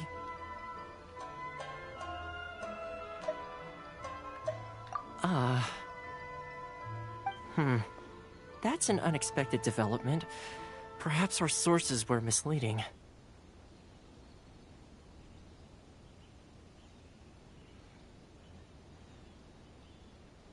Yes, of course. I completely understand, and as agreed, I shall help set that up for you. Toma sure didn't put up much of a fight. Well, my work on Rito is done. So I suppose this is goodbye for now. Oh, one more thing. This invitation letter is for you.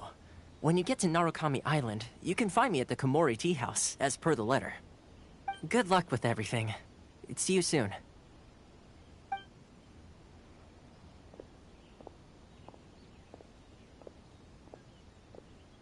Toma's not such a bad guy, huh? We should get going.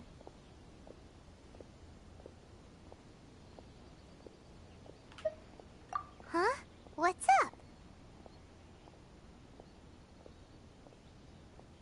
Oh, right! Paimon forgot all about that!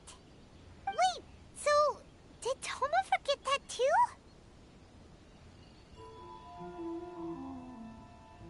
Oh, darn it! No wonder he was so matter-of-fact about the whole thing! As soon as we get off Ritu, Paimon's going straight to Komori Tea House to settle the score! Well, guess we should give it a try. Let's head to the border and see how far we get. Are you sure that's wise, Paimon?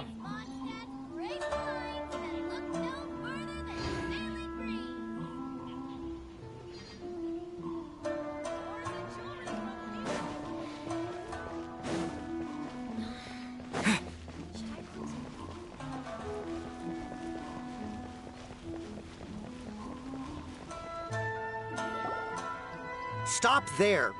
Present your travel permits. Sorry, but we really gotta get to Narukami Island. It's kinda urgent. If you don't have a travel permit, this is as far as you'll get. Those are the rules. As expected.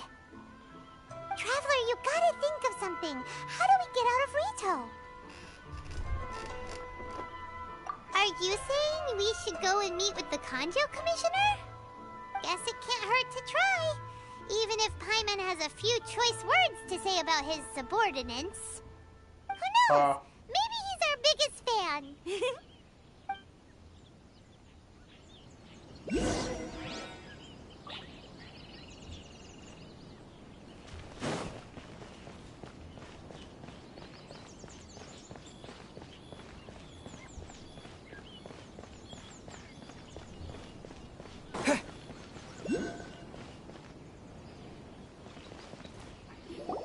Halt! This is the Kanjo Commissioner's office. No trespassers. We're here to see, the Kanjo Commissioner? The Kanjo Commissioner seldom entertains Outlanders. Leave now or we'll be forced to... Ah, wait. Oh, Commissioner! These two are honored guests from afar. No need to give them the usual spiel. Come on in. Let's see what we can do for you. Huh. Did you get all that, mister? My sincere apologies.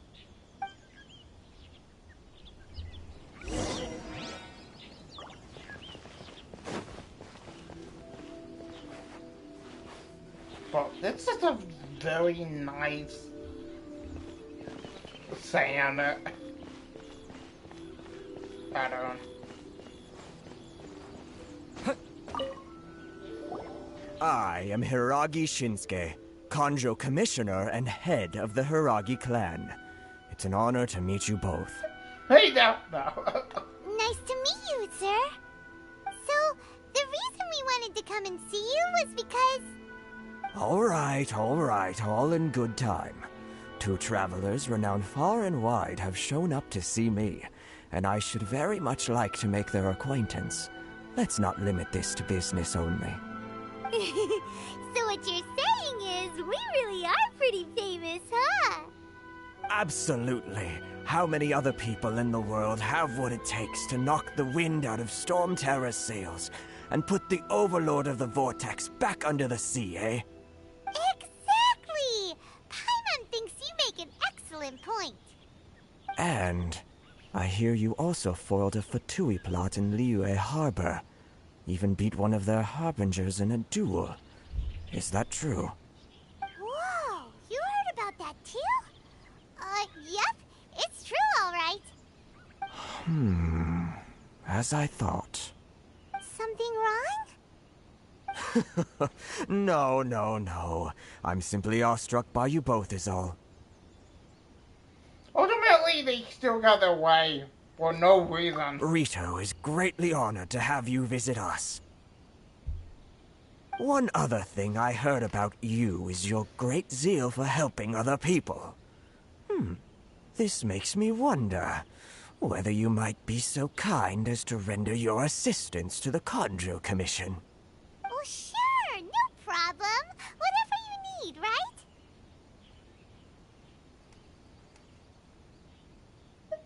Excellent. Well then. You must know the Genshin. A flower grows on the mountaintops of Liyue. Yep, we've picked a few of those before. So, you want us to go back to Liyue? Yes, bring me 300 Genshin, would you? Freshly picked, I mean. Did Paimon hear that wrong?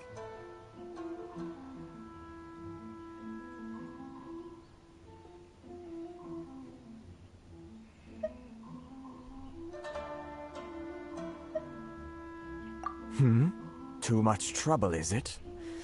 I see. Then how about this? We have a few items that need delivering. Perhaps you can help with that? That sounds much more like it. 709 letters to be precise. Hey, what gives? How come you don't have people to do that already? Terribly sorry. We're just a little short on people lately. What sort of an explanation is that?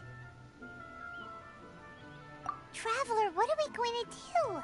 Should we really help this guy?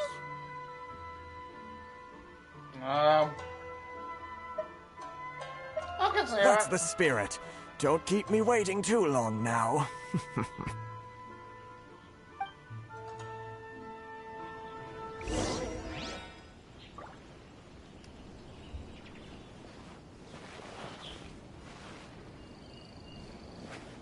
How do I get up there, though?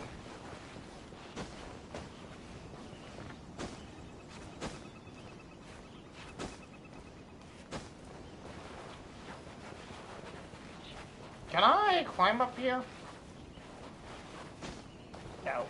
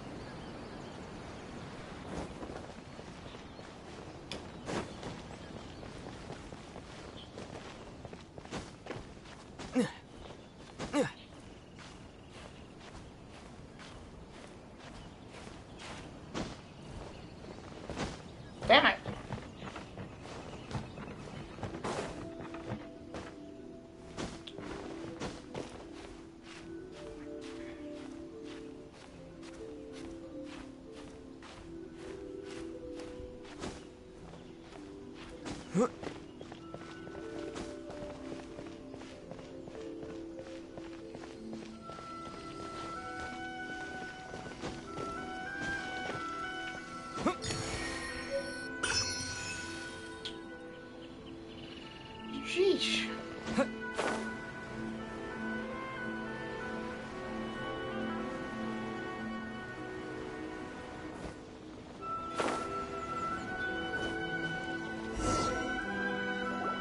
Halt, you two! Oh, that's coming. What did we do? Miss Hiragi has a letter for you. She insists that you read it immediately. A letter? Quick, let Paimon see. So this means she wants you to secretly meet her at night? But you didn't seem surprised at all by this. What's going on? Paimon knew something just didn't seem right about him. Let's ask her tonight and see what she has to say. The big ass. He's swindler.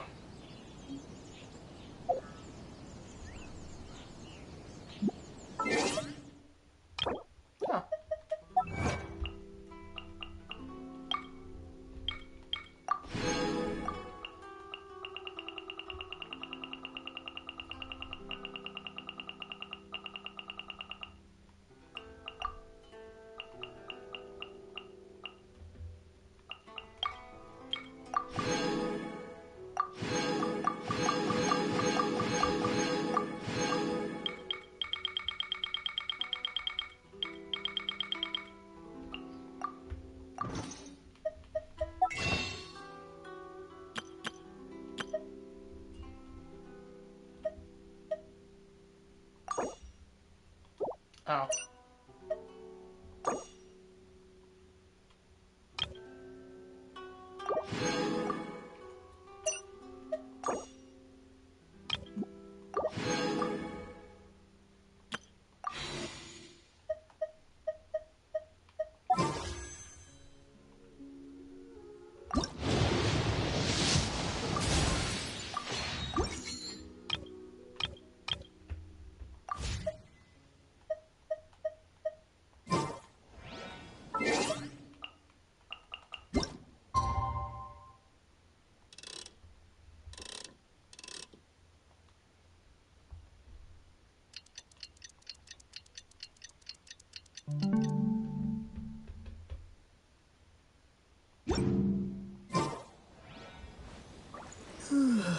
Eight. I mean 18. Okay.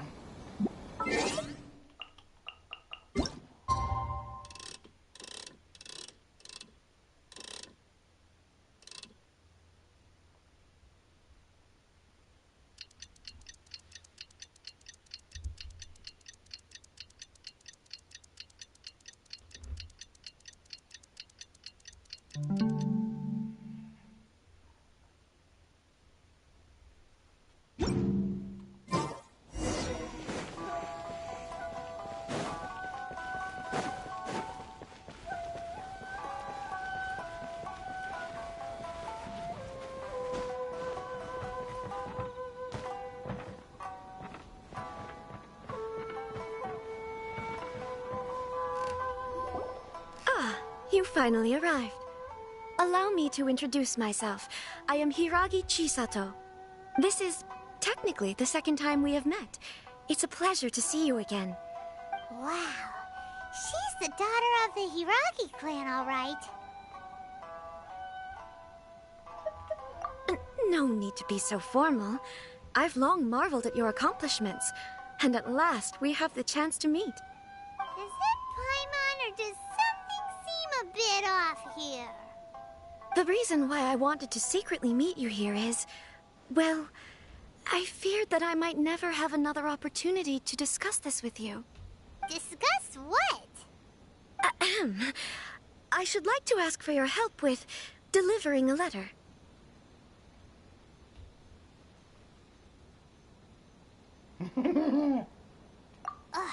Like father, like daughter. Couldn't you be more original? No, you misunderstand me. Please, allow me to explain. I was hoping that you could deliver a letter to Narukami Island in my stead. It is to be given to Kujo Kamachi of the Tenryou Commission. My father has always forbidden me from communicating with him. He knows that there are prospects for my marriage that would better serve him politically. But my heart is with Kamaji. There is no one who would dare defy my father's will on Rito, but you are Outlanders. Outlanders seeking to get to Narukami Island. It would be regrettable to let such an opportunity pass. Oh, Paimon gets the whole picture now. Of course, in doing so, I will also do everything in my power to help you leave Rito. That is my promise.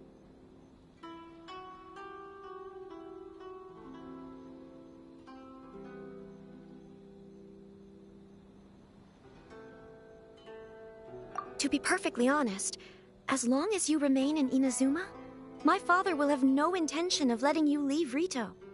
Yeah, we figured as much. It was pretty obvious he was just trying to hold us up here.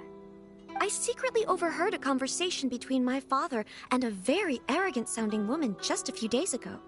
They seemed to be discussing how to keep you here on Rito. In fact, it was the first time I had ever heard my father speak so respectfully to someone who wasn't the Shogun.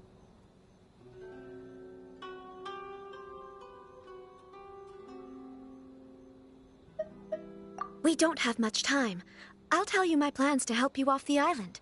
It just so happens that a shipment of goods is...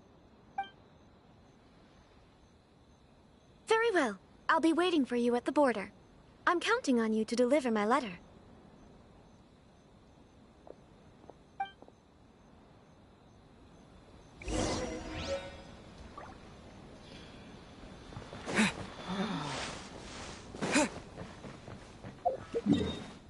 Fuck.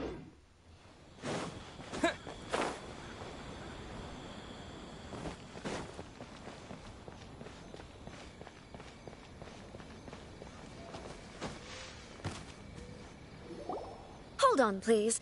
These goods are being sent to Watatsumi Island? My lady, this is an unexpected honor. You are correct. These goods have been repeatedly requested by the Kanjo Commissioner. We must be certain that they reach Watatsumi Island intact. Is there something wrong, Lady Hiragi? No, as you were. My father simply has some concerns of the shipment's safety, and has ordered that myself and an additional qualified escort be dispatched to ensure safe transport of the goods. My lady, you aren't suggesting that you intend to escort this shipment personally, are you? There's certainly no need for you to trouble yourself with such a matter. And as for this qualified escort... Please, do not cause us any further delay. If memory serves me right, my father has already asserted that this shipment must arrive on time. I'm certain punishment will be duly dispensed if it fails to do so. Yes, of course, my lady. It's just that, well, we don't know who this... Now, need I remind you of the penalty if anything were to happen to me en route? I'm sure you are all quite familiar with my father's temperament. Do you really presume that you can fully guarantee my safety on your own? Boy, Chisato can talk the talk. They don't stand a chance. Yes, my lady. Very well then. It's an honor to have you accompanying us. Your safety is our highest priority. Shinojo, you can't really be agreeing to this. Well, the request is from Lady Hiragi herself. It is our duty to serve her in the utmost capacity. Yes, but that's not the problem here. Well then, if we're through here, I suggest we set off at once. Dawdling will only allow potential thieves more time to prepare, no? Yes, my lady. You heard her. There's no time to lose.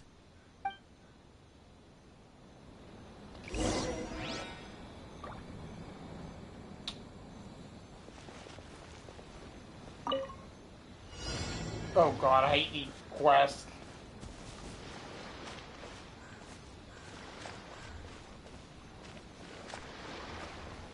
My lady, please stay back. We'll handle it. Not as well as we'll handle it. You're seriously considering taking this job? The terms are ridiculous.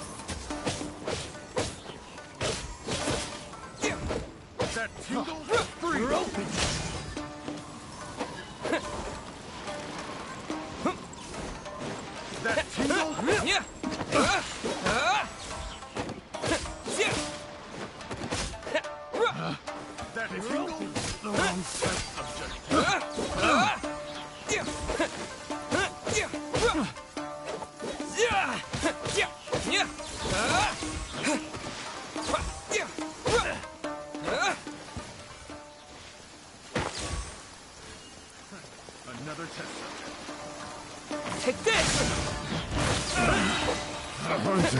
How's this?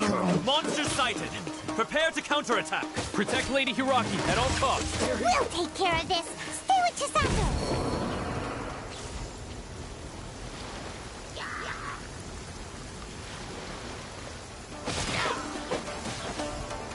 Watch out!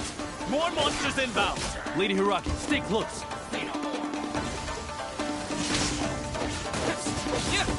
My blade! Be amazed! How's this? Swift and merciful. Spirit blade. Attack!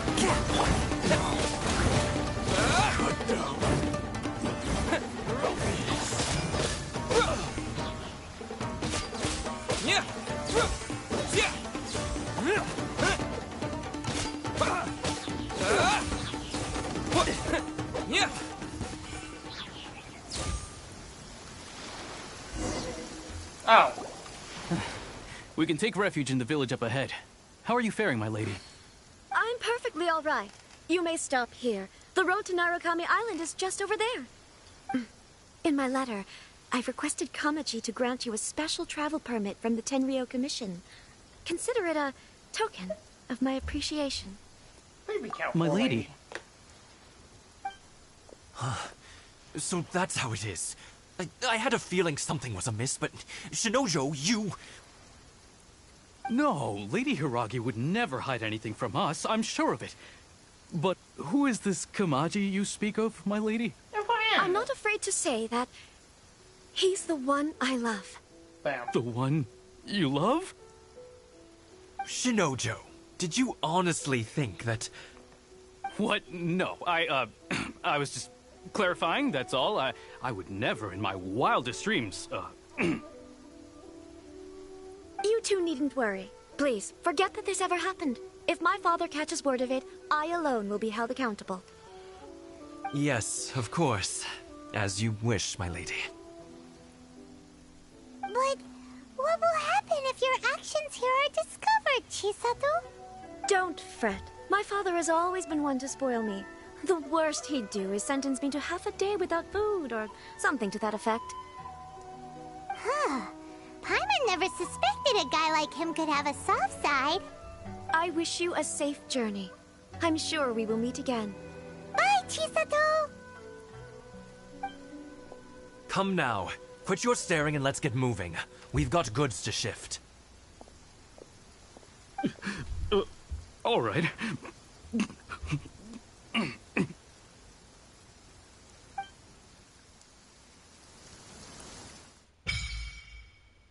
Can't blame her. I mean him.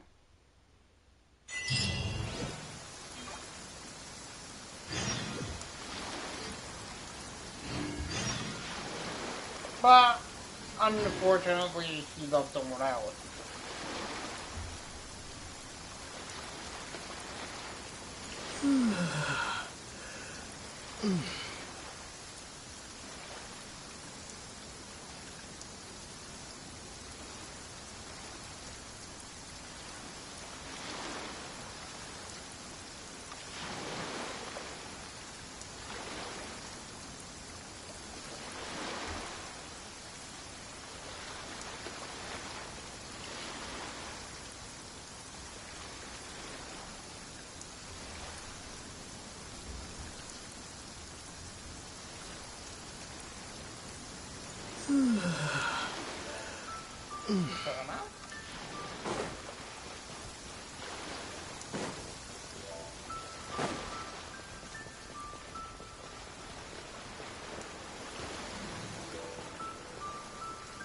The girl wearing a mask.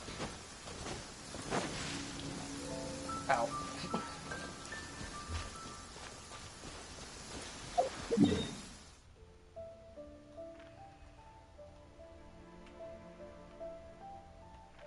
I think like over here in it's like Watsune Island.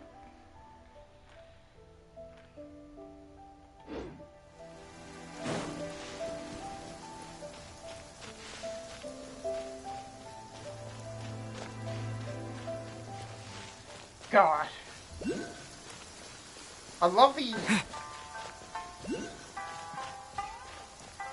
old Japanese aesthetics, or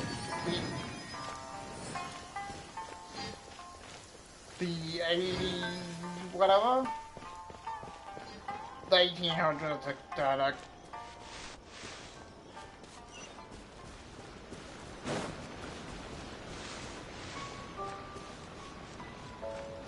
Oh, I see the statue.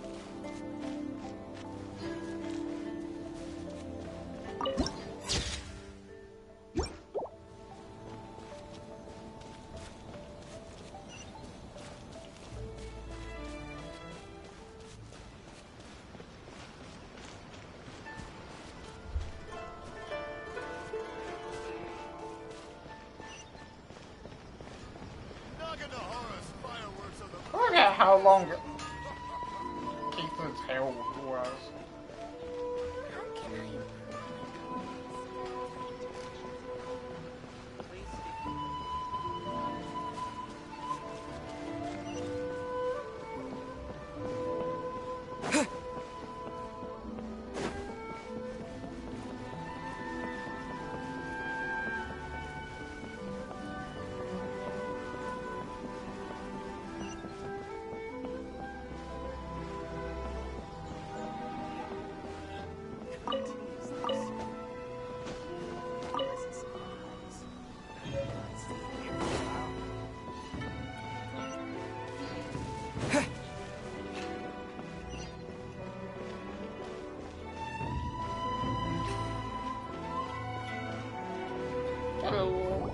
According to the letter, this should be the place. Sorry, we don't serve the general public. I'm afraid you'll have to leave. Wait! We're not the general public. Well then, you must be a couple of wandering outlanders that snuck into the nation, judging by your attire. Are our clothes really so... what Paimon means to say is... The Yashiro Commission's seal. This must be from Mr. Toma. It seems there's more to you than meets the eye. In which case, welcome to the Komore Tea House, a safe haven for the Yashiro Commission. Well, that sounds more like it. Paimon.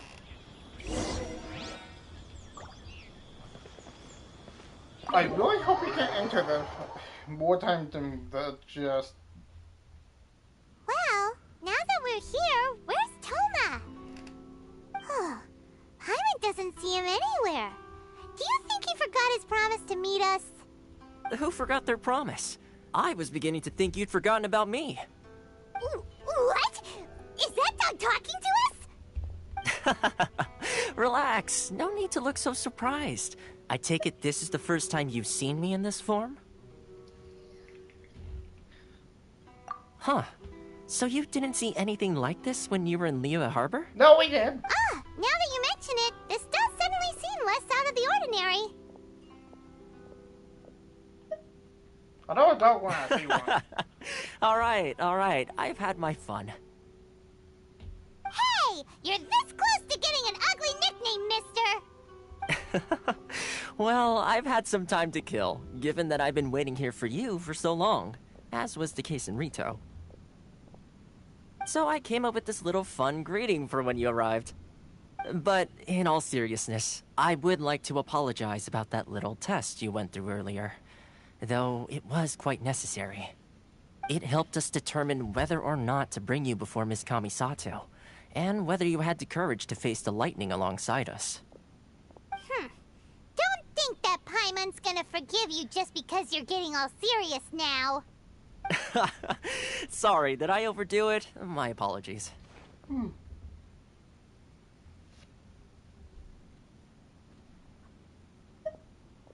let me just say this. You've often found yourself skirting the rules from the very beginning, haven't you? Naturally, this is due to your unwavering and resolute determination. A long time ago, we had a friend who was much the same. But when the lightning struck... You mean Kazuha's friend? Ah, so you've heard of his story. His light still burns all the more brightly.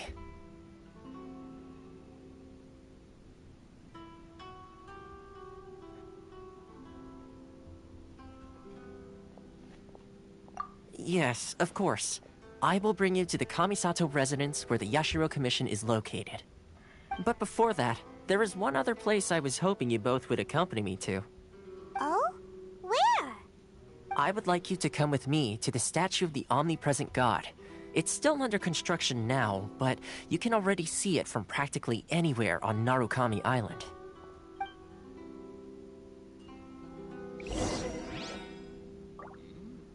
Delicious tea. Books were more interesting in the past.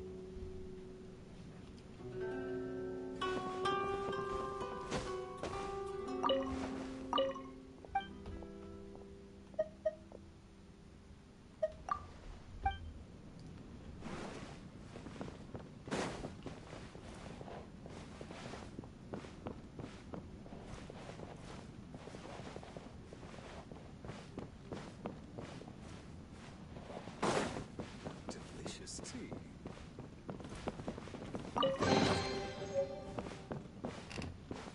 Whew! We're finally on our own way again!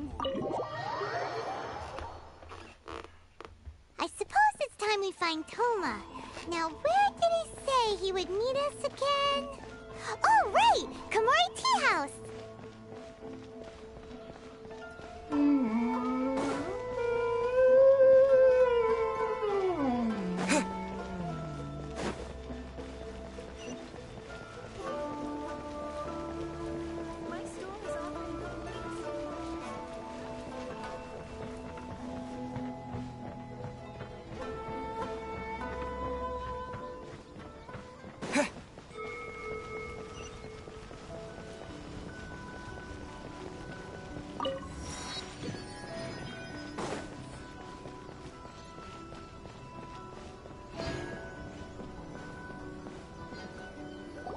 This area sure feels gloomy.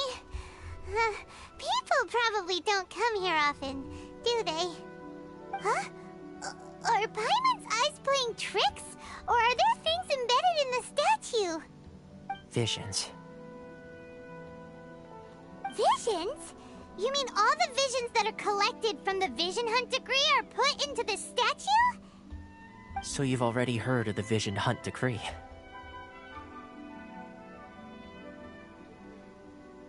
Before I try to explain, I should perhaps remind you first that Mondstadt is the city of freedom, and Liyue is the city of contracts. As for Inazuma, it's known as the Nation of Eternity. The Raiden Shogun is both the nation's most powerful ruler and its deity. The Eternity in question is her endless and unchanging will to rule over Inazuma.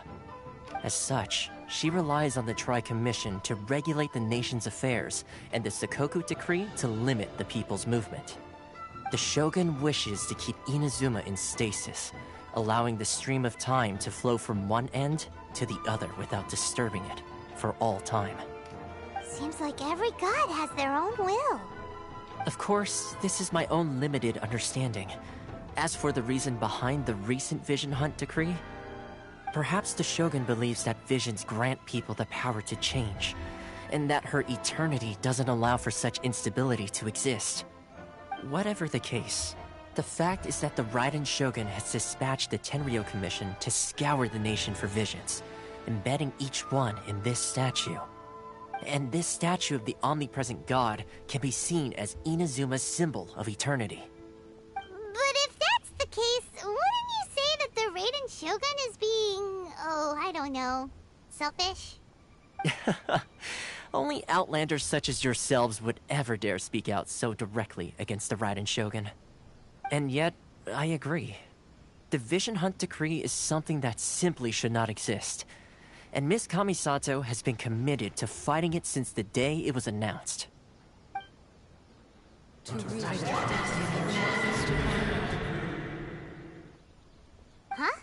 Hey, are you okay? You look like your mind is elsewhere. Sound? What sound? I didn't hear anything. Did something happen?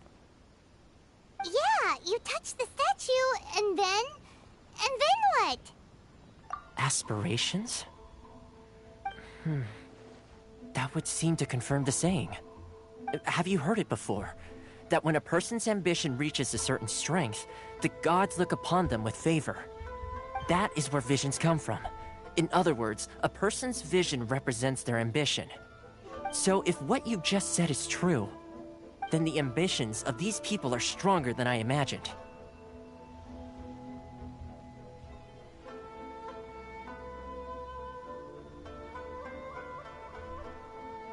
All right, time for the next stop on our tour of Narukami Island, the Kamisato residence. Finally!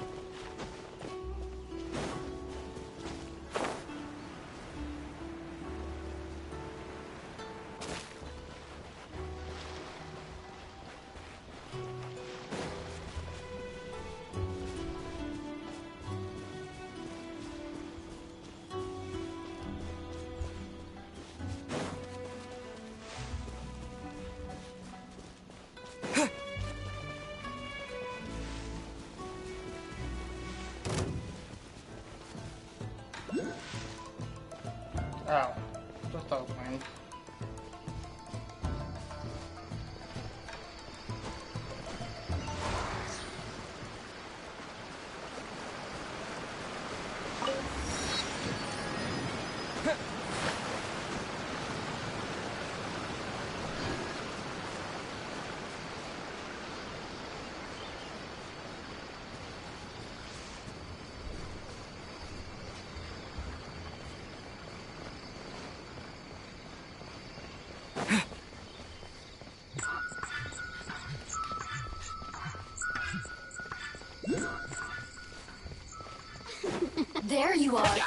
drop.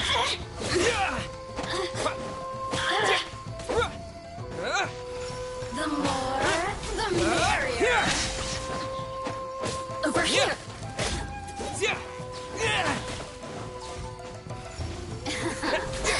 Let me amuse myself. One with my blade.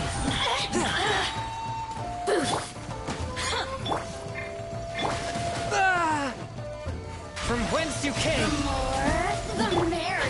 Over here. You really know how to get me going.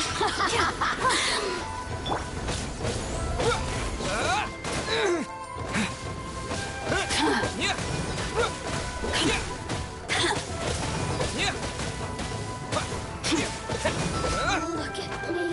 Just once more.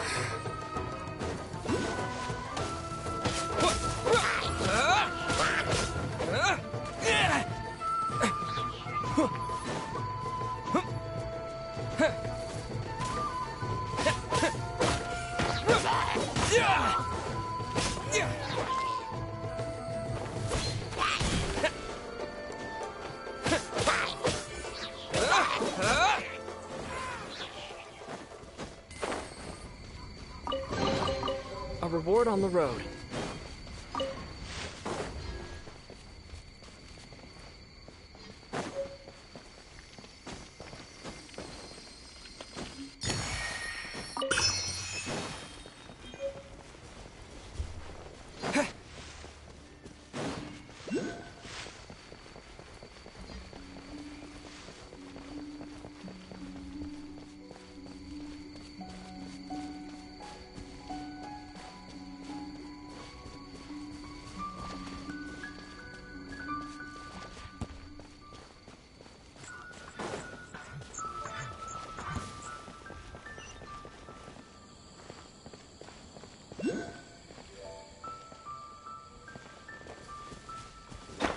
Take this!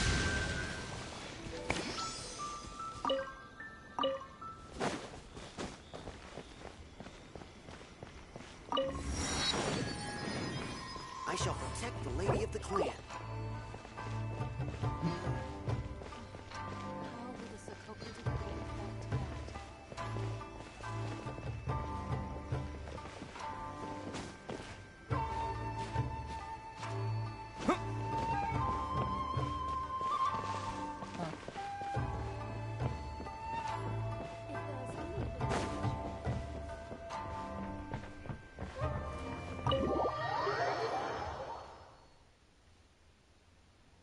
So, this is the kind of place where the big shots of Inazuma live, huh? Paimon kinda expected it to be snazzier. Welcome at last to the Kamisato residence, honored guests. Miss Kamisato is delighted to finally meet you. Is this the Shirasage Himegimi you keep going on about? So, where's she at? Oh, behind the screen? Yes. As the daughter of the Yashiro Commission, this is how Miss Kamisato is accustomed to receiving guests. Consider it a time-honored tradition within the Yashiro Commission. Forgive me if this is an unwelcome surprise. Makes sense. She's a super important person after all. Please forgive my lack of courtesy for receiving you in this fashion, especially following such a long and wearisome journey over the sea. I have awaited your arrival with great anticipation, and Toma assures me that you do indeed possess the power to change the tide of the times.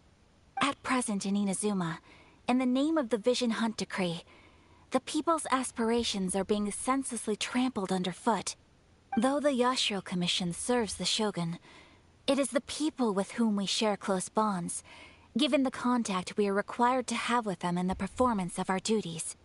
A commission's power rises and falls with the trust of their people. Thus, we cannot remain indifferent to this situation without also remaining indifferent to our own fate. Traveler, lend us your power, and we can... Oh. See, milady, it's just like I said. This will take us nowhere. No, please, wait! Please, don't go.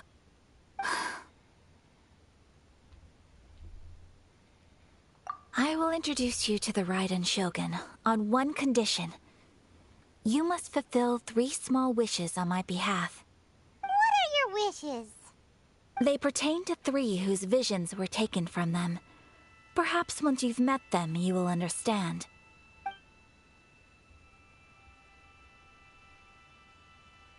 A warrior who guards a village, a former samurai who helped carry out the Vision Hunt decree, and a swordmaster determined to become the best in the world.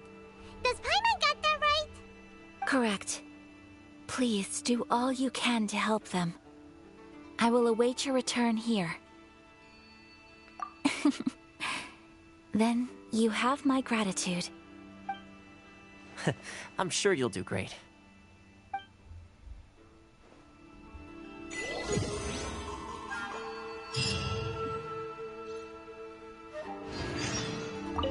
Miss Kamisato's left, it seems. No cutting corners now, okay?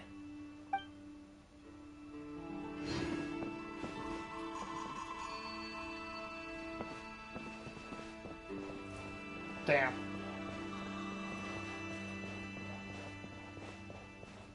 Ugh.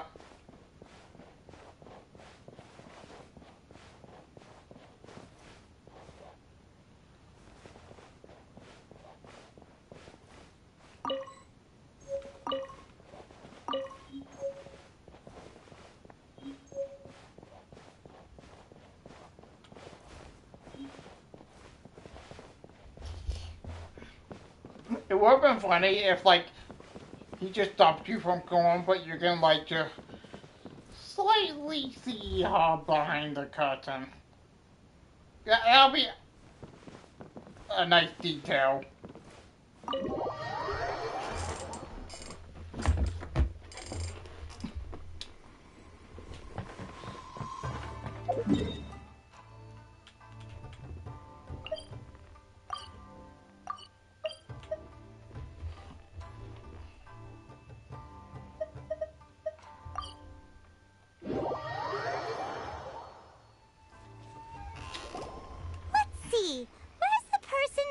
Told us about. Why are you doing this? Why leave all of a sudden, after all these years? Precisely. It's much too sudden. We've had no time to prepare. The children are desperate for you to take them out to play. Please, we urge you to reconsider. That must be the guy Ayaka told us about. Let's go over and see.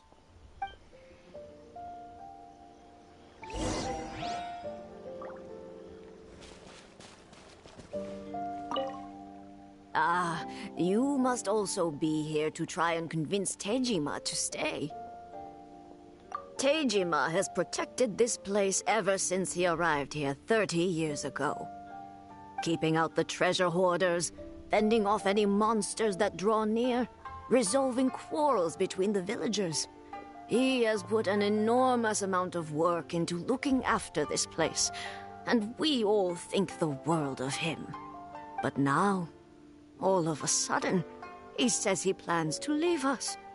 We can't help but wonder, was it something we did? We will gladly apologize if that's the case. All we want is for him to stay.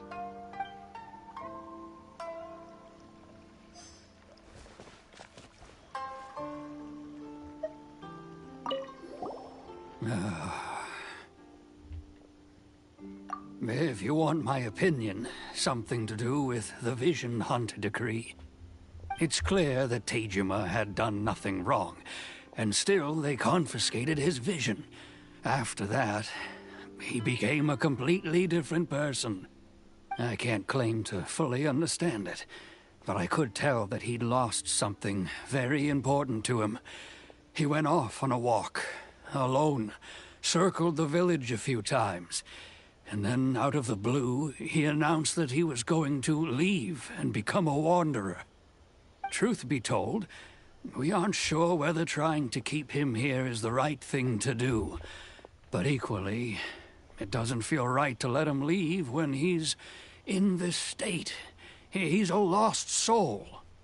Seems like he's a well-respected guy around here.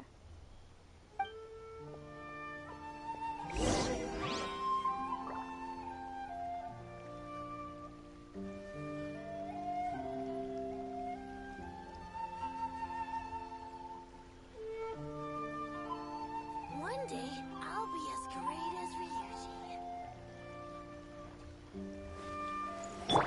La la la la. I'll protect us.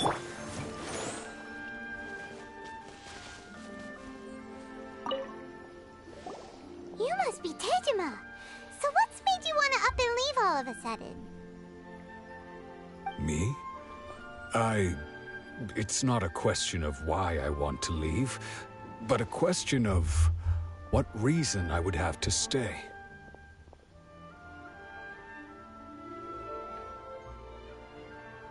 True, but that's not why I chose to stay here. And what made me want to come here 30 years ago? And why have I never wanted to leave in all that time? I don't have answers to those questions because I can't remember anymore. Ever since they took my vision away, it's like a slice of my memory is gone. In the past, I knew I wanted to stay here. But whatever resolve I had then, it's gone now. So I thought, what's to stop me from moving around instead? The emptiness inside me will be there either way. Okay. Well, in that case, if we help you rediscover the reason you chose to stay, you won't need to leave anymore, right? But if you can't remember anything, it's not gonna be easy. Oh, maybe if you just try a little harder to remember, then it'll all come flooding back? Oh, that reminds me. Last time I brought Tejima some fruit, I do believe I saw him writing in a diary. I keep a diary? If you say so. I honestly can't seem to remember. Oh, yes, you do. And what's more, I remember you saying at the time that you wanted to make a note of a few interesting things. Things which would prove very important at a later date. Perfect! So if we want to keep Tejima from leaving, we just need to find his diary. It must be around here somewhere. Let's take a look. If you don't mind, we will leave you to find the diary. We should head back to the village to inform the others of Tejima's situation.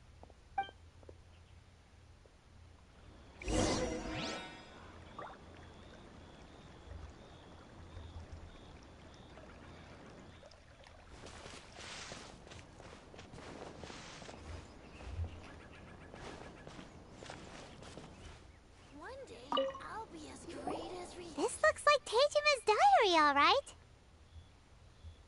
Let's see what we have here. Today, the villagers and I got together to cook dry braised salted fish.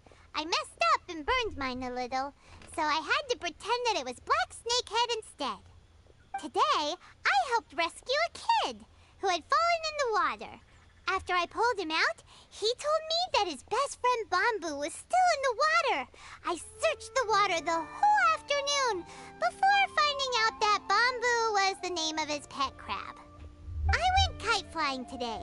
The string broke, so I chased after it as fast as I could. I soon realized I was never going to get it back, so I just found somewhere to sit and watch as it flew away into the distance. Seems like your average diary of daily village life. Huh? Wait, there's more! I went to pray at the shrine again today and stayed there a while.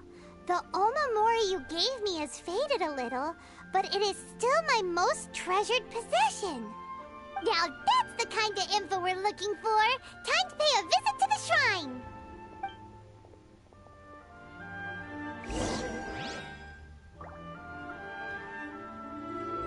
I sense.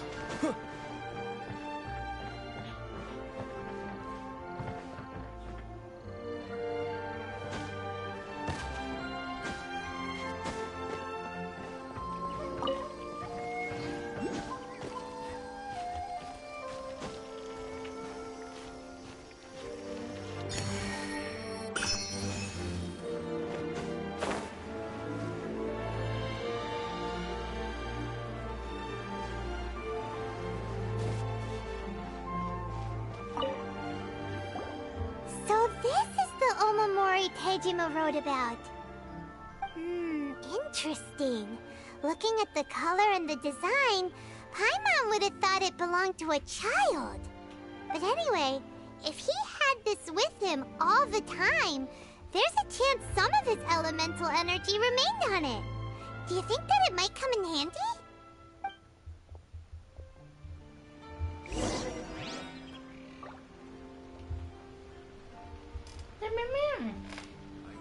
Sorry.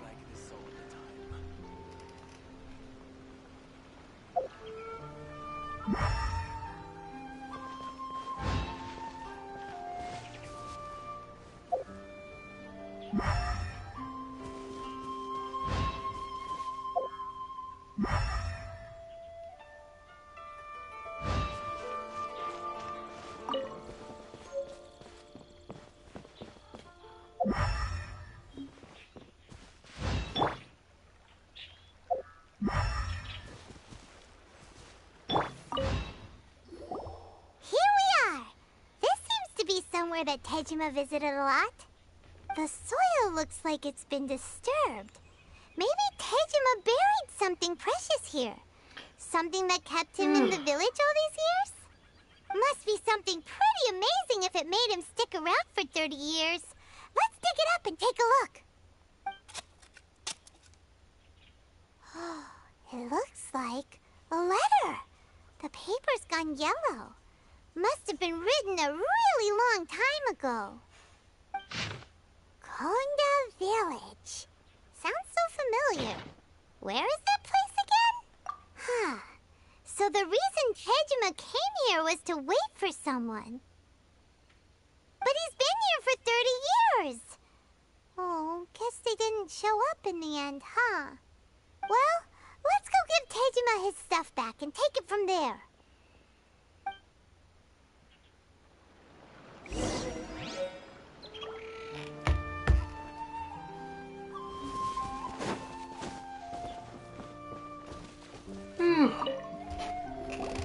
Well, I'll be. That's certainly my handwriting. And I guess the Omamorian letter belonged to me too. But I have no memory of anything that's written in this diary. Still, it's clear that I was waiting for someone here, and that I chose to wait for 30 years. Over the years, I must have made a note of anything interesting. Anything that I could share with her when we were finally reunited. Huh? And just look at all the things that did happen over the years.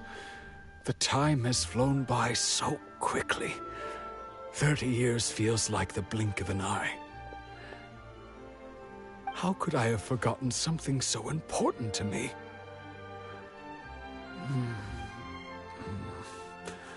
Now that I think about it, when my vision was taken from me, it felt like I'd suddenly been hollowed out.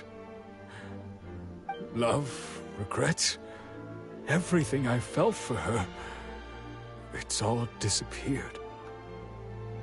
No, not especially.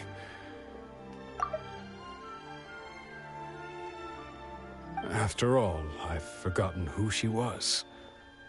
Her face, her voice, the things we experienced together.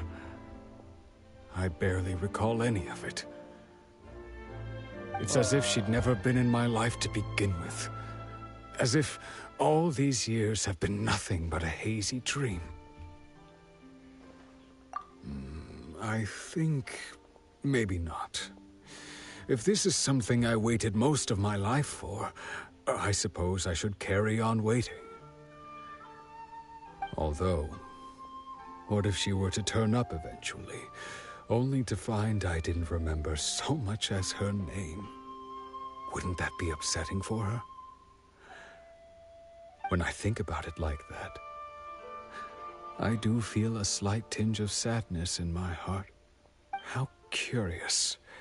Why am I thinking like this when I don't even remember who she is? It's just like that feeling of emptiness. The feeling that something is missing. Thank you both for helping me reconnect with my reason for staying here. I shall remain here and keep waiting for her. Tejima seems to be dealing okay, but still, it makes Paimon really sad. Seems it's just like Ayaka and Toma were saying. If you lose your vision, you lose all your hopes and dreams too.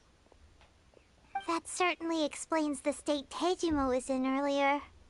At least we were able to help him, weren't we? Well, let's go find the next person.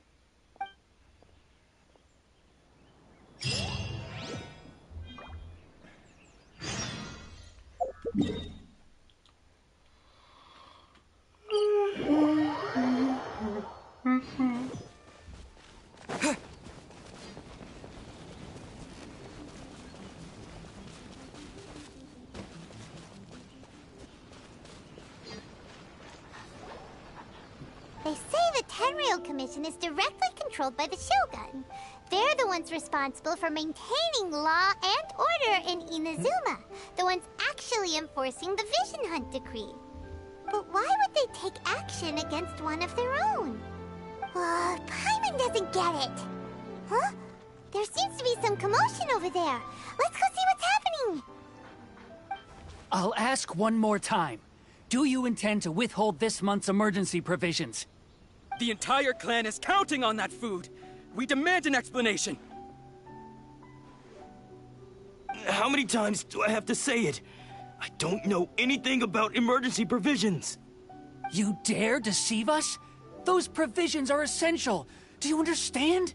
Not some goods to be pocketed by greedy samurai. You samurai think you can just do whatever you please? The Tenryou Commission will hear of this! Oh. Oh, huh? And who are you? One of Kurosawa's gang, no doubt. What? We just happened to be passing by. We heard the commotion and came to see what the matter was. I see. You seem to have come just at the right time. Perhaps you can help us settle this matter. This is Kurosawa. He's a samurai and a member of the Shogun's army. They issue emergency provisions to the area, and he's the one responsible for distribution. In the past, we'd simply ask him for provisions and everything would be delivered. Now, he suddenly refuses to give us anything. He's keeping the provisions for himself, I just know it. We'll starve without them. No one seems to care about us. We used to think Kurosawa was a kind man, but he's shown his true colors. He's the same as all the other samurai. It's no wonder all the visions have been confiscated. The Raiden Shogun doesn't need people like him helping her rule the nation. This must be one of the people Ayaka asked us to help. But why would she ever want us to help someone like him? Maybe we should talk to Kurosawa and see what he has to say.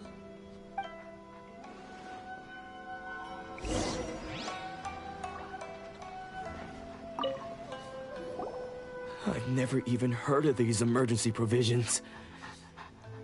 I don't know whether it's rumors or whether they're trying to blackmail me. But either way, it's ridiculous. If I was hoarding supplies, would I still be the poor man I am today? My own family can barely get by as it is. Now, if you'll excuse me, I've got other matters to attend to. And that's the first bit of truth I've heard all day. The Shogun's army told me that I was unworthy of my vision. And they said I was slacking off in my work. Apparently, I'd even disappointed the Raiden Shogun. And that's why they confiscated my vision. Well, that's strange. You were helping enforce the Vision Hunt Decree. Why would you be unworthy of your vision? To be perfectly honest, I don't seem to remember the details. All I know is that I would perform certain things every month. But I don't recall what they were. And it's not just that. I have this unsettling feeling, like someone owes me something. Does it have to do with the missing emergency provisions? I didn't take any. Like I said, if I was taking them for myself, I wouldn't be going through such hard times right now. To top it all off, my house was just raided by treasure hoarders, which is why I came here in the first place. I was chasing after them when I got held up by these two. If you don't believe me, go find the treasure hoarders yourself.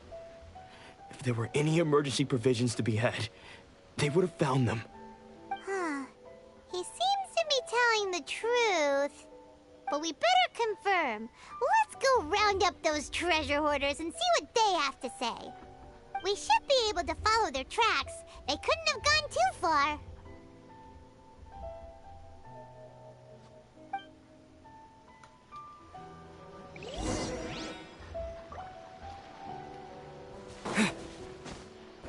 The treasure hoarders.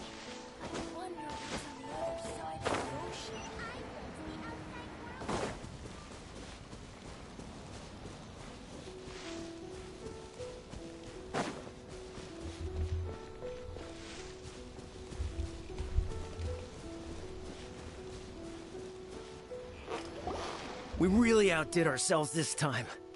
All those samurai houses packed with goods. We really hit the jackpot. I mean, besides that one house. You haven't seen anything yet. There'll be a lot more where this came from. Today's just the beginning. Like I'll be leading you all on an epic journey of pillage and plunder that will go down in hoarder history. You demand, boss.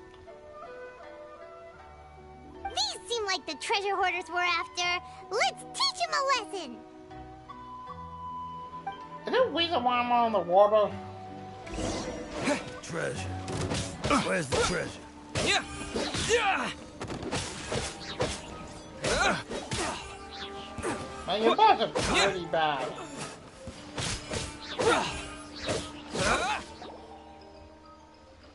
Oh, there goes all the Mora. We worked hard to steal that, you know? Come on, boss. Think of something. Not bad, kid. You ever think of joining the treasure hoarders? We could use someone like you.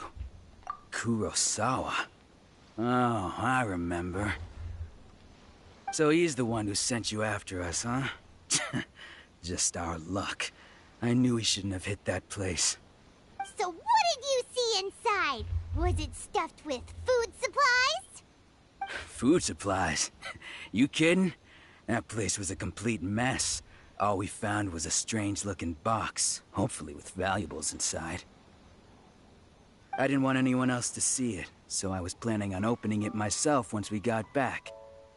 But now that you've caught us, how about we make a deal? That little box for our freedom. What do you say? You've got a deal. Now show us what's in the box. Paimon. Huh? What the? What? There's nothing in here but IOUs. Yeah, a lot of them too. And they all seem to be made out to the owner of a general goods store, a Miss Aoi. We're talking tons of Mora here. We better talk to this Miss Aoi and get to the bottom of this. As for you guys, you're free to go. Just pray that our paths don't cross again. Yes, of course. So, we redeemed ourselves for some IOUs. Does that mean we broke even? Shut it. Let's just get out of here.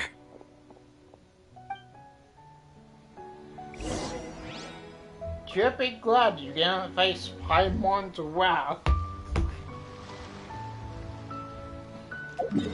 Paimonial wrath.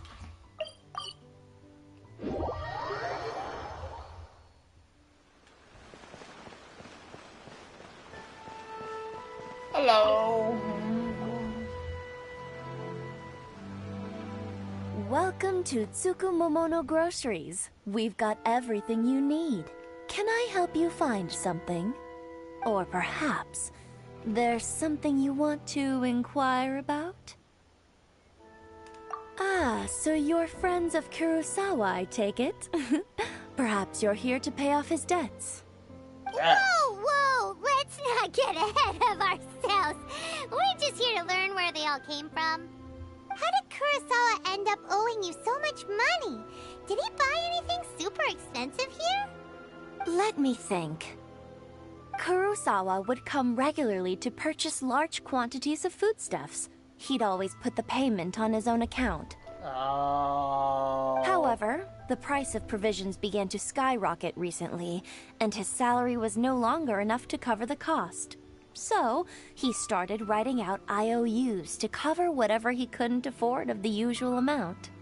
So that's how he was getting those emergency provisions. But why did he have to purchase a usual amount? If the prices increased, couldn't he just buy less? Well, if you think about it, the citizens receiving the emergency provisions must have been carefully calculating how much they needed to sustain them each time. Kurosawa thought that it would be quite the disappointment for them if they found they didn't have enough, especially after such long and careful planning.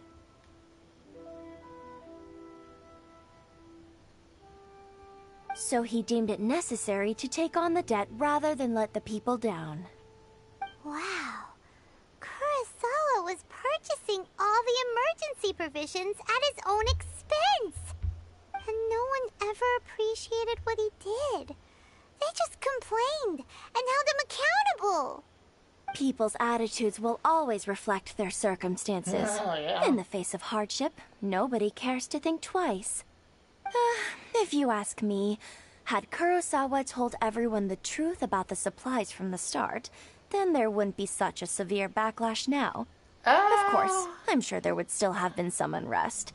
What he was doing was truly a thankless deed. As for why he chose to spend his own money on emergency provisions and never tell anyone, I'm still not too clear myself. If you're still curious, why don't you go ask him yourself? What do you think he doesn't I remember? see. That reminds me, it seems that his vision was recently confiscated. Most unfortunate. If he doesn't clear the debt on his name, he'll have no choice but to sell that sword that is so dear to him. Sword? What sword? Oh, didn't he tell you? He possesses a very valuable blade. He's carried it for years now. I've asked him about its origins. He told me that it was a gift from his father, that it was too precious to sell. In hindsight, I regret that I never made an offer on it. Everything has its price, at least that's what I think. Why don't you ask him about the sword yourself? Perhaps it'll even provide you with the answers you're looking for. I don't think he could sell it even if he wanted but to. before you go, if you would kindly settle today's bill. But we didn't buy anything. Information is also a kind of commodity, wouldn't you agree? Don't worry, I won't charge much for information about Kurosawa. Nothing we ever discussed was explicitly confidential anyway. Oh, let me think. 2,000 mora should be a fair price. Fun. At least we now know where the emergency provisions are coming from. Plus, we found out that Kurosawa has a priceless sword in his possession. Let's go talk to Kurosawa again and see if he can remember anything.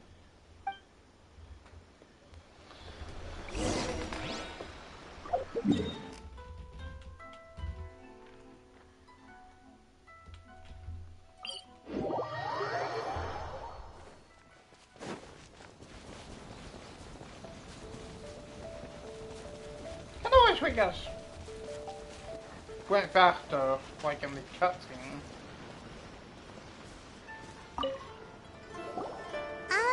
What are you doing here all by yourself? Where did those other two go? I presented them with a choice. Either they left or I drew my sword. They left. It turned out to be a real time saver, actually. Perhaps I should start using it more often. Did you manage to track down the treasure hoarders? Everything I said was true, right? That just about sums it up.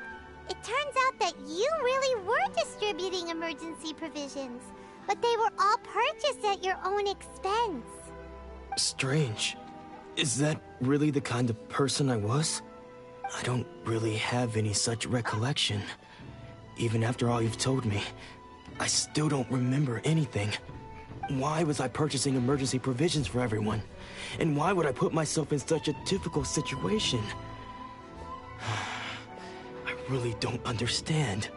But I cannot deny that when I brandished my sword to scare those two away, I could sense that my body was somehow reluctant to do so. This sword was once wielded by my father. I remember once when I was young, I wanted to sneak out with the blade and show it off to the kids next door. My father ended up catching me in the act and scolded me severely. What did he say? I can't seem to remember that either. It would seem that I forgot many important things when my vision was taken from me. So many memories gone. Forever. No matter how hard I try to remember, all I can remember now is my father telling me that this blade bore his life's creed. Before he passed away, he placed the sword in my hands and said to me, "With this sword, you should..." Hey! If you look carefully, there seems to be some words engraved on the hilt. Can you recognize the words? Virtue and justice. Virtue and justice? Somehow those two words seem to explain everything now. Taking on seemingly endless debts to make others happy. I guess that must have been my greatest ambition after all. But what use of virtue and justice? I purchased the provisions for those in need. And look how things ended up. The Tenryo Commission seized my vision. And the very people I was so desperately trying to help refused to understand me. And the irony of all of it is, I somehow still felt sorry when threatening them with my blade. I'm incapable of being a good person, yet I'm equally unable to be bad. I don't know what to do with myself. Yet another troubled soul. When we get the chance, let's speak to Toma about Kurosawa's debt. The Yashiro Commission would surely help cover his expenses. In any case, we must never let him sell off that sword. Yeah, seems like losing all ambition is a terrible experience. Fortunately for us, you don't have a vision. Let's go find the next poor soul.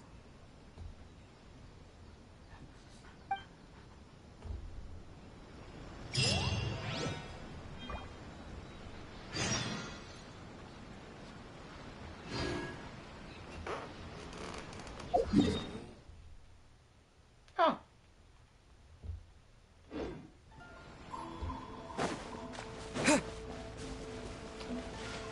Wait over here. Oh, God.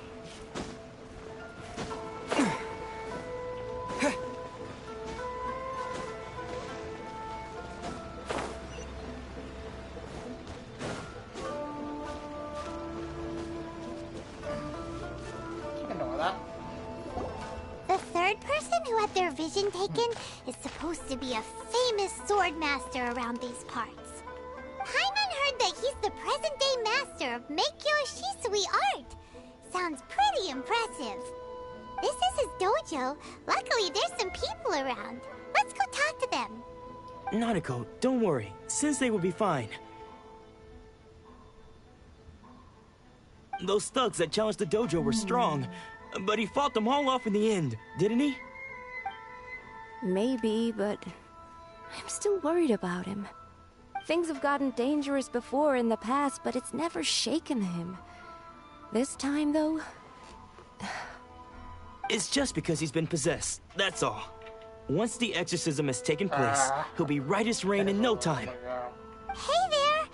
Did something happen? Who are you? I don't care whether you're trespassers or just here to harass us while Sensei is impaired. Get out of here immediately! Don't make me draw my blade, or you won't live to regret it. No! You got it so wrong. We just came here to, Disciples? Yep. We've heard all about the mighty master of Meikyo Shisui art.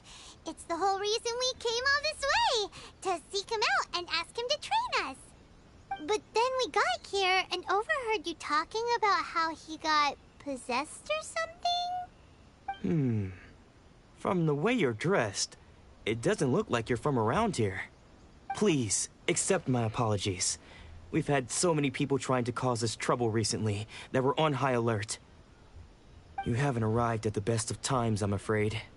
Sensei got possessed recently, and he's still recovering. He's not able to take on any new disciples for the time being. I see you are earnest in your pursuit. Okay, how about this? My fellow disciple Nanako and I will explain Sensei's situation to you in a little more detail.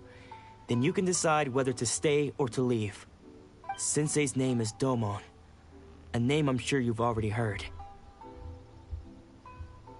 Though self-taught, he mastered the art of the sword to a high level. He then proceeded to defeat many other prominent sword masters, never losing a single fight. He once said that his goal was to become the best sword master in the world.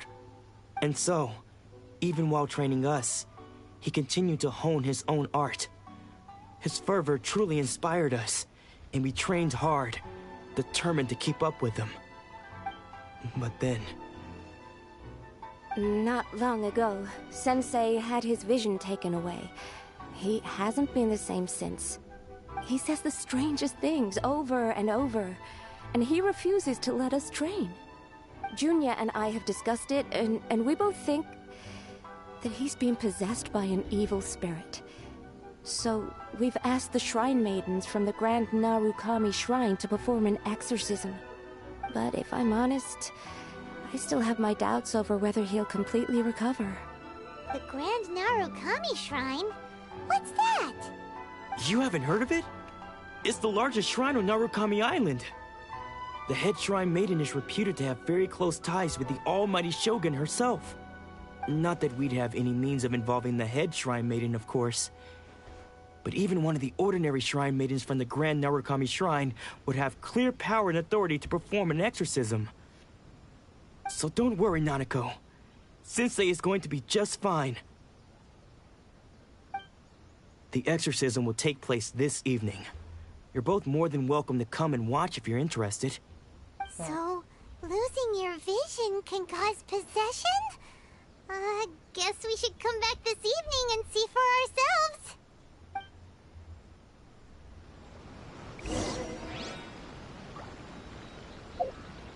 Wow, another 8.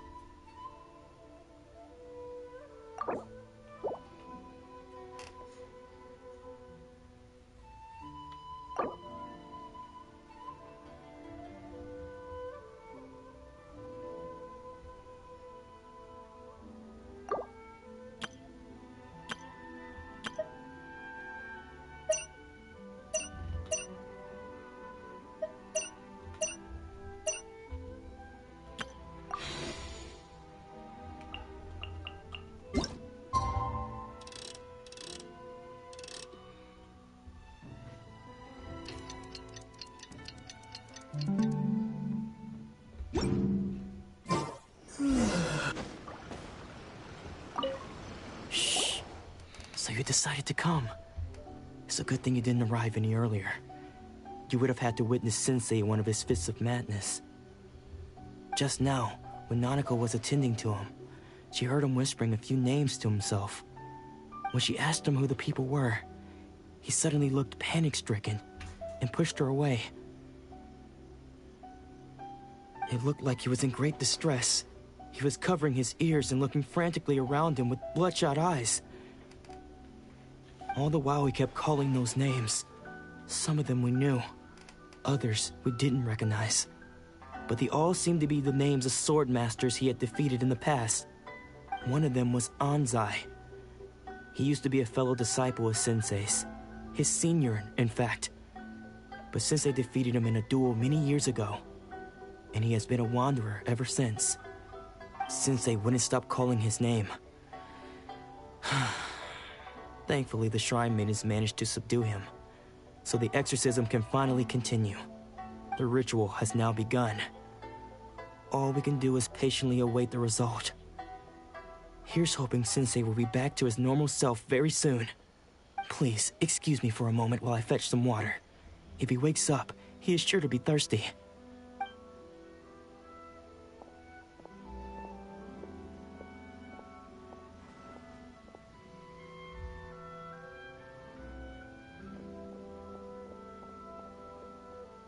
Huh?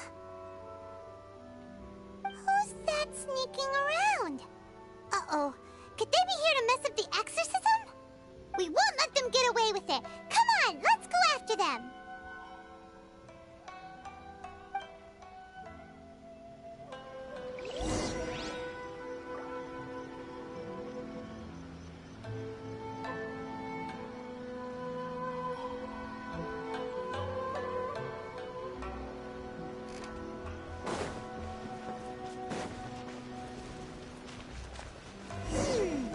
Seems they aren't here. Should we keep going further up? According to Miss Kamisato, the second one who lost their vision is a samurai from the Tenryou Commission.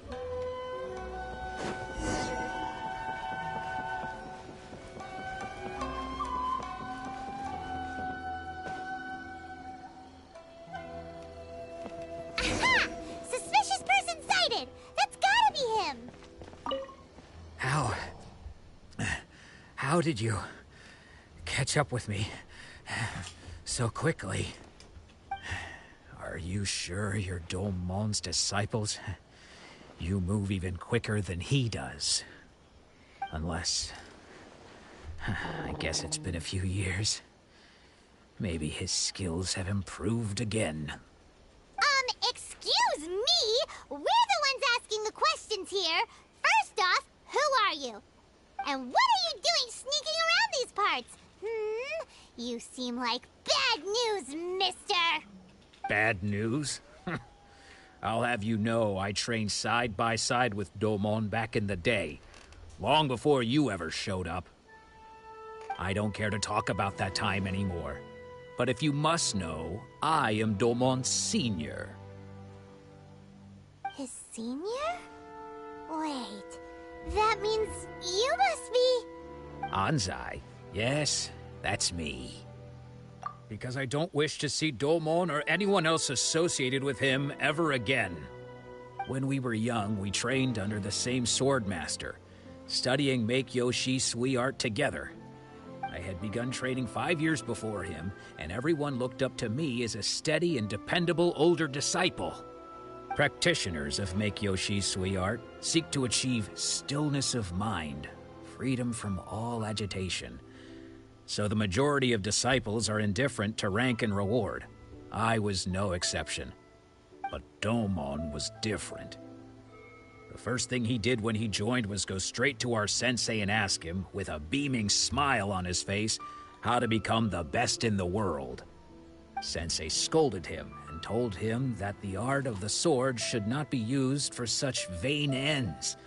Sensei said that coveting the title of the best sword master, barely days into his training, showed that he had a fickle mind, and that this would impede him from ever mastering the blade.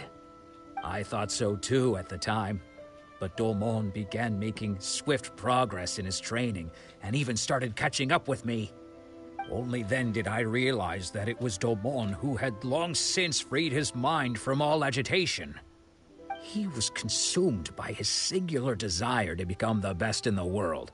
He sought nothing less than perfection in the art of the sword, and nothing could deter him from this goal, no matter what stood in his way. Sure sounds like he meant business. So how come you don't want to ever see him again?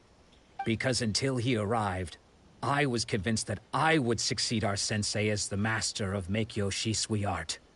Of all the disciples, I was the most gifted. I had trained the longest. Everyone had high expectations for me. Domon's arrival changed everything.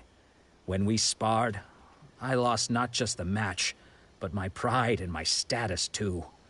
I fled the dojo that day and never looked back. Later, I heard that he sparred with Sensei too. Sensei was advanced in years by then, and unfortunately that match used up every last ounce of energy in his body. After that, I wanted nothing further to do with him. Deep down, though, I still respected his mastery of the blade and his commitment to the art of the sword. So, when I heard rumors that he had lost his mind, my first reaction was to dismiss them as false. How could he, of all people, have lost his mind? His mind was the sharpest of them all. He had practiced Meikyo Shisui art to perfection. I decided to quietly come and see if it were true. Then, to my complete astonishment, I heard him call my name. I thought mine was a name he had long since forgotten. So you see, I came here not to cause him any harm. I just wanted to see for myself.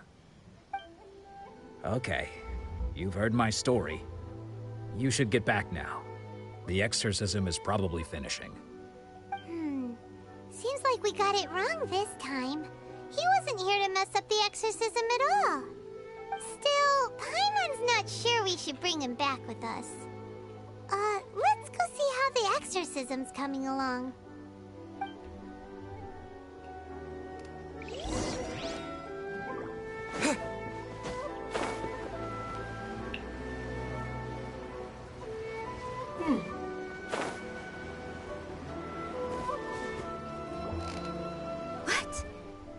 You're saying he isn't possessed? Does that mean he's just lost his mind? But how is that possible? No, I refuse to believe it. Something's clearly wrong. Nanako, please, try not to get agitated. I am sorry. With what powers I have, I can find no sign of any malignant spirit having possessed Domon. But spirits may take a myriad of forms in this world, many of which I cannot claim to have witnessed myself. Thus, I dare not rule out possession with complete certainty. And all is certainly not lost, for I received word not long ago that Lady Yae has taken an interest in your sensei's case. Lady Yae? Is that the same Lady Yae that I think you mean? The head shrine maiden of the Grand Narukami Shrine? That's wonderful news! Then Sensei will be sure to recover. Correct. Lady Yae is most knowledgeable indeed, and has abundant experience in the exorcism of evil spirits and aversion of great calamities. I am unable to say for certain whether an evil spirit has possessed your sensei, but Lady Yae can give a conclusive verdict. Excuse me, Miss Inagi, but I must ask, should we prepare a greeting gift for Lady Yae? That won't be necessary. All that is required of you is your timely arrival at the Grand Narukami Shrine.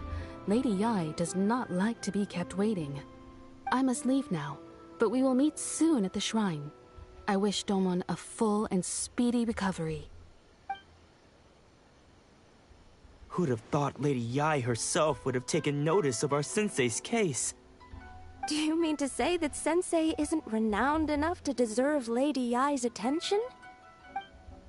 No, that's not what I meant at all. You misunderstand me. I just mean this is Lady Yae, the head shrine maiden. She has direct and close contact with the almighty Shogun herself. Yeah? Anyway, you should join us too, tomorrow. Given that you've traveled all this way just to meet our sensei, we, the disciples of Meikyo Shisui art, will do our best to help you. We should really tell them what we were here for. After all, everyone seems pretty excited about Lady Yae. We're curious to meet her too. Who knows? Maybe we'll be able to find out a thing or two about the Raiden children from her. Yeah, that's the real reason we're here.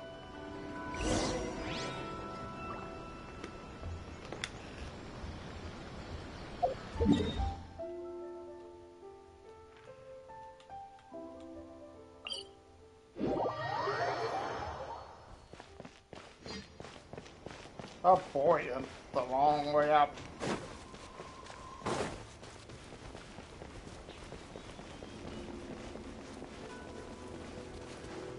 Wait, is that not the way up?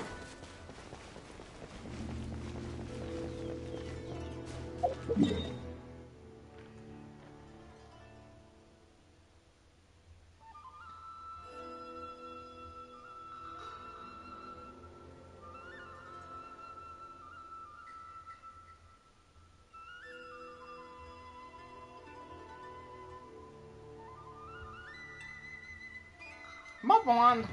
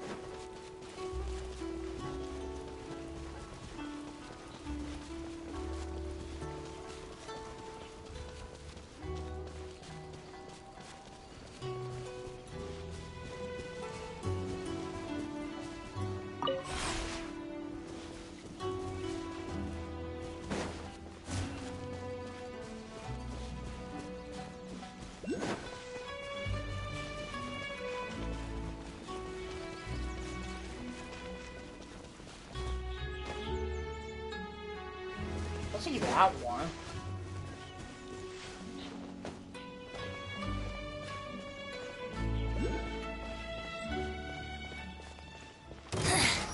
The insolent shall be punished.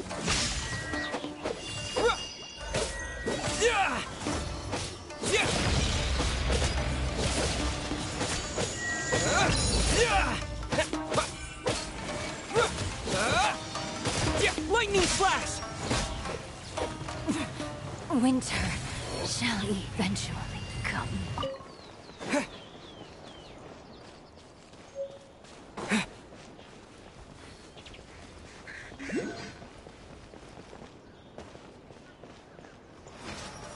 Ah!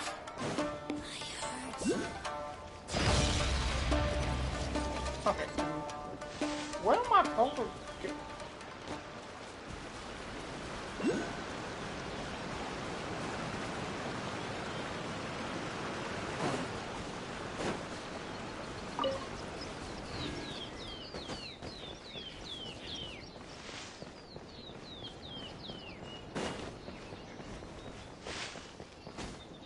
Okay, so that's a dead end.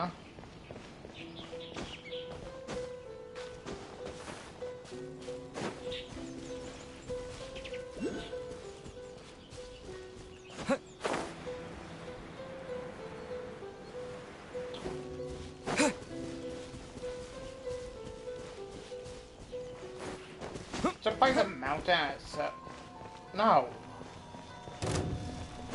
Jesus Christ, kill me.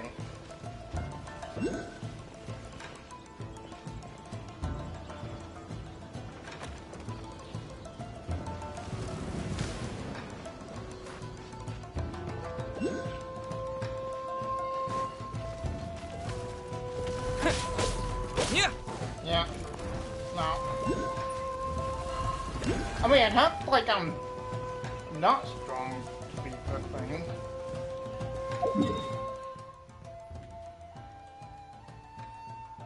Where am I supposed to go?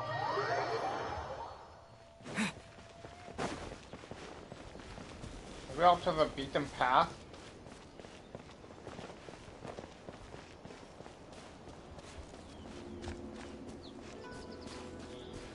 No, it doesn't look like here you will.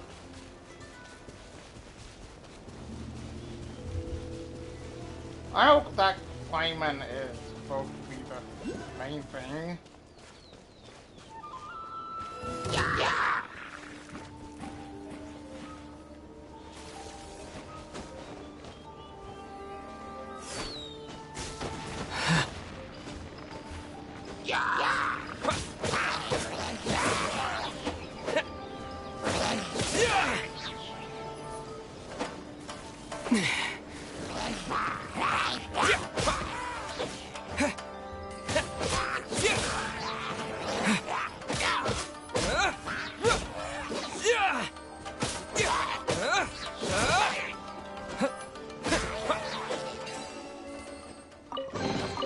A reward on the road.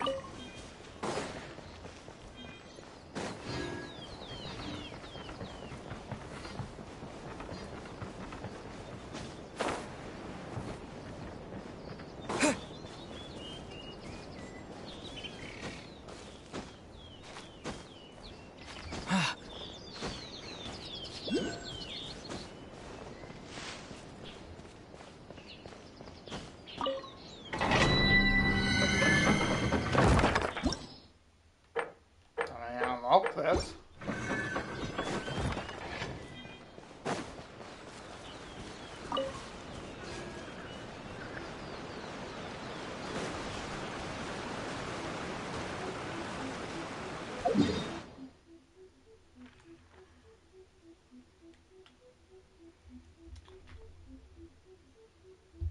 I want to find out how to.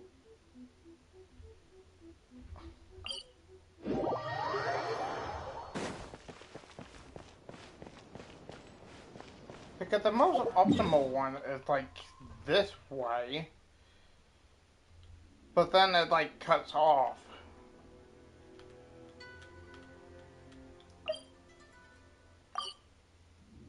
I know you can technically tell. Actually, no, you can't.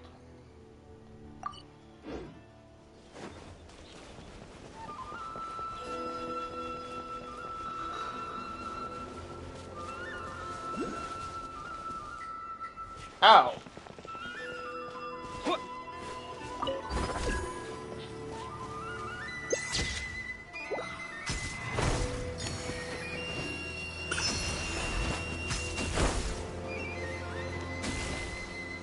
That explains a lot.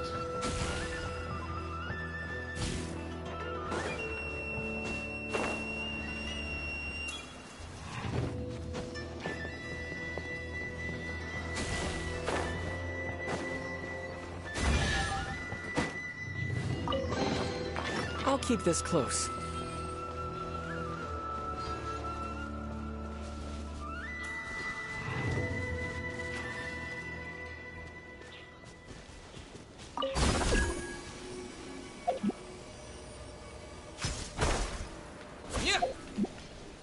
No!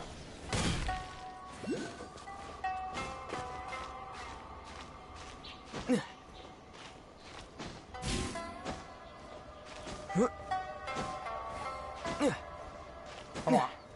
Come on.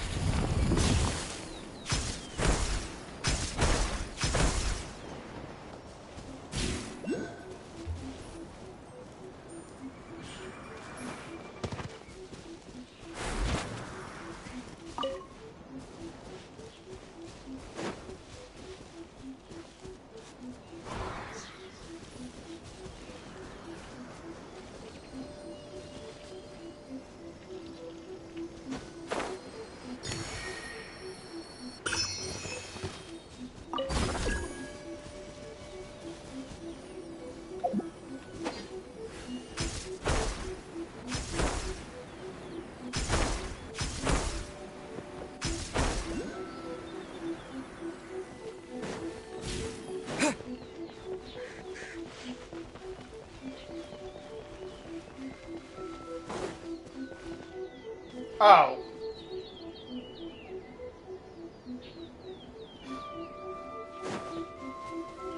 I took the stupid way up.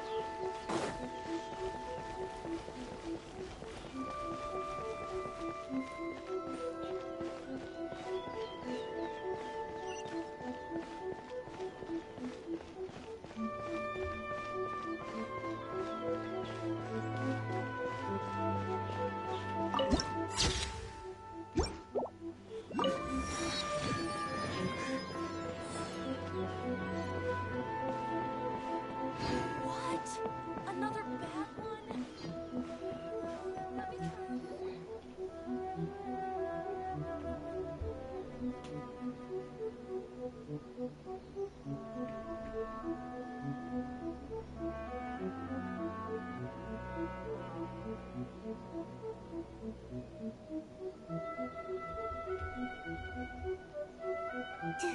Do you think that's Lady Ai?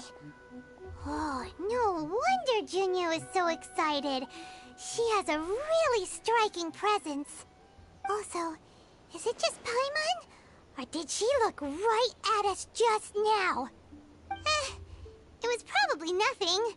It's not like she's ever seen us before. Keep away. Keep away from me. I gave up the art of the sword. Please, let me go, I beg you. As you can see, Lady Yai, Domon has persisted in this state for some time now. He appears to see those who have lost to him in duels past, gathered all around him to persecute him. Lady Yai, it must be a possession, right? This is nothing like him at all. In the past, no matter what came his way, he would always face it with a confident smile. I'm sorry. It is clear to me that your sensei is not possessed by any evil spirit. But then does that mean he... Yes. This is a change in the person himself. Unable to cope with the tremendous pressure he was under, he suffered a spiritual collapse. With his wits impaired, he finally descended into madness. As one who is thrown into the sea, though he fights back desperately against his predicament, it does nothing to prevent his descent into the depths. As for what has triggered this change, I believe it must be the loss of his vision. For to be stripped of one's vision is to be stripped of one's ambition. Stripped of his ambition? But Lady Yai, even without his ambition, why should he suffer such a dramatic change? How does that explain his descent into madness? Your school practices Meikyo Shisui art, does it not? Stillness of mind, freedom from all agitation. What a fine notion that would be if any in this world could ever hope to achieve it. There was once one who claimed to be indifferent to rank and reward, and who fled enraged when defeated by his junior. And then there was an aged swordmaster who was aggrieved enough that he crossed blades with a disciple he himself had taught. Then, what of the one who crossed blades with his own sensei and beloved fellow disciple, and defeated them both? Can one truly unagitated unagitated, of still mind in moments such as these? Lady Ai, I'm not sure I understand. The path of the Swordmaster is filled with twists and turns. It is no small undertaking to pursue the position of greatest Swordmaster in the world. It requires one to take their sword firmly in both hands and cut down the hopes and dreams of others, even those of one's closest companions. Only a deep commitment to his ambition to become the best made it possible for him to rise above the pain of these encounters, to focus on the way ahead. When that ambition disappeared, he began to doubt himself. As he battled his growing anxiety, he slowly descended into the state you see him in now. Much like a certain fatally flawed friend of mine. Poor Sensei. To think he's been suffering so greatly. I'm sorry.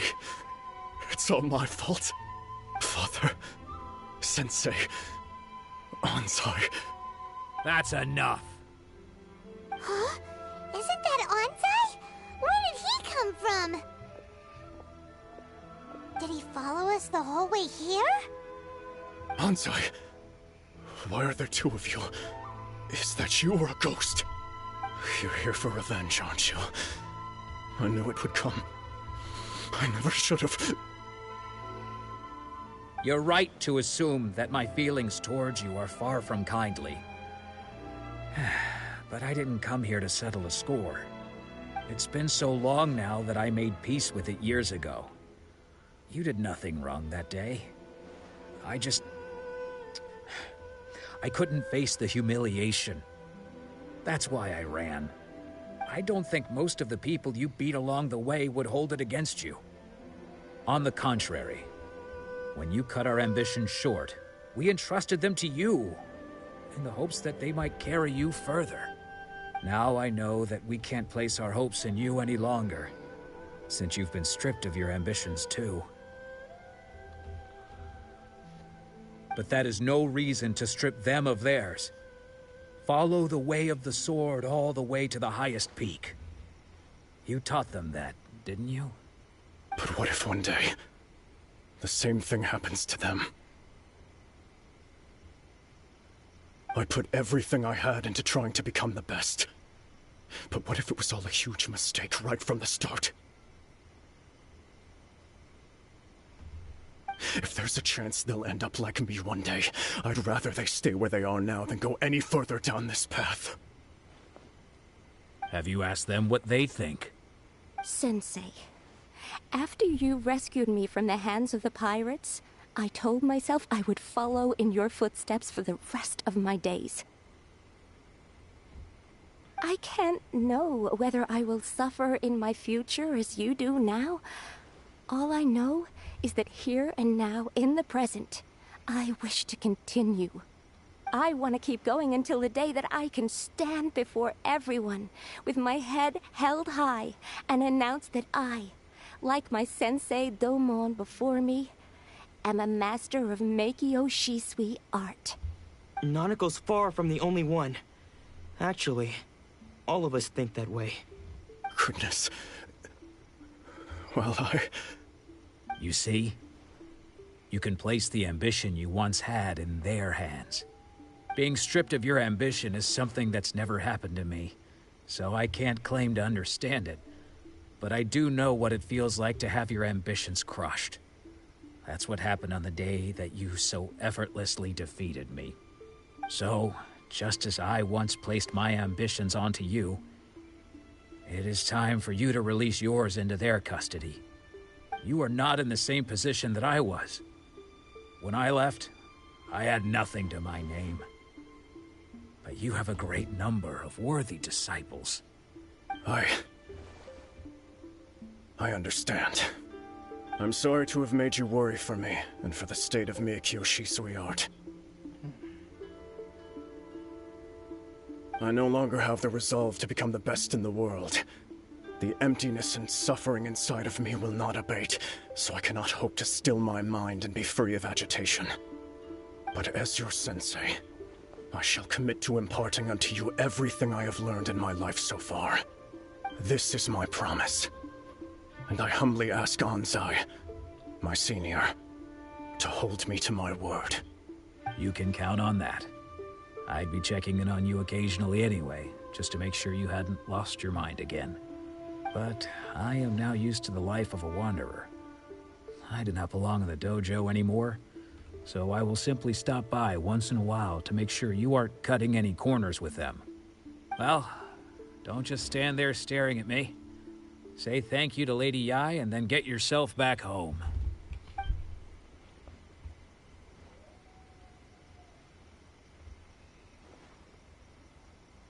So even though his ambition was taken away, his disciples can take it over on his behalf. Guess that sort of solves this one, huh? Traveler, a moment, please. Lady Yai has some words for you. So, my intuition was correct. The wind that blows from afar carries fresh life to these shores. For us to meet now is premature. Nevertheless, you set foot on these islands at precisely the right moment.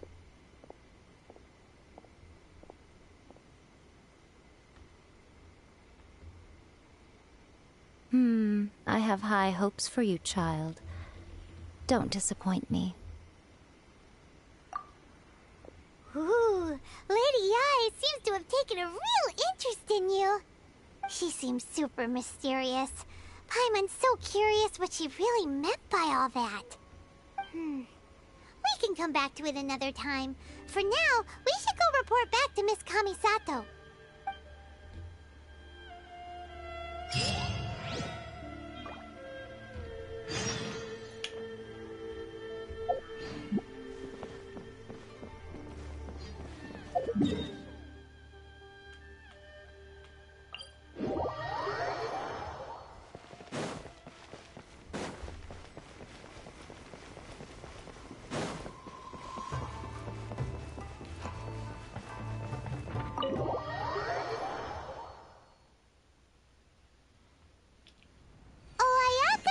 Guess who fulfilled all your wishes? Huh? Ayaka! Huh? Huh?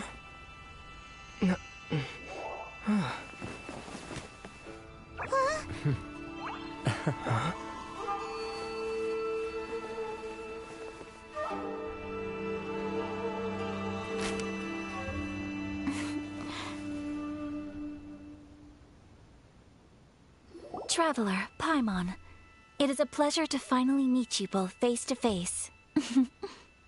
I have heard all about how you helped our three friends. My sincerest thanks to you.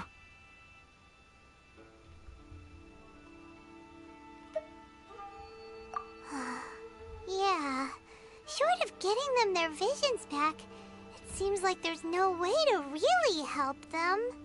Ayaka, how come this time you get to come out and meet us in person? Because now that you have done the three things I asked of you, I consider you to be my friends. As you will observe, I dispense with the screen for Toma also. Wait a second. But isn't Toma your, servant? Paimon's happy to help and all, but Paimon sure as heck did not sign up to be a servant. Oh. Paimon, you are most entertaining. Toma is first and foremost my friend, and was so before he ever became my attendant. Oh, okay then. Ayaka, you seem pretty different out in the open compared to how you are behind the screen. Alright, we can be friends. Thank you both kindly. Back to the matter at hand. You have now witnessed the pain of those deprived of their visions. What are your feelings on what you have seen?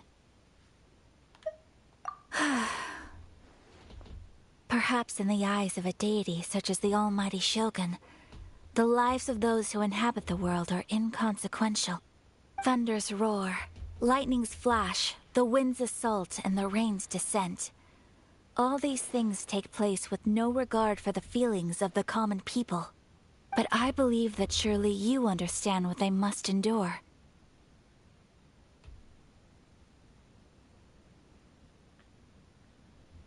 It seems that perhaps now you can appreciate my feelings on all of this. In which case, perhaps you would be willing to reconsider your stance? You will? Really?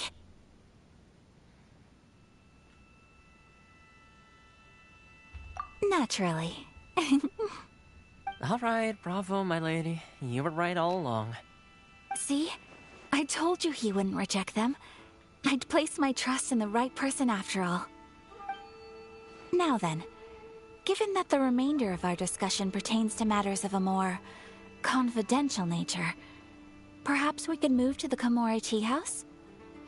We ought not to involve other members of the Yashiro Commission.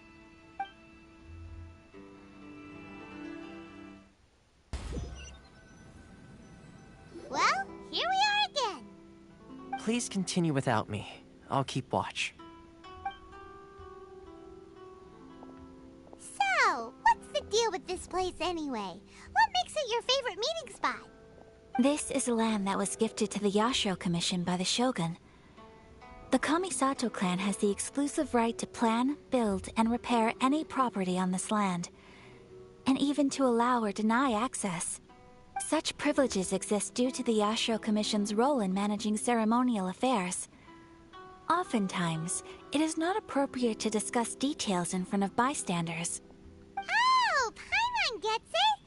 Gotta keep a bit of mystery, right? Once the number of ceremonial affairs conducted in the city began to decline, our forebears built a tea house here. Only members of the Yashiro Commission are permitted to come and go as they please. Makes sense. Perfect place for a secret base. In any case, we can talk freely here. I presume you have a few questions that you wish to ask me?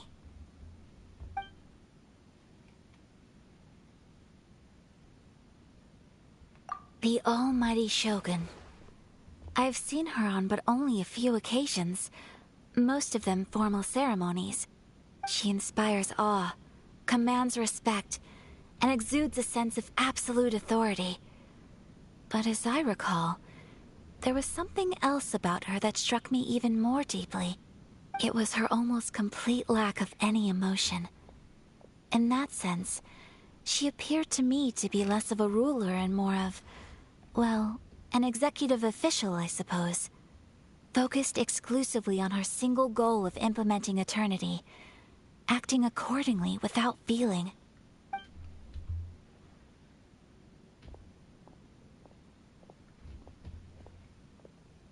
The issue is this. For the vast majority of people, the Vision Hunt Decree is something that has no implications whatsoever. After all, it is but a tiny minority of people who receive visions. Moreover, it is not unknown for visions to spark jealousy in others. Because of this, the attitude of most people towards the Vision Hunt Decree is one of indifference. How can they be like that? Paimon's getting mad. Nevertheless, in addition to us, there is also the resistance on Watatsumi Island. Resistance? You mean like an army fighting against the decree? Yes. Many who have lost or fear losing their visions have rallied together under Sango no Miya on Watatsumi Island to form a resistance group. To say a little more about Sango no Miya, historically, there has always been some conflict between them and the shogunate of Narukami Island due to their different belief systems. But I do wonder whether there may be some other agenda behind their resistance movement, beyond merely fighting the Vision Hunt Decree.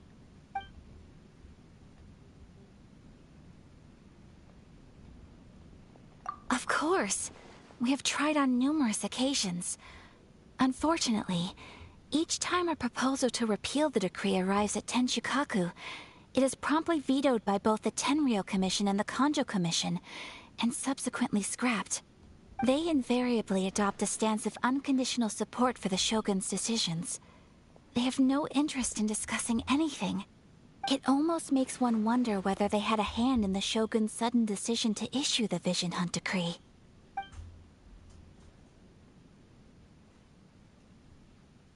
Ooh, Paimon has a question though. Oh? What would you like to know, Paimon?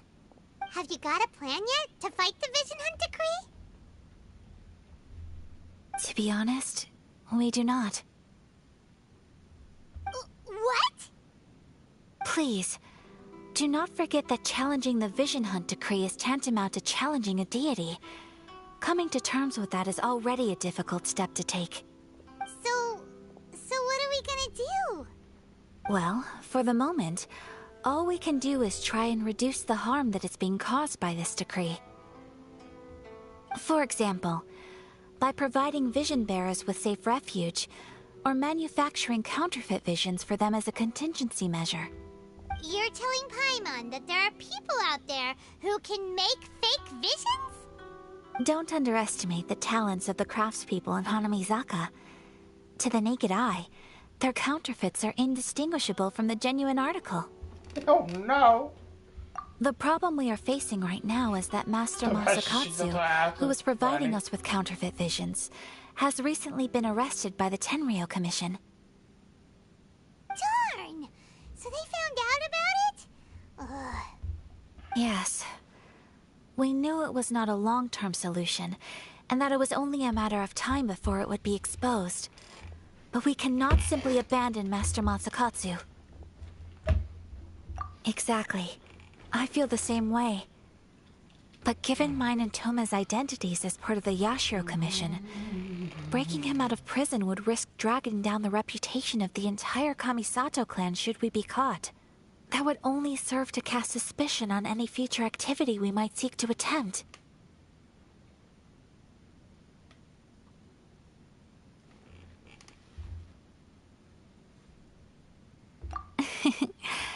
By no means do we intend to place the burden of such a task on your shoulders alone.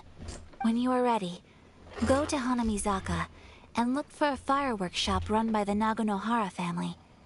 There, you will find someone who can help you.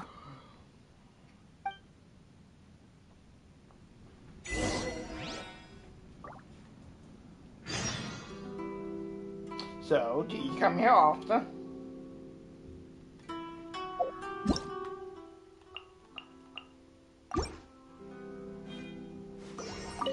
You want to know who you'll be meeting in Hanamizaka? Let's just say they'll be easy to find. You'll see what I mean when you get there.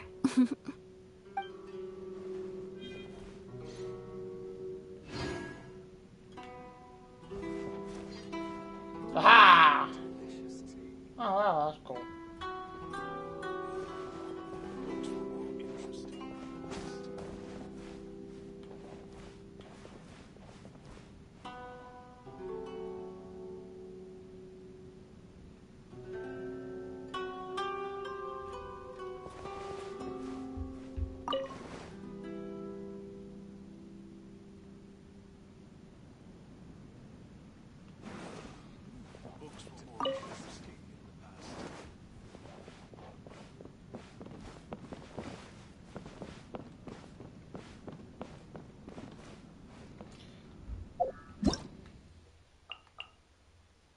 Oh.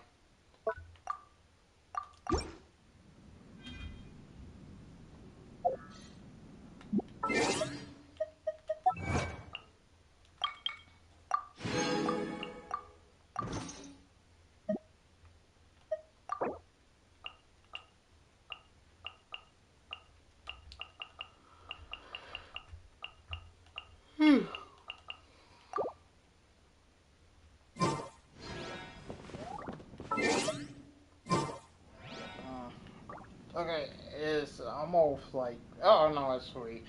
I'm about to get off. Check out some more watching this return to Genshin. And I'll see you guys later.